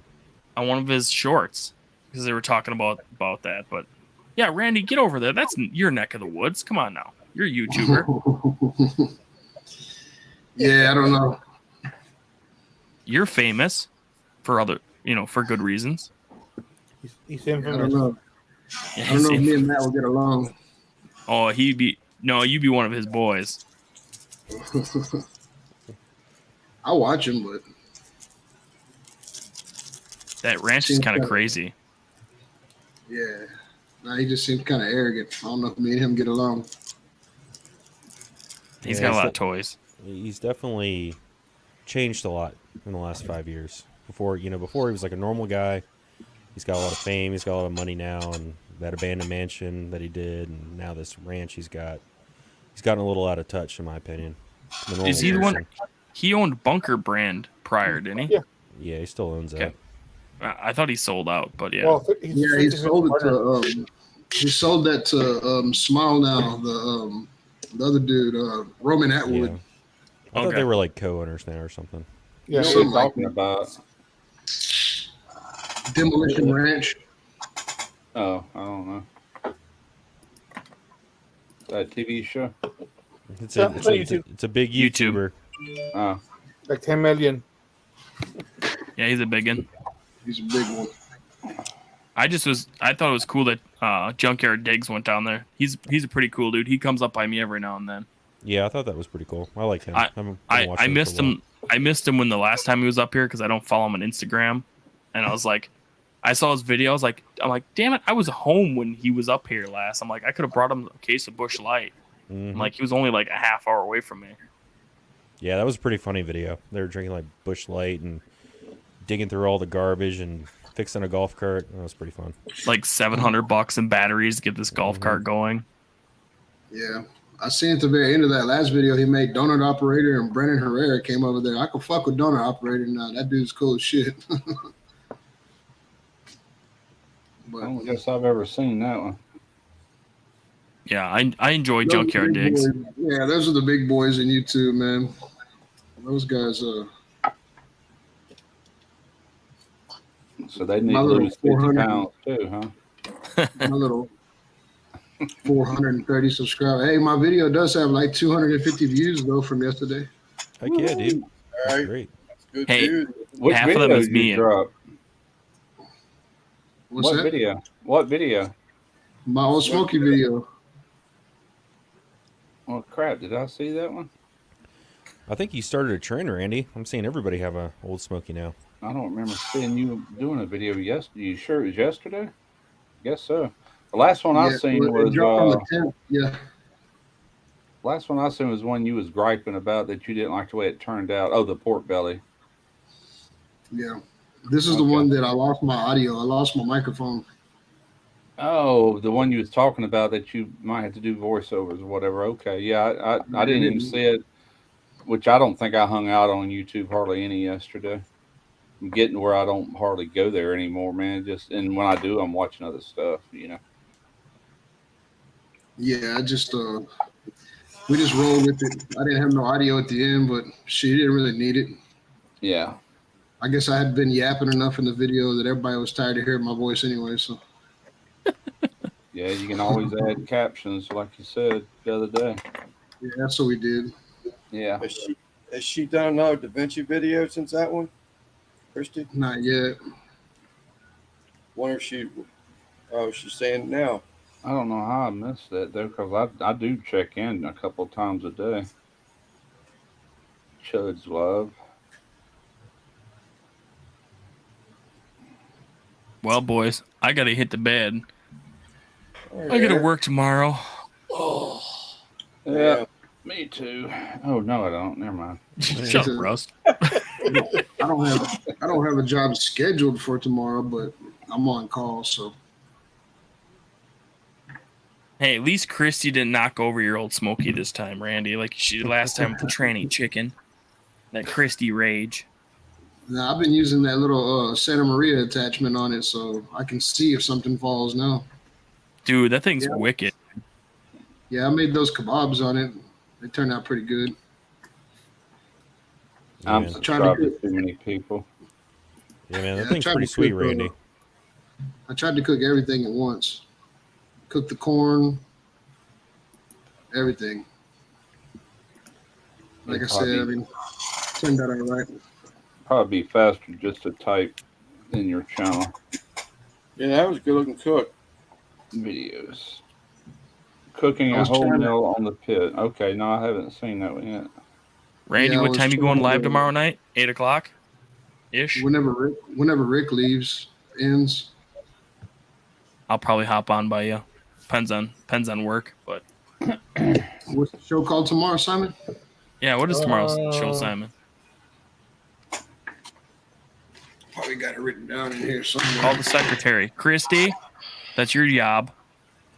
Randy's old lady Speedo wear. I mean, that's the other thing I saw from Drunken Chef. So I think that's. And then you sent me the picture of the Speedo with Uncle Steve's on it. Yeah, I did. Did you still got that, Simon, or do you need me to send you another one? I edited all the background out of it, so Oh, good. Oh, good. Pretty sweet, Mike, to have a Santa Maria on the front of it. Simon, Yeah, does it you- have both pictures I sent you? A combination of both? What attachment are you talking about, Christy? Loving The- that attachment. The Santa Maria. Oh, okay, yeah. Randy's old lady Speedo. Christy Seen Speedo. that thing yet, Russ? That What's that? triangular Santa Maria that Rick made or Randy made. Yeah, I've I seen think it. it's sweet. Yeah, I like that. Yeah, That's what he did the pork belly on and the tri-tip. yeah. I've been playing with it, man. I did some ribs on it. I didn't film it, man. The fucking ribs turned out badass, dude. Quinn's asking about the pink salt.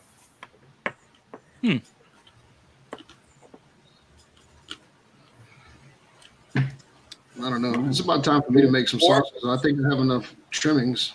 Tender quick, the same as I don't think so, right, Ross? What's that? Is Morton Tender Quick the same? No, it's not. It's not the same as sodium nitrite. Pink salt. It's really called sodium nitrite, or there's brand names called like Instacure #1, Instacure #2 is for like uh, dry curing. I don't have no more material for that, Kyle. I'm running out of material. That's what sucks about me not having a company truck. I have a company car. I have a Ford Escape. You got a I can't trunk? steal. Nah, my shit's full, dude. I got so much equipment. When I had a Well, company Randy- truck, it was easy. I could just throw stuff in the back. But That come from the sausagemaker.com. Yeah. And you Academy normally sells this stuff.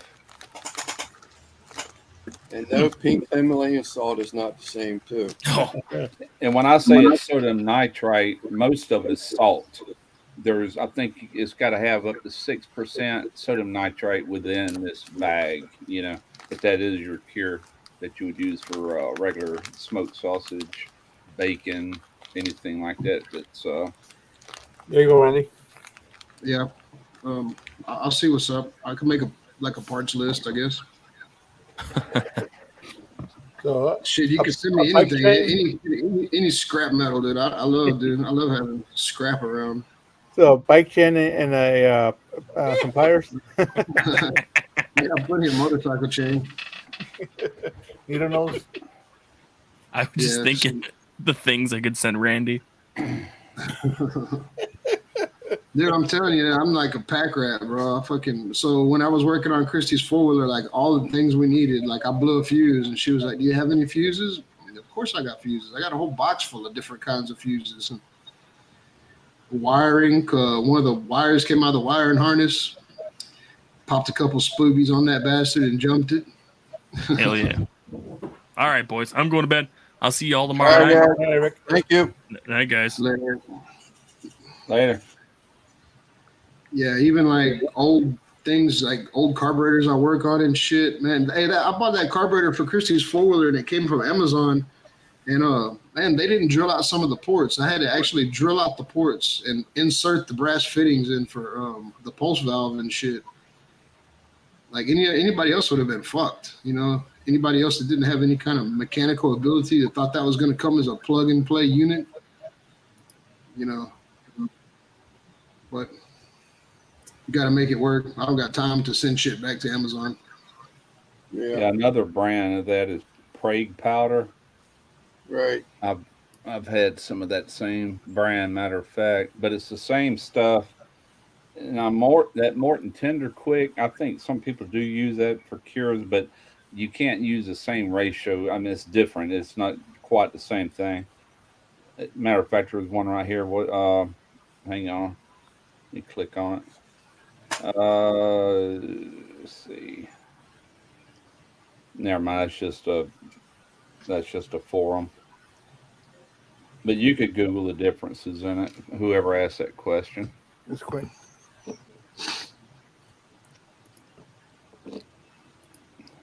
Yeah, Prague powder for jerky. That Instacure is just the sausage maker's name. It's the same stuff. It's just they use a different name. Tyler's supposed to be sending me some jerky he made. I don't know if it's ready yet, but he's supposed to be sending me some. Yeah.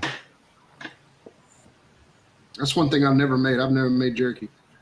Ain't nothing to it, man. It's got to be low temperature if you're going to put it in a smoker, more smoke it, but kind of run low temps, 165 to 180, somewhere in there. Draw it out slowly. A long time ago when I lived in my apartment, I had a jerky dehydrator, like one of them round ones with the trays and shit, but yeah. I used it to dry out some of that funny herb. I never used it for meat. I've got a dehydrator right here, but I've never made jerky with it. I'd use like my PK 100. That way you get that smoked flavor in your jerky. It's not just so. It's different. It's better. I have not had tuna jerky. Me either. Tuna? No, I've never had tuna jerky. The way I smoke mullet, it's kind of like a fish jerky, but it ain't as dry. You know, there's still a little moisture in it.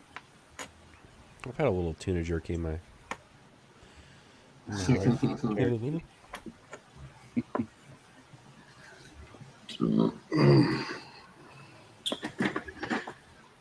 What do we got going on for tomorrow, Simon? I got no clue. And just wing it like we do. We wing it, man. I mean, right now, like I said, I'm on call, dude. I don't know what kind of jobs they're gonna have for me tomorrow, but hopefully I could be home in time to get set up. Yeah.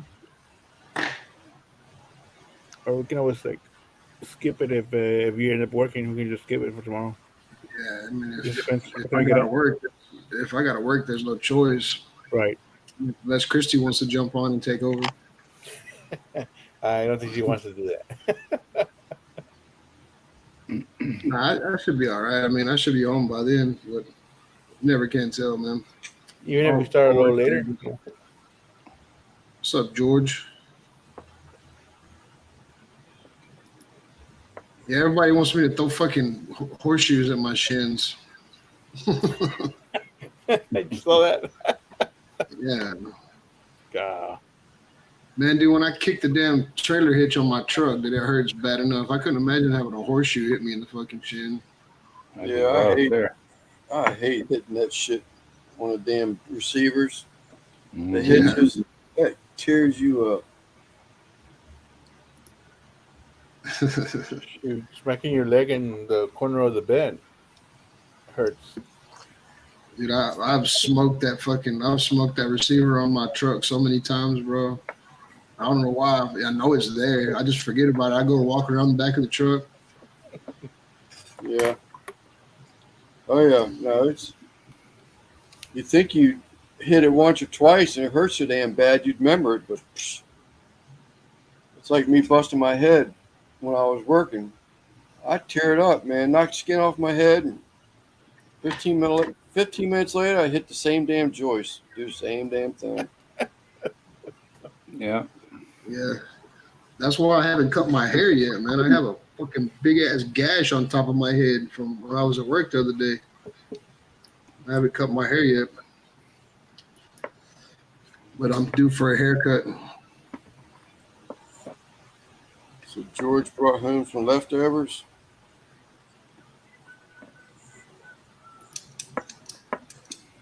Yeah, big catering job today. Yeah, I saw a picture. Everything looked pretty good. Yeah, look good. Nobody talked to Lev. He just never got his internet back, or what? Yeah. No, not sponsored. You can get these at Walmart for like $2. It's my third one. Like not sponsored by the back scratcher yet? No. No, it didn't, Eddie. Didn't knock any sense into me. I might put this in my bag when I go to Derek's, because I get over there and all of a sudden, especially when I stay the night, I'll be sitting there watching my back itches. I'm like, God bless it. Hey, you got a back scratcher? No. I'm like, crap. I'd stand up in the corner of the wall and scratch my back. I was just gonna say that. That's what we do here. Like, yeah. Something, just that little itch, man, it drives you nuts. I blame it on going bald, Eddie. It's like a cat's whiskers. You don't have hair up there on the top of your head, so you don't feel it until after you thump. If I had hair up there, you get that little warning first before you knock the skin off the top of your head. Somebody reached out to us. They actually reached out to Christy on Instagram, but saying that they seen my channel and shit, and they wanted to know if I wanted to promote their barbecue thermometer. But I can't remember the name of the brand it was. I told her no. Yeah, I know, man. I get hammered by them companies. Thermometers. Leave me alone. Turn to video games now. I don't even reply to them anymore. I had one of them the other day. I've been having some weird stuff coming up. I'm like, what? No, leave me alone. That's the first time I've ever been approached by anybody. But like I said, no, I don't want your thermometer. The one that I have is working perfectly fine. Yeah, no doubt. I remember it, brand. Never heard of it. Yeah, I hadn't something I either. never heard of. Something I never heard of before. Sounds like some Another cheap bullshit. another Chinese thermometer. You can bank on that. You ain't whoring me out for no All right, bullshit. man. Well, I thought you were already gone, buddy. I thought you were Yeah, I just thought he was looking. gone. Good night, man. Yeah, I thought he was just had it playing. Well, what you do, Randy, is tell him you'll do a video for X amount of dollars, get paid for it. Throw it up there so high to where if you actually got it, it would be worth it on your end. And if they think it's too high, just say, well, screw you then. This is what I'll do it Yeah. for. Take it or leave it. I mean, I'll fucking shoot it. If you can send it to me and I'll shoot it. If it works after it's had a 12 gauge blast, then we can go from there. I forget what video that was. Oh, I know what it was. Jeff was using that rotisserie on that Santa Maria, that LSG Santa Maria, and he had that meter stick in there, and it was like 20 degrees off from. He overcooked the prime rib because of that meter, and I think he showed it in the video, but I know he at least said it. He threw it out in the road, like a piece of shit. Yeah. That was prime rib he was cooking, wasn't it? Yeah, I think so. Prime rib, and you got to nail that. You know what I'm saying? It pissed him off. Dude, I got the same Thermopros that I bought from Sam's. I bought them from Sam's Club, and they work great. So I don't need a new fucking barbecue thermometer. Well, Half the time, I'm going to turn it on. The sad part is I own about 3 of these ThermoWorks, and that is my preferred thermometer. But in order for me to do them videos for Thermoprobe, I said I'll do it under this condition, and I signed a 1-year contract, and it'll be up in August, so it's almost over with. But they had to pay me what I wanted, so I wasn't even going to think about it. Plus, I've made money as an affiliate, especially in the first 6 months. I've made almost as much money off of people buying them as I have what they paid me initially up front. So it was worth it to me, especially when I did that, man. It wasn't looking good at all last summer. Like, holy crap, numbers is falling, like son of a gun. But now, I got Facebook going on, so I ain't got to worry about it as much. I keep it right there by the barbecue pit, and I unfold it, and I use the needle, and I poke the meat with it. But half the time, I'm not even checking the thermometer. I'm just checking the tenderness of it.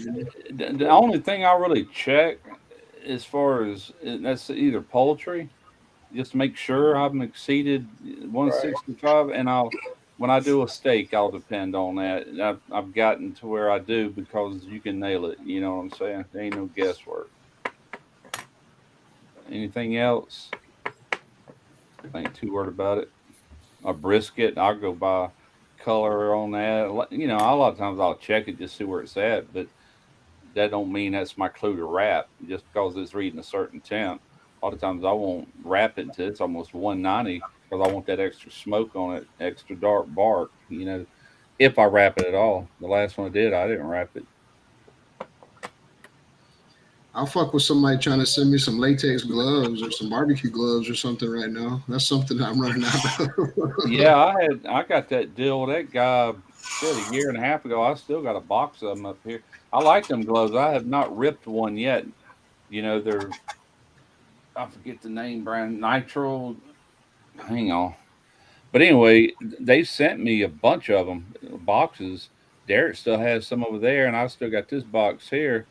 And he's never reached back out, but he said I was going to make all this money as an affiliate. I just took the affiliate link down after about a month and a half, 2 months, because I wasn't selling jack, But thank you for the gloves. I need some. Will you reach me with those cans, woman?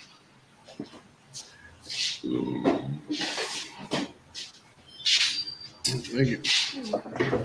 God bless. I still haven't tried this yet, man. I still want to try that. I know you used it, Simon, in your video. Yep. It's good stuff, man. That devil dog's dust. Oh, I'm sorry. Yeah, sorry. I was a little late to that. But it's good stuff. I enjoyed it. It's nice and spicy. I know you used it in your video, but I haven't had a chance to use it yet. I've tasted it out of the bottle. It tastes badass. It's got chili pekin in it. Clean Space Project gloves. Yeah, I think that's the one Smoking Joe is using as a. Yeah, he got the same deal when I did. Him, Jeff, we all got hit by them guys. I said, yeah, I ain't got to buy them anyway. And that's still a full box. I think I've used one or two out of it. Yeah, that stuff's really good because the chicken wings I did, I bought the sauce from Walmart. It's from Buffalo Wild Wings, the Asian Zing, and that's Mhm. very spicy. So, Drunken Chef's Devil Dog stuff is what you said, chili piquin in it. Yeah. So they're spicy, so spice on top of spicy. So it was pretty good. You say some of that sriracha too, wasn't it?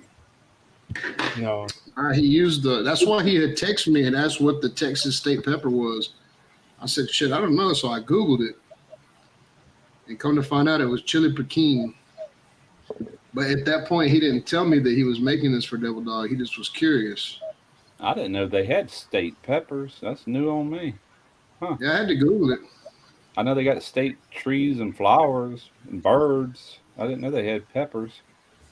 I don't think Mississippi's known for peppers at all. Yeah. We grow them. We grow them here, but I don't think we're known for them.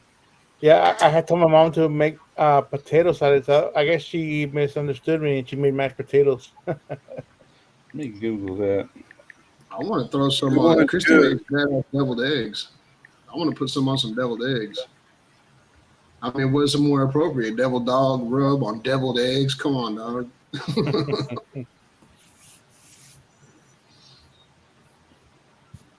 Make a little video out of it. I don't know, man. I still don't know how y'all make shorts. Do y'all actually record a less than 1 minute video? No, I can cut down from my like B-roll that I use. I cut it out of there, but I also film it where it's vertical on my phone for short. Yeah. Yeah, I don't guess we got a state pepper. It don't Google nothing. Nothing comes up. Not from Mississippi, it don't. I'll be damned. Tequila, lime, habanero. Or not on this page, it's not. I don't know. We can grow all kind of peppers here, but that's a new one on me. I didn't know states had their own pepper. I didn't either. I had to Google it. Just some trivial, Yeah. trivial shit. I planted some jalapenos that Derek gave me the other day, but it's awful late in the year. My wife's going, I put them in our flower bed. She said, you shouldn't have done that. I'm going to put them in a big pot. That way we can bring it in when it gets cold. I'm like, well, move them. I said, just put them in there. She hadn't done it yet. But this is a real hot variety of the jalapeno, which I like. You don't get hard freezes anyway. You should be good. We usually dip down a couple times during the winter to freeze, but not too much. And it's been hotter than gonorrhea during the day and then pours its ass off at night over here. Yeah, it's been doing that here. It was all north of us yesterday, but it was a bunch of it from just north of us all the way to Hattiesburg, which is about 3.5 hours. It was a big, wide storm. My wife texted me, says, I hear it thundering, or I hear it lightning, thunder. And I'm like, it ain't here. That must be her. She just pulled up. Let me turn that alarm off. Yeah, we had, I think we're going to be in the hundreds the next couple of days down here. Wow. I just looked. We're going to be in the high 70s. I was hoping for rain. Looks like we're going to get 3 days of rain. The hundreds. Holy crap. Yeah. I think we just been in the upper 80s here. That's our winter here in San Antonio, 70s. So, yeah, it was 76, 78, 79. Dang. That's Yeah, cool. it's going to be a hot side job Tuesday and Wednesday doing siding work. Wednesday going to be putting a new shower door in for. Our typical summertime weather when it gets really hot is like 100% humidity and somewhere around 95 to 98, 99. God. But when it gets up to 105, 110, we're under a heat wave then. It will do that sometimes Yeah, during for the summer. sure. I have a feeling it's going to be a hot summer, man. Yeah. Me too. I'll be out there sweating in it, man. More You should hurricanes. have seen me. They should have seen me Friday, man. I was dripping. I looked like a rain cloud. Like on the concrete around me, there was just raindrops all around me from just the sweat dripping off my elbows and my back of my hard hat and shit. What happened to Guggen? I guess he bailed. I'm hopping off, guys. Glad I got to stop by. Have to work tomorrow. Take care, everyone. Okay. Hi, Guggen.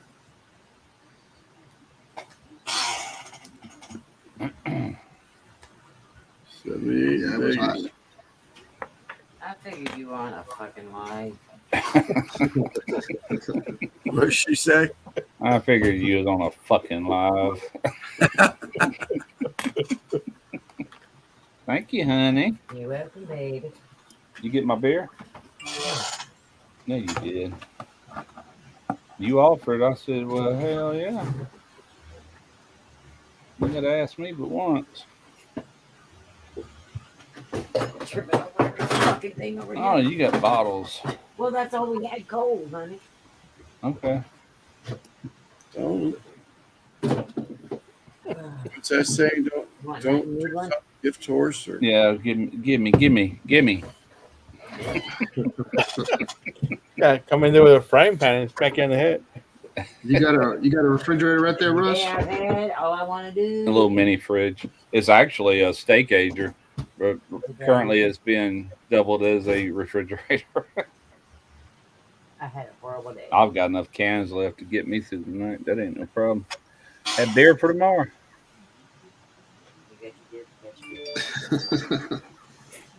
Hi, everybody. Hey, everybody. Hey, everybody.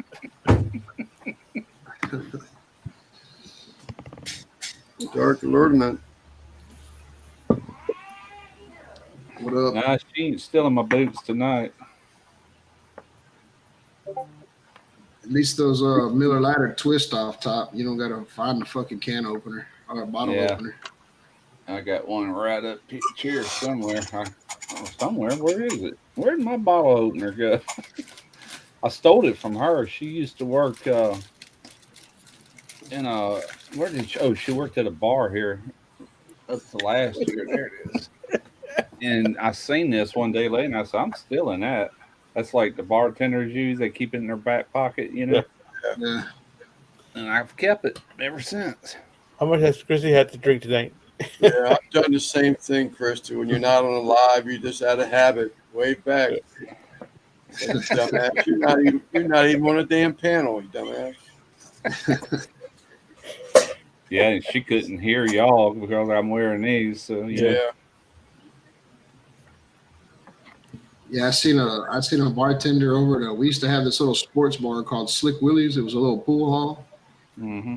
There used to be a bunch of fights and shit in there. I seen this bartender have that ring on that bar blade in her finger and smack somebody on top of the head, like hitting them with a machete, man. They were No leaking. doubt. Lay you open, man. Damn. Yeah, that son of a bitch was like getting hit with a hatchet. That must be why they rubberized this one. I could hit them with that in. There's a Yeah, she place had called that bitch Slick in her Willie's here in finger. San Antonio. Huh? There's a place called Slick Willie's here in San Antonio. It's a pool hall. Oh, Yeah, there's a chain of them. There's a bunch of them. But they closed the one over here by us on the east side of Houston. They closed it down because there was so much drama going on. we had a place like that in Pascagoula growing up. It was right there on Highway 90.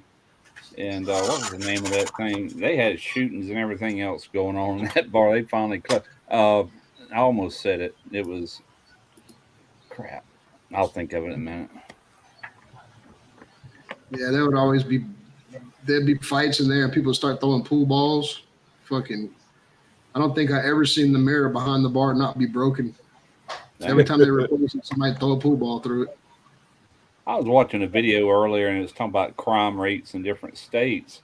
And the crime rate in Mississippi was really high. I'm like, huh? And then to find out it all comes from the Jackson, Mississippi area. You know, I said, oh, that makes sense. That makes sense. In Louisiana, what drove it up high was New Orleans and Baton Rouge. The rest of the state, hardly anything, you know. I was like, that makes sense. Yeah. There was always a place for Now right down the street from that place, they have a what is it called? Bombshells now, and right across the street they have the Ojos Locos. So now all those people that used to start problems at Slick Willie's just go there and start problems. So Yeah. I stay away from all them Have those places. here too. Yeah, you can look on Facebook and just type in bombshells and look at all the damn fights. That's all the videos they have on there. Yeah. Look at that, Kyle. You can definitely do that. Yeah, for sure. You want, Simon? It's up to you, buddy.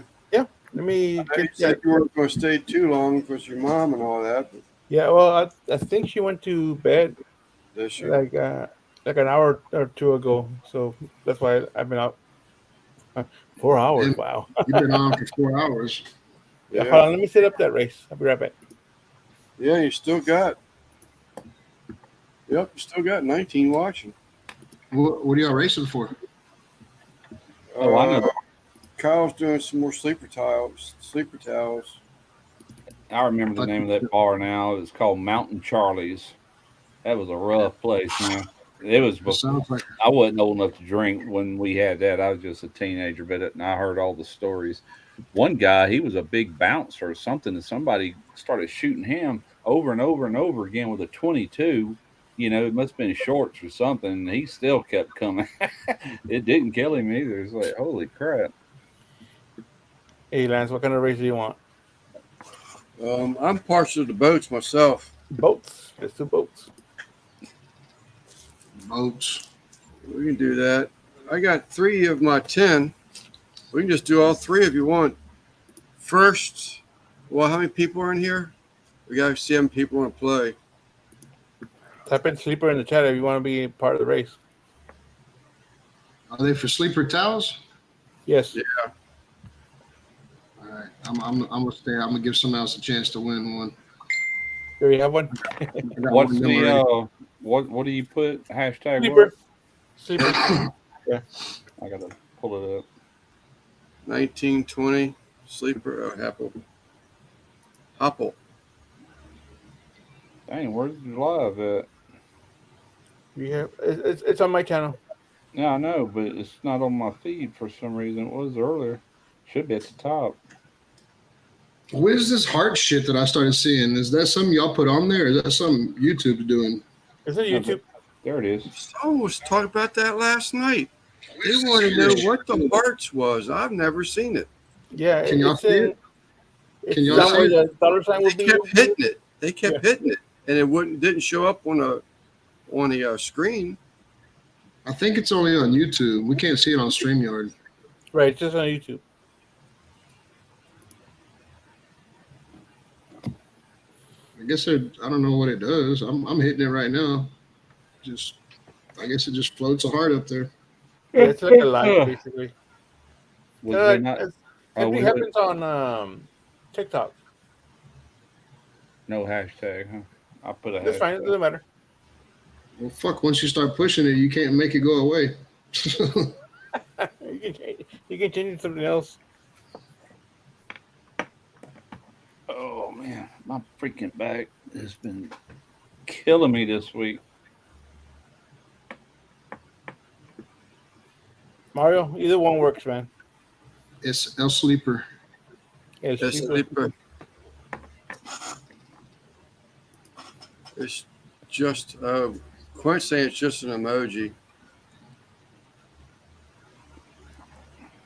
So if like Simon has control of the comments, so he could like heart somebody's comment or something. No, if you're in the chat watching the live, you can press the little heart. It's like a like, basically. Are you on your phone, Lynn? Look at your phone. You'll see it right there in the corner. Oh, on the phone? Yeah, hold on. Let me Yeah. turn on my screen here. Settings. Virtual background. Turn that off.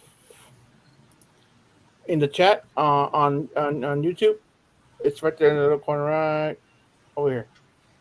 Okay, yep, I see that.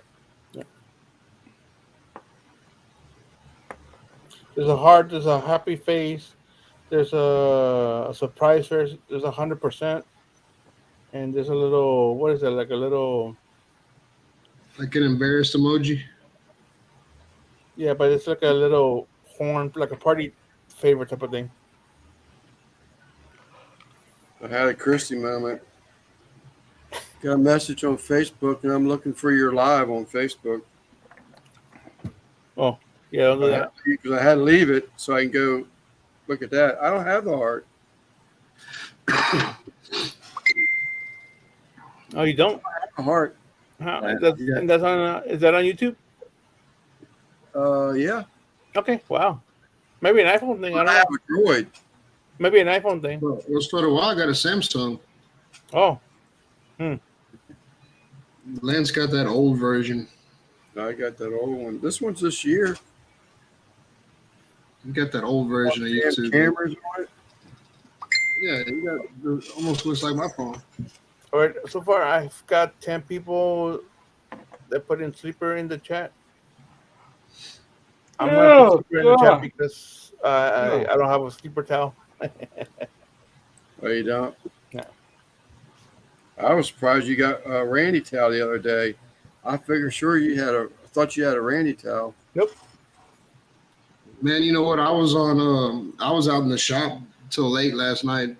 Me and Wesley was out there bullshitting, and Cole Waltz was on. I don't know if y'all seen his channel before, but I just jumped on there and was like, "What's up, Cole?" And when I did Song Bites by Laura, she was on the panel, and she had a fucking RXTX towel. Oh, cool. I was laughing. Yeah. Well, you sent her one.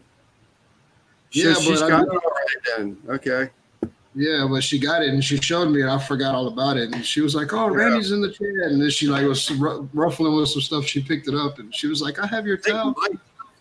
Mike, have you got the Randy hat yet? Hey, what's up with Hammy? She hasn't responded to your delivery. Yeah, we said that earlier, but she said hello to the chat before it even went live, like 1 o'clock this afternoon. So I haven't seen her. She was in there with Sheena last night. I jumped on Sheena's for a minute and was bullshitting with her, and Hammy was in there.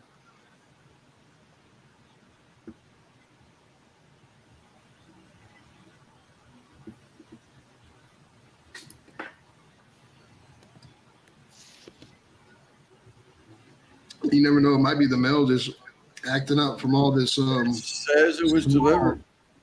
Yeah, it says it was delivered. Simon was saying something about she has to go to a post office to pick up.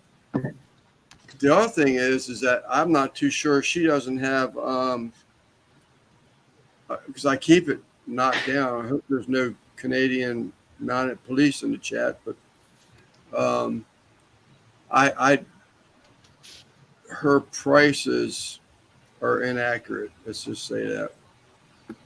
Because she has to, I think there's a certain point she has to pay a duty tax on it on her end. Oh shit! Well, I know. Whenever she got Simon's stickers, she was wearing them as earrings. So I figured if she, yeah, Archangel sent me a message on Gmail, and he got my stickers and he put it on the engine of his car. Pretty badass. I told Tyler too with that new ZL1 Camaro Corvette he bought or whatever. I told him he needs to put an RXTX sticker. It'll unlock 50 horsepower. So much for losing 50 pounds. M&M's. Mm-hmm. It says you should get it tomorrow, Mike. I gotta use this room. All right. So let me see if I missed anybody else. I cannot eat those, Russ. Oh, I love peanut M&Ms. All right, I have 10 people. I should be diabetic, but I'm not. No. Here, Christy. Get you some. All right. 17 to 10, and I have 10 names, including my name. You know she's in there reaching towards the TV, Russ. Oh, Rose, you have put your name in there, right? Yeah, I did. All right. I don't think I used the saw it, hashtag. but let me get you in there. Only because I don't have a Lance towel, a sleeper towel. Sleeper, that reminds me of something a hitman ought to be named. The cleaner or sleeper or something like that. Pitmaster.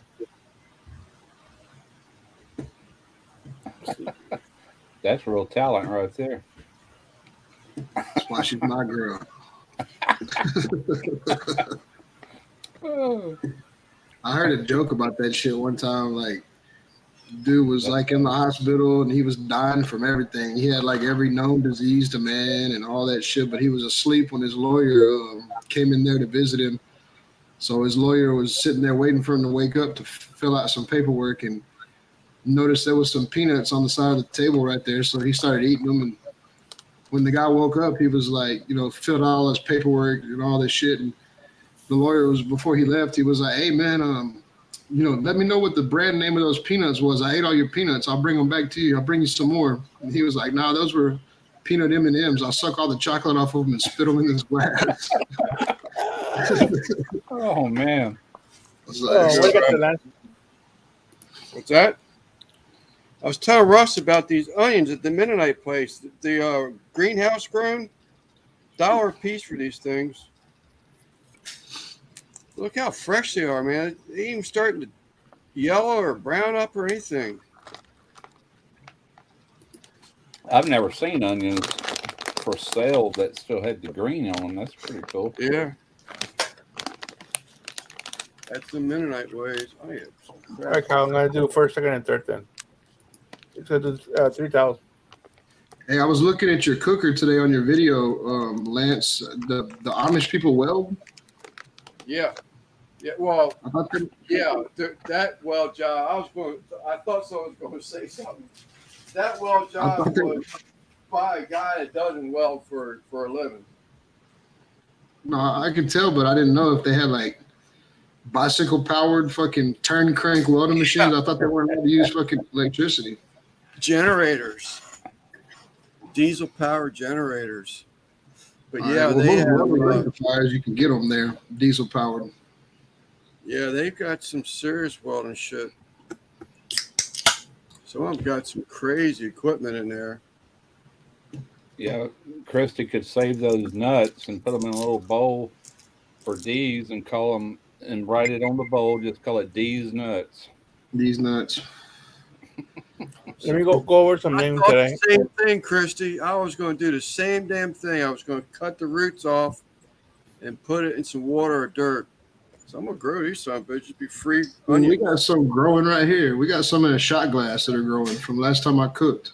I bought a pineapple one year and I cut the top off about that far behind the green and planted it. Man, that thing took off. I'm like, hell, look at this. I remember that before it ever put on a pineapple though. I've got white onions growing in the garden. They're doing pretty good too. Remember that video I made with that chicken that had the dick on it and it had a pineapple inside of it?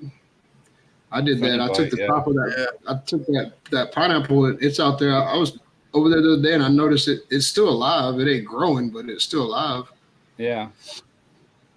Just the top of it. Anyway. Man, it was at a house that I used to own, and I wasn't expecting it to do nothing. That thing took off. I'm like, heck yeah, look at this. But like I said, winter came and it. Pick some names. I have Eric, Dark Lord, Mario, Barbecue Mike, John L, Double Dog, MBL, WAP, Mikey, and Russ, and myself. I need to get him in the dirt. I tried to do that too. I forgot about it and dry it out. For green onions, I did that. How many people? 11. And there's 17 in the chat. So last call for not alcohol, sleeper towels. Yeah, I think you take green onions. when you cut the root end off, plant those, it'll grow back, won't it? Yeah. That's what those were that she was just showing you. Those are the ones from that sauce pecan video that I made a couple weeks ago. Okay. I ought to do that Huh? myself because we're always buying them. What's Start planting. Archangel? You have a giveaway right now, Archangel, for some sleeper towels. Donated by Kyle. Just put Sleeper in the chat. I think we've already shipped to him, haven't we? I believe so. I think he's one of Eddie and Gary's friends. Yeah, he's got good videos. I watched one today of I don't know, it was like a cops had pulled a dude over and he was flipping the fuck out. So they busted his window and maced him. And he was screaming my eyes. So they started putting water bottles to wash his eyes out from the pepper spray. And then he started screaming because I guess the water ran down. And he was sitting on the ground and it got in his ass. And he was screaming, my ass is burning.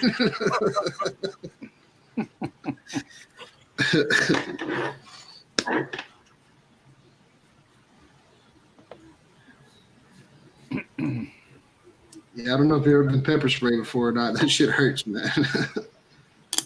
So a funny story. Well, kind of funny. My little niece, when she was in high school, her mom got her some pepper spray because she was going on a date for this kid that she just met. So mom got her some pepper spray because they didn't know this kid. So they go out, and the next day she left the pepper spray on top of the table and didn't tell anybody. My mom picks it up and starts messing with it. And she sprays herself in the eyes with it. Oh my god! I bought Serena some the other day, but you gotta flip this thing up before you can put your finger on the sprayer, so it will only turn one way and that's straight out. Yeah, so she was messing with it and flipped it over and sprayed it down and got it right in the face. Yeah. All right, Simon, let's go ahead and get this going, buddy. Okay. Yeah. No one else interested. We'll go ahead and run the race. All right, let me share. And Let get me back finish. over on the YouTube side. Let me finish setting this up and set 2 minutes. And it's gonna be first, second, and third. So let me present. Yeah, first, second, third. Wow, that crap video might not be doing too bad. I see 1, 2, 3, 4, at least 5 comments on it. On what's that? The crab cook. Oh, okay. I watched it here after I get off the live. Dang, I got a pretty good tan going on. Hey. Nice. Right, y'all see that, right? Well, that makes me happy. I got 10 comments already. I'm gonna shuffle this twice. Please. And then I think that's what you do anyway, right? Yes. I shuffle it twice and then I'll set the race over. So here we go. Angel's not there. He's saying all right, let me get you on there real quick.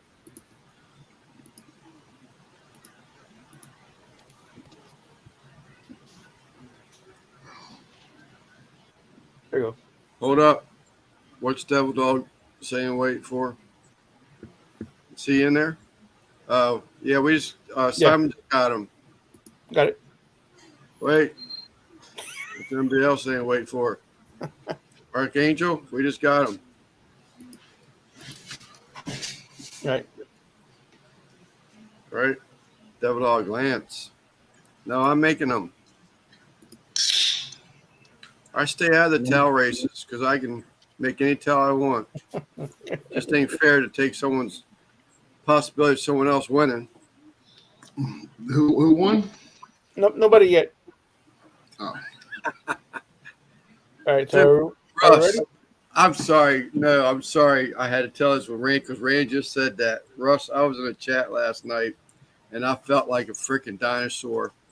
They were talking back and forth and they started getting confusing and it reminded me of the Abbott and Costello. And I said, who was on first?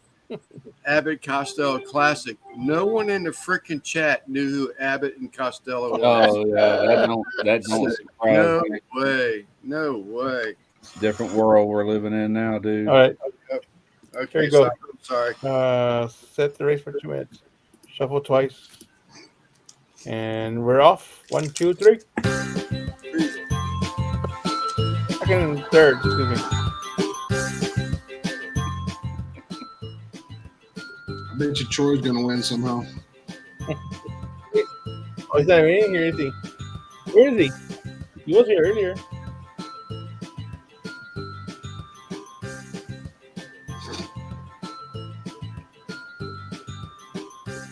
I don't know what happened, but now I need a tan. When I shuffle you guys, you get a different number and a different little character. Oh, okay. I am number 11. No, that's a good sign for me. Oh, really? Change the people in the boat when you do that. Yep. Oh, is that right? Here's the number also. Oh, I the both thought you numbers. took the whole boat and moved it. Who you Oh, have that's here? why Mike H is saying he's well done. I'm well done. Look at me, man. I'm a dark Mexican. Eric's sporting a little bit of a fro himself. Oh, there's Eric. Yeah, I think we're the same guy, man. Eric. Actually, I think Simon's your brother, Eric. Or Eric's your brother. They look like two same guys, aren't they? Yeah, it's the same little guy. Oh. Got Mario coming up. Russ is coming up. I'm too Oh, far up. everybody ran again. A whole lot of them pulling back. Yep. Here we go. 1, 2, and 3. Here we go. 1, Come. 2, John 3. L. running back toward the front. Mike. Barbecue Mike. And Eric. Mike H. Ramey. hold on. Barbecue Mike, Eric, and Mike H. Dang, I was right.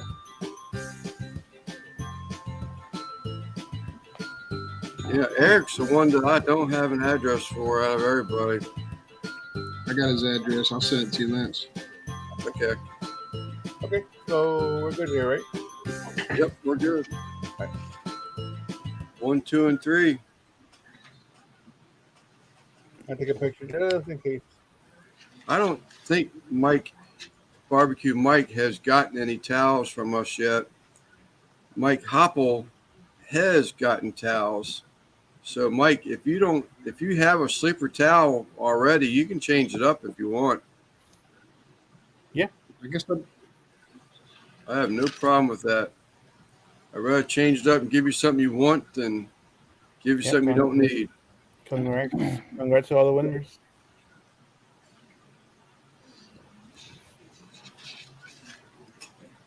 You're welcome, Barbecue Mike. I think I have I Eric. can't remember. I mean, I follow Eric on Facebook. I can just message on Facebook. Dude, how? It's not written in Chris's little book. You do, Mike. First one I saw. You've got you won one. Eric just sent me his address, Randy. 66. Me too, Eric, so I can put it in. So Christy can put it in her little book. I don't know how the hell you're not in there. Eric, on 66, you won a sleeper towel. So I'm Eric, looking at the damn thing. Mike H, on 66, you won a towel, a sleeper towel. So if you want to change it up, Yeah, Mike H won. I think during my live last week, or it might have been Randy's. I don't remember. it was one of them two. Whatever the 66 is. I guess I didn't know it down. So Mike H, Smoking Joe's. I don't have Smoking Joe's logo. I have a unauthorized copy of Smoking Joe's logo, but I don't have his permission to make anything with it.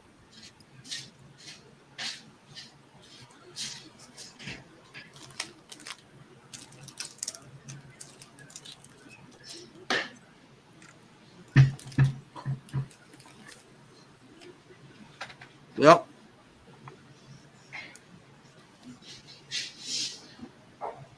Russ was pushing his new version. Thank you, Eric. So we're gonna switch up Mike H to a Russ Jones. I don't have a Russ Jones towel. I thought Barbecue Mike won that. Is Mike Happel? Okay. Eric, it's an E. What? E9141. Just say his fucking address on live. I didn't write. I didn't say all of it. You have it now, Randy? Then? Oh shit! Eric sent it to Christy. Okay.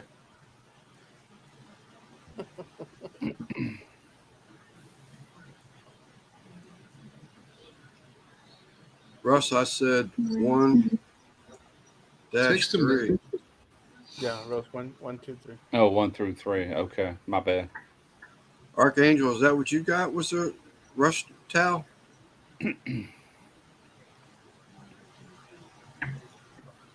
There's his response right there. It's an E. It must be. Some weird Yankee shit. Easy. Lance, toss in a yes, I can. Hop on me. For Mike H. Mike H. Bow, chitcha, bow, wow. I just sent you a picture of it, Eric, or Lance. He already had it. Eric emailed him. I texted him. Well, fun then. What the fuck am I in here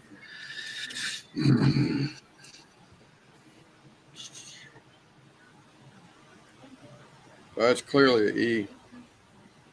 Yeah.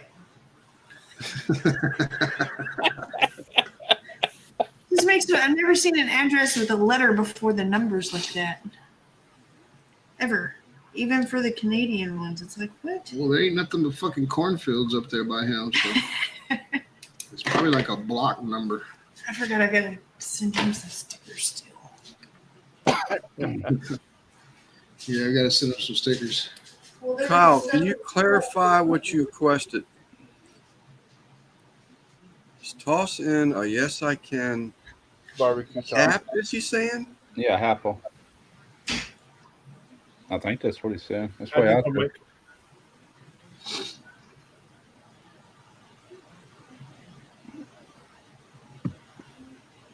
Yes. That Cap. hat that you made was pretty badass, Tim. Lance, I like the way the logo came out on it. The Mike and Chris, you said something after I sent it. So I'm surprised he didn't do it offset. And I said, well, I know Mike Hoppel got to change the color. I said, I didn't hear anything about stitching it offset. Yeah, their roads up there are kind of weird too with numbers and stuff. You know, I remember that last year. Oh, Hoppel. Yes. Yes, I can. 2, please. All right, we got that now. I understand that now. He just shortened his name. Yeah. I didn't know if he was trying to say Cap, had a fat finger moment, or.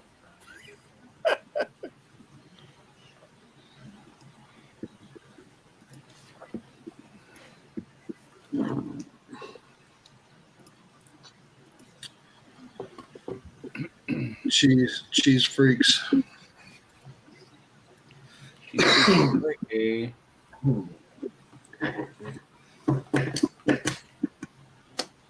And I got it now, Eddie.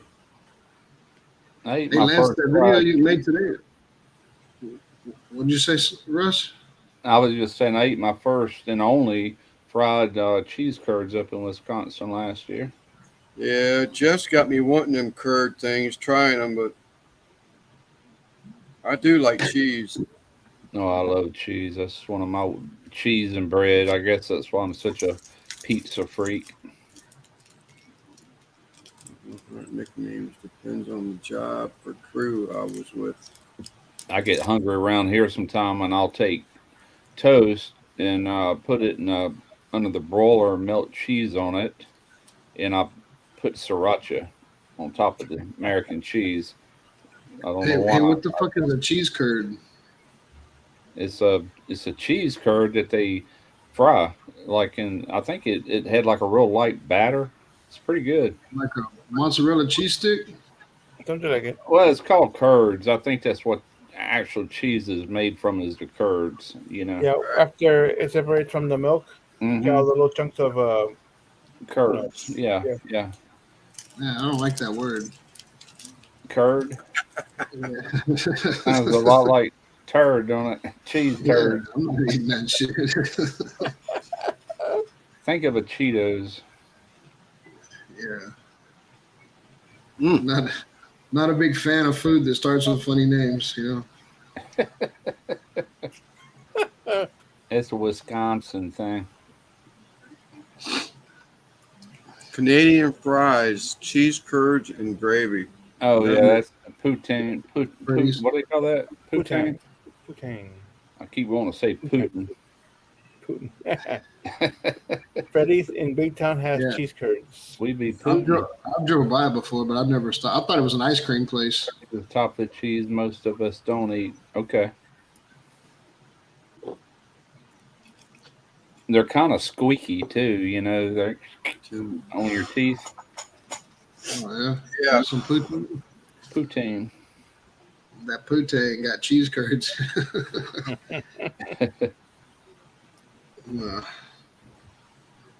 Just funny about weird words. Like, what was something Christy was asking me the other day? I told her I didn't like it. And she asked me why. I told her it's just a funny word. I don't like to say it. Poutine. I had a subscriber send me a bunch of cheese from Wisconsin one time, and there was a bag of what they call squeaky cheese, and that's really what it was, like cheese curds. But I didn't care for them just straight out of the package too much. Is there no flavor to them by themselves? Yeah, I didn't care for that squeaky. It was waxy, kind of. It just wasn't like cheese. Yeah, that sounds pretty horrible. Yeah, I didn't care Like for it much. styrofoam. Like I fucking think- styrofoam, like packing peanuts or something. Some of that cheese she sent, man, I mean, it was a big old box. Golly, sent me some Wisconsin beer and what is that? Spotted Cow. Sent me some of that and all kinds of cheeses. All the other was pretty good. I order from that Wisconsin Cheese Mart every now and then, probably about once a year. They got certain cheeses I just can't get around here. I sneeze, then I look for the mute button. I don't even like cottage cheese. Oh, wow. I can I eat the whole. was telling my wife the other day, since we're on the even eat type thing, don't eat it much, is salmon. I've had more salmon this year than I've had in my lifetime. I've never ate it. Fresh Never or ate like that, the can? that fancy fish. Yeah, it's not Fresh? one of my favorites. Yeah, I don't really. I like fuck it with cured. I like it cured and shaved, but outside of that, that's about it. Seriously, Germantown tourist area, meat cheese curds, small batch beer. Yeah, Christy will make salmon patties, and I'll eat them. They're fried, but I don't know. I'm not asking for that. When she asks me what I want for dinner, I don't say, "Oh man, I really want some of them salmon patties." If they're ready, I eat them. But Yeah. Oh, not we'll my do favorite. that. Matter of fact, I think there's some cans up there of Codfish patties in it? pink salmon, I think, just to make fish patties with. Yeah. That's just in my supply of stuff I've been stocking up on. Oh, it's mackerel. Either way. I like them hairy, Kyle. Give me the bush.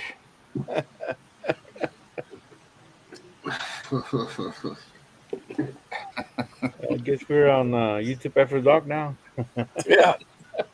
Yeah, mackerel. I like canned mackerel too. In Should've the known. patties that you batter and fry.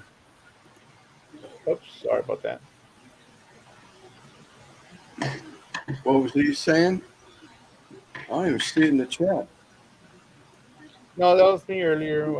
I had Okay. I favorite the comments. I can see who was in a race. Cottage cheese on top of hamburgers? No bun and sweet corn is a favorite of mine. Hey, you're on you're on your own, Quint. When that gets served, I'm gonna let you have mine. Yeah, I don't even know if I like that. Another one of them things. Cheese, cottage cheese on top of hamburgers, no bun, and sweet corn. I do that too every once in a while with cottage cheese. Just get Fritos or chips. Just use it. Looking at old ladies' legs, it just turned me off on cottage cheese. That's kind of where I'm Or at. their butt cheeks in a pair of spandex. Dimples everywhere. Yeah. Cottage cheese is more of an adjective to me than a noun. Yeah, Everybody saw I don't block. like cottage. I like yogurt, but I don't like cottage cheese. Sweet salmon Yeah, with Margarito. blueberry balsamic reduction is my main dish. Someone's I fancy tried over here. that. I think Yeah, I Archangel tried was it. a chef, so Archangel was a chef, so he knows about all that extravagant. Okay. That makes more sense. Yeah, he said he's Shrimp he kebabs was with bacon. a chef or whatever and ever. Yeah, I try that. That's for sure. My mom used to buy cottage cheese only when she was on a diet trying to lose weight. I've tried it. It just to me don't have no much flavor or something. I don't know. Yeah, that's why you throw fruit in it. A lot of people use it like in lasagna, but I use that ricotta, which I like better than cottage cheese. But I can live without that too. Just put the the mozzarella in mine, stringy, gooey mozzarella.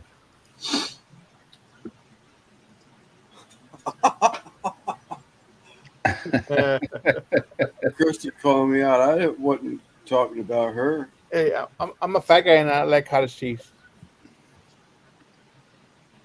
God, I can't remember last time I tried it. What time was dinner? Yeah, I Angel? was No about to kids? say it's been Probably years. 40, probably 50 years ago. I'm just basing it on memory.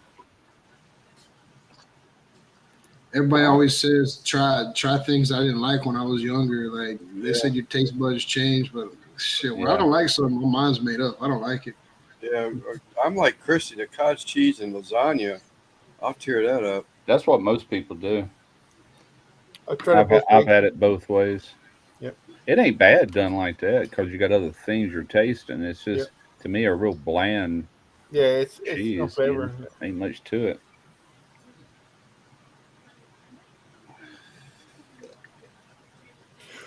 Ooh. How much longer you gonna go, Simon? I think I'm fixing to bail on you. Yeah, probably not much longer, man. I've been on for 5 hours and I only had like You got 3 more minutes. You got 5 hours. I only had like 3 hours last night. I'll hang out until you get ready to go off. I still got I got a whole nother can. A Coca-Cola. I'm Italian. We never used anything other than ricotta. It's not ricotta. There we go. There's some cottage cheese. Mm-hmm.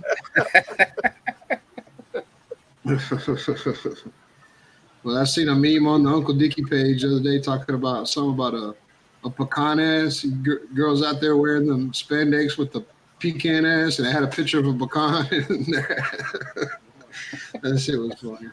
Sago. I've never had a sago. If I didn't, I didn't know about it. Had a what? A sago?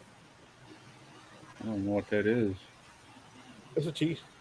Asiago cheese. Asiago. I'm sorry. Asiago. Yeah, I know what that is.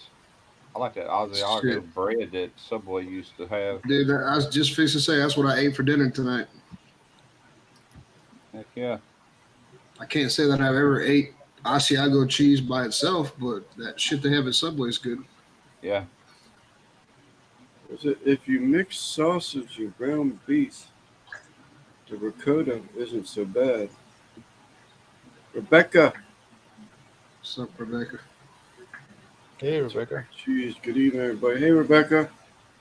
So I say I don't use really either one. If I make a lasagna, I just put the shredded mozzarella in between the layers. That's what I like. What's our next collaboration video gonna be, guys? I don't know. Something we can talk about tomorrow, probably. Well, that, but you do know, don't forget that if you're interested, Poor Guy has got that coming up this coming Saturday, a cook made with leftover chicken. Oh yeah. Who is that? If you're into it, Poor Guy, Rob. Oh, that's Rob, right. Poor Yeah, Guy and the Grill. yeah. Oh, Yeah, I he's love Poor feta. Guy Outdoor or something like that. I love feta. That's a whole different ballpark. And say I'm one of the guys that like blue cheese. A lot of people can't stand it. I like blue cheese and Oh, Stilton. fucking blue cheese. That place up in Wisconsin. That's what I always order is that Stilton blue cheese. Man, that stuff's good. I make my own blue cheese dressing. Mm, I'm Yeah, I getting don't fat. fuck blue I'm cheese. getting fat How just many thinking about blue it. cheese fans are in the crowd? My wife cannot stand blue cheese. A lot of Blue people cheese? can't. I love it. I Now, love like it. Tarina, Yeah. she don't like it, but she'll eat. What's that other one that's light blue cheese? It's a type of blue cheese, but it's my ex-wife used to buy that because she liked that, but she wouldn't eat regular blue cheese. I'm like, it's blue Yeah. cheese, you know. I can't remember what it's Anything, called. anything Blue you want to cheese do tastes with mustard. leftover chicken, Archangel, anything, it's your call. Is there like a hashtag or anything? There is a hashtag, but don't ask me what it is. I don't remember it. All right. Oh, yes, I do. Hashtag two-time and chick. I Oh, think that's it right. was. That's right.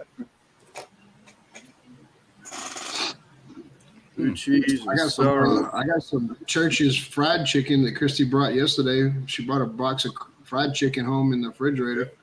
So I got Well, leftover chicken. Make some taquitos out of that, man. Yep. Pull it off the bones. Well, we hit the 5-hour mark. So I think I'm gonna call it here. Okay. We'll see y'all tomorrow on Randy's live. Yeah. All right, everybody in the chat. Lance, Russ, Simon, thank y'all for letting me up. Later, Here, guys. let me do a boo impression. Love and grass and There we go. Gargonzola. All right, y'all have a good night. All right. All right. Later. See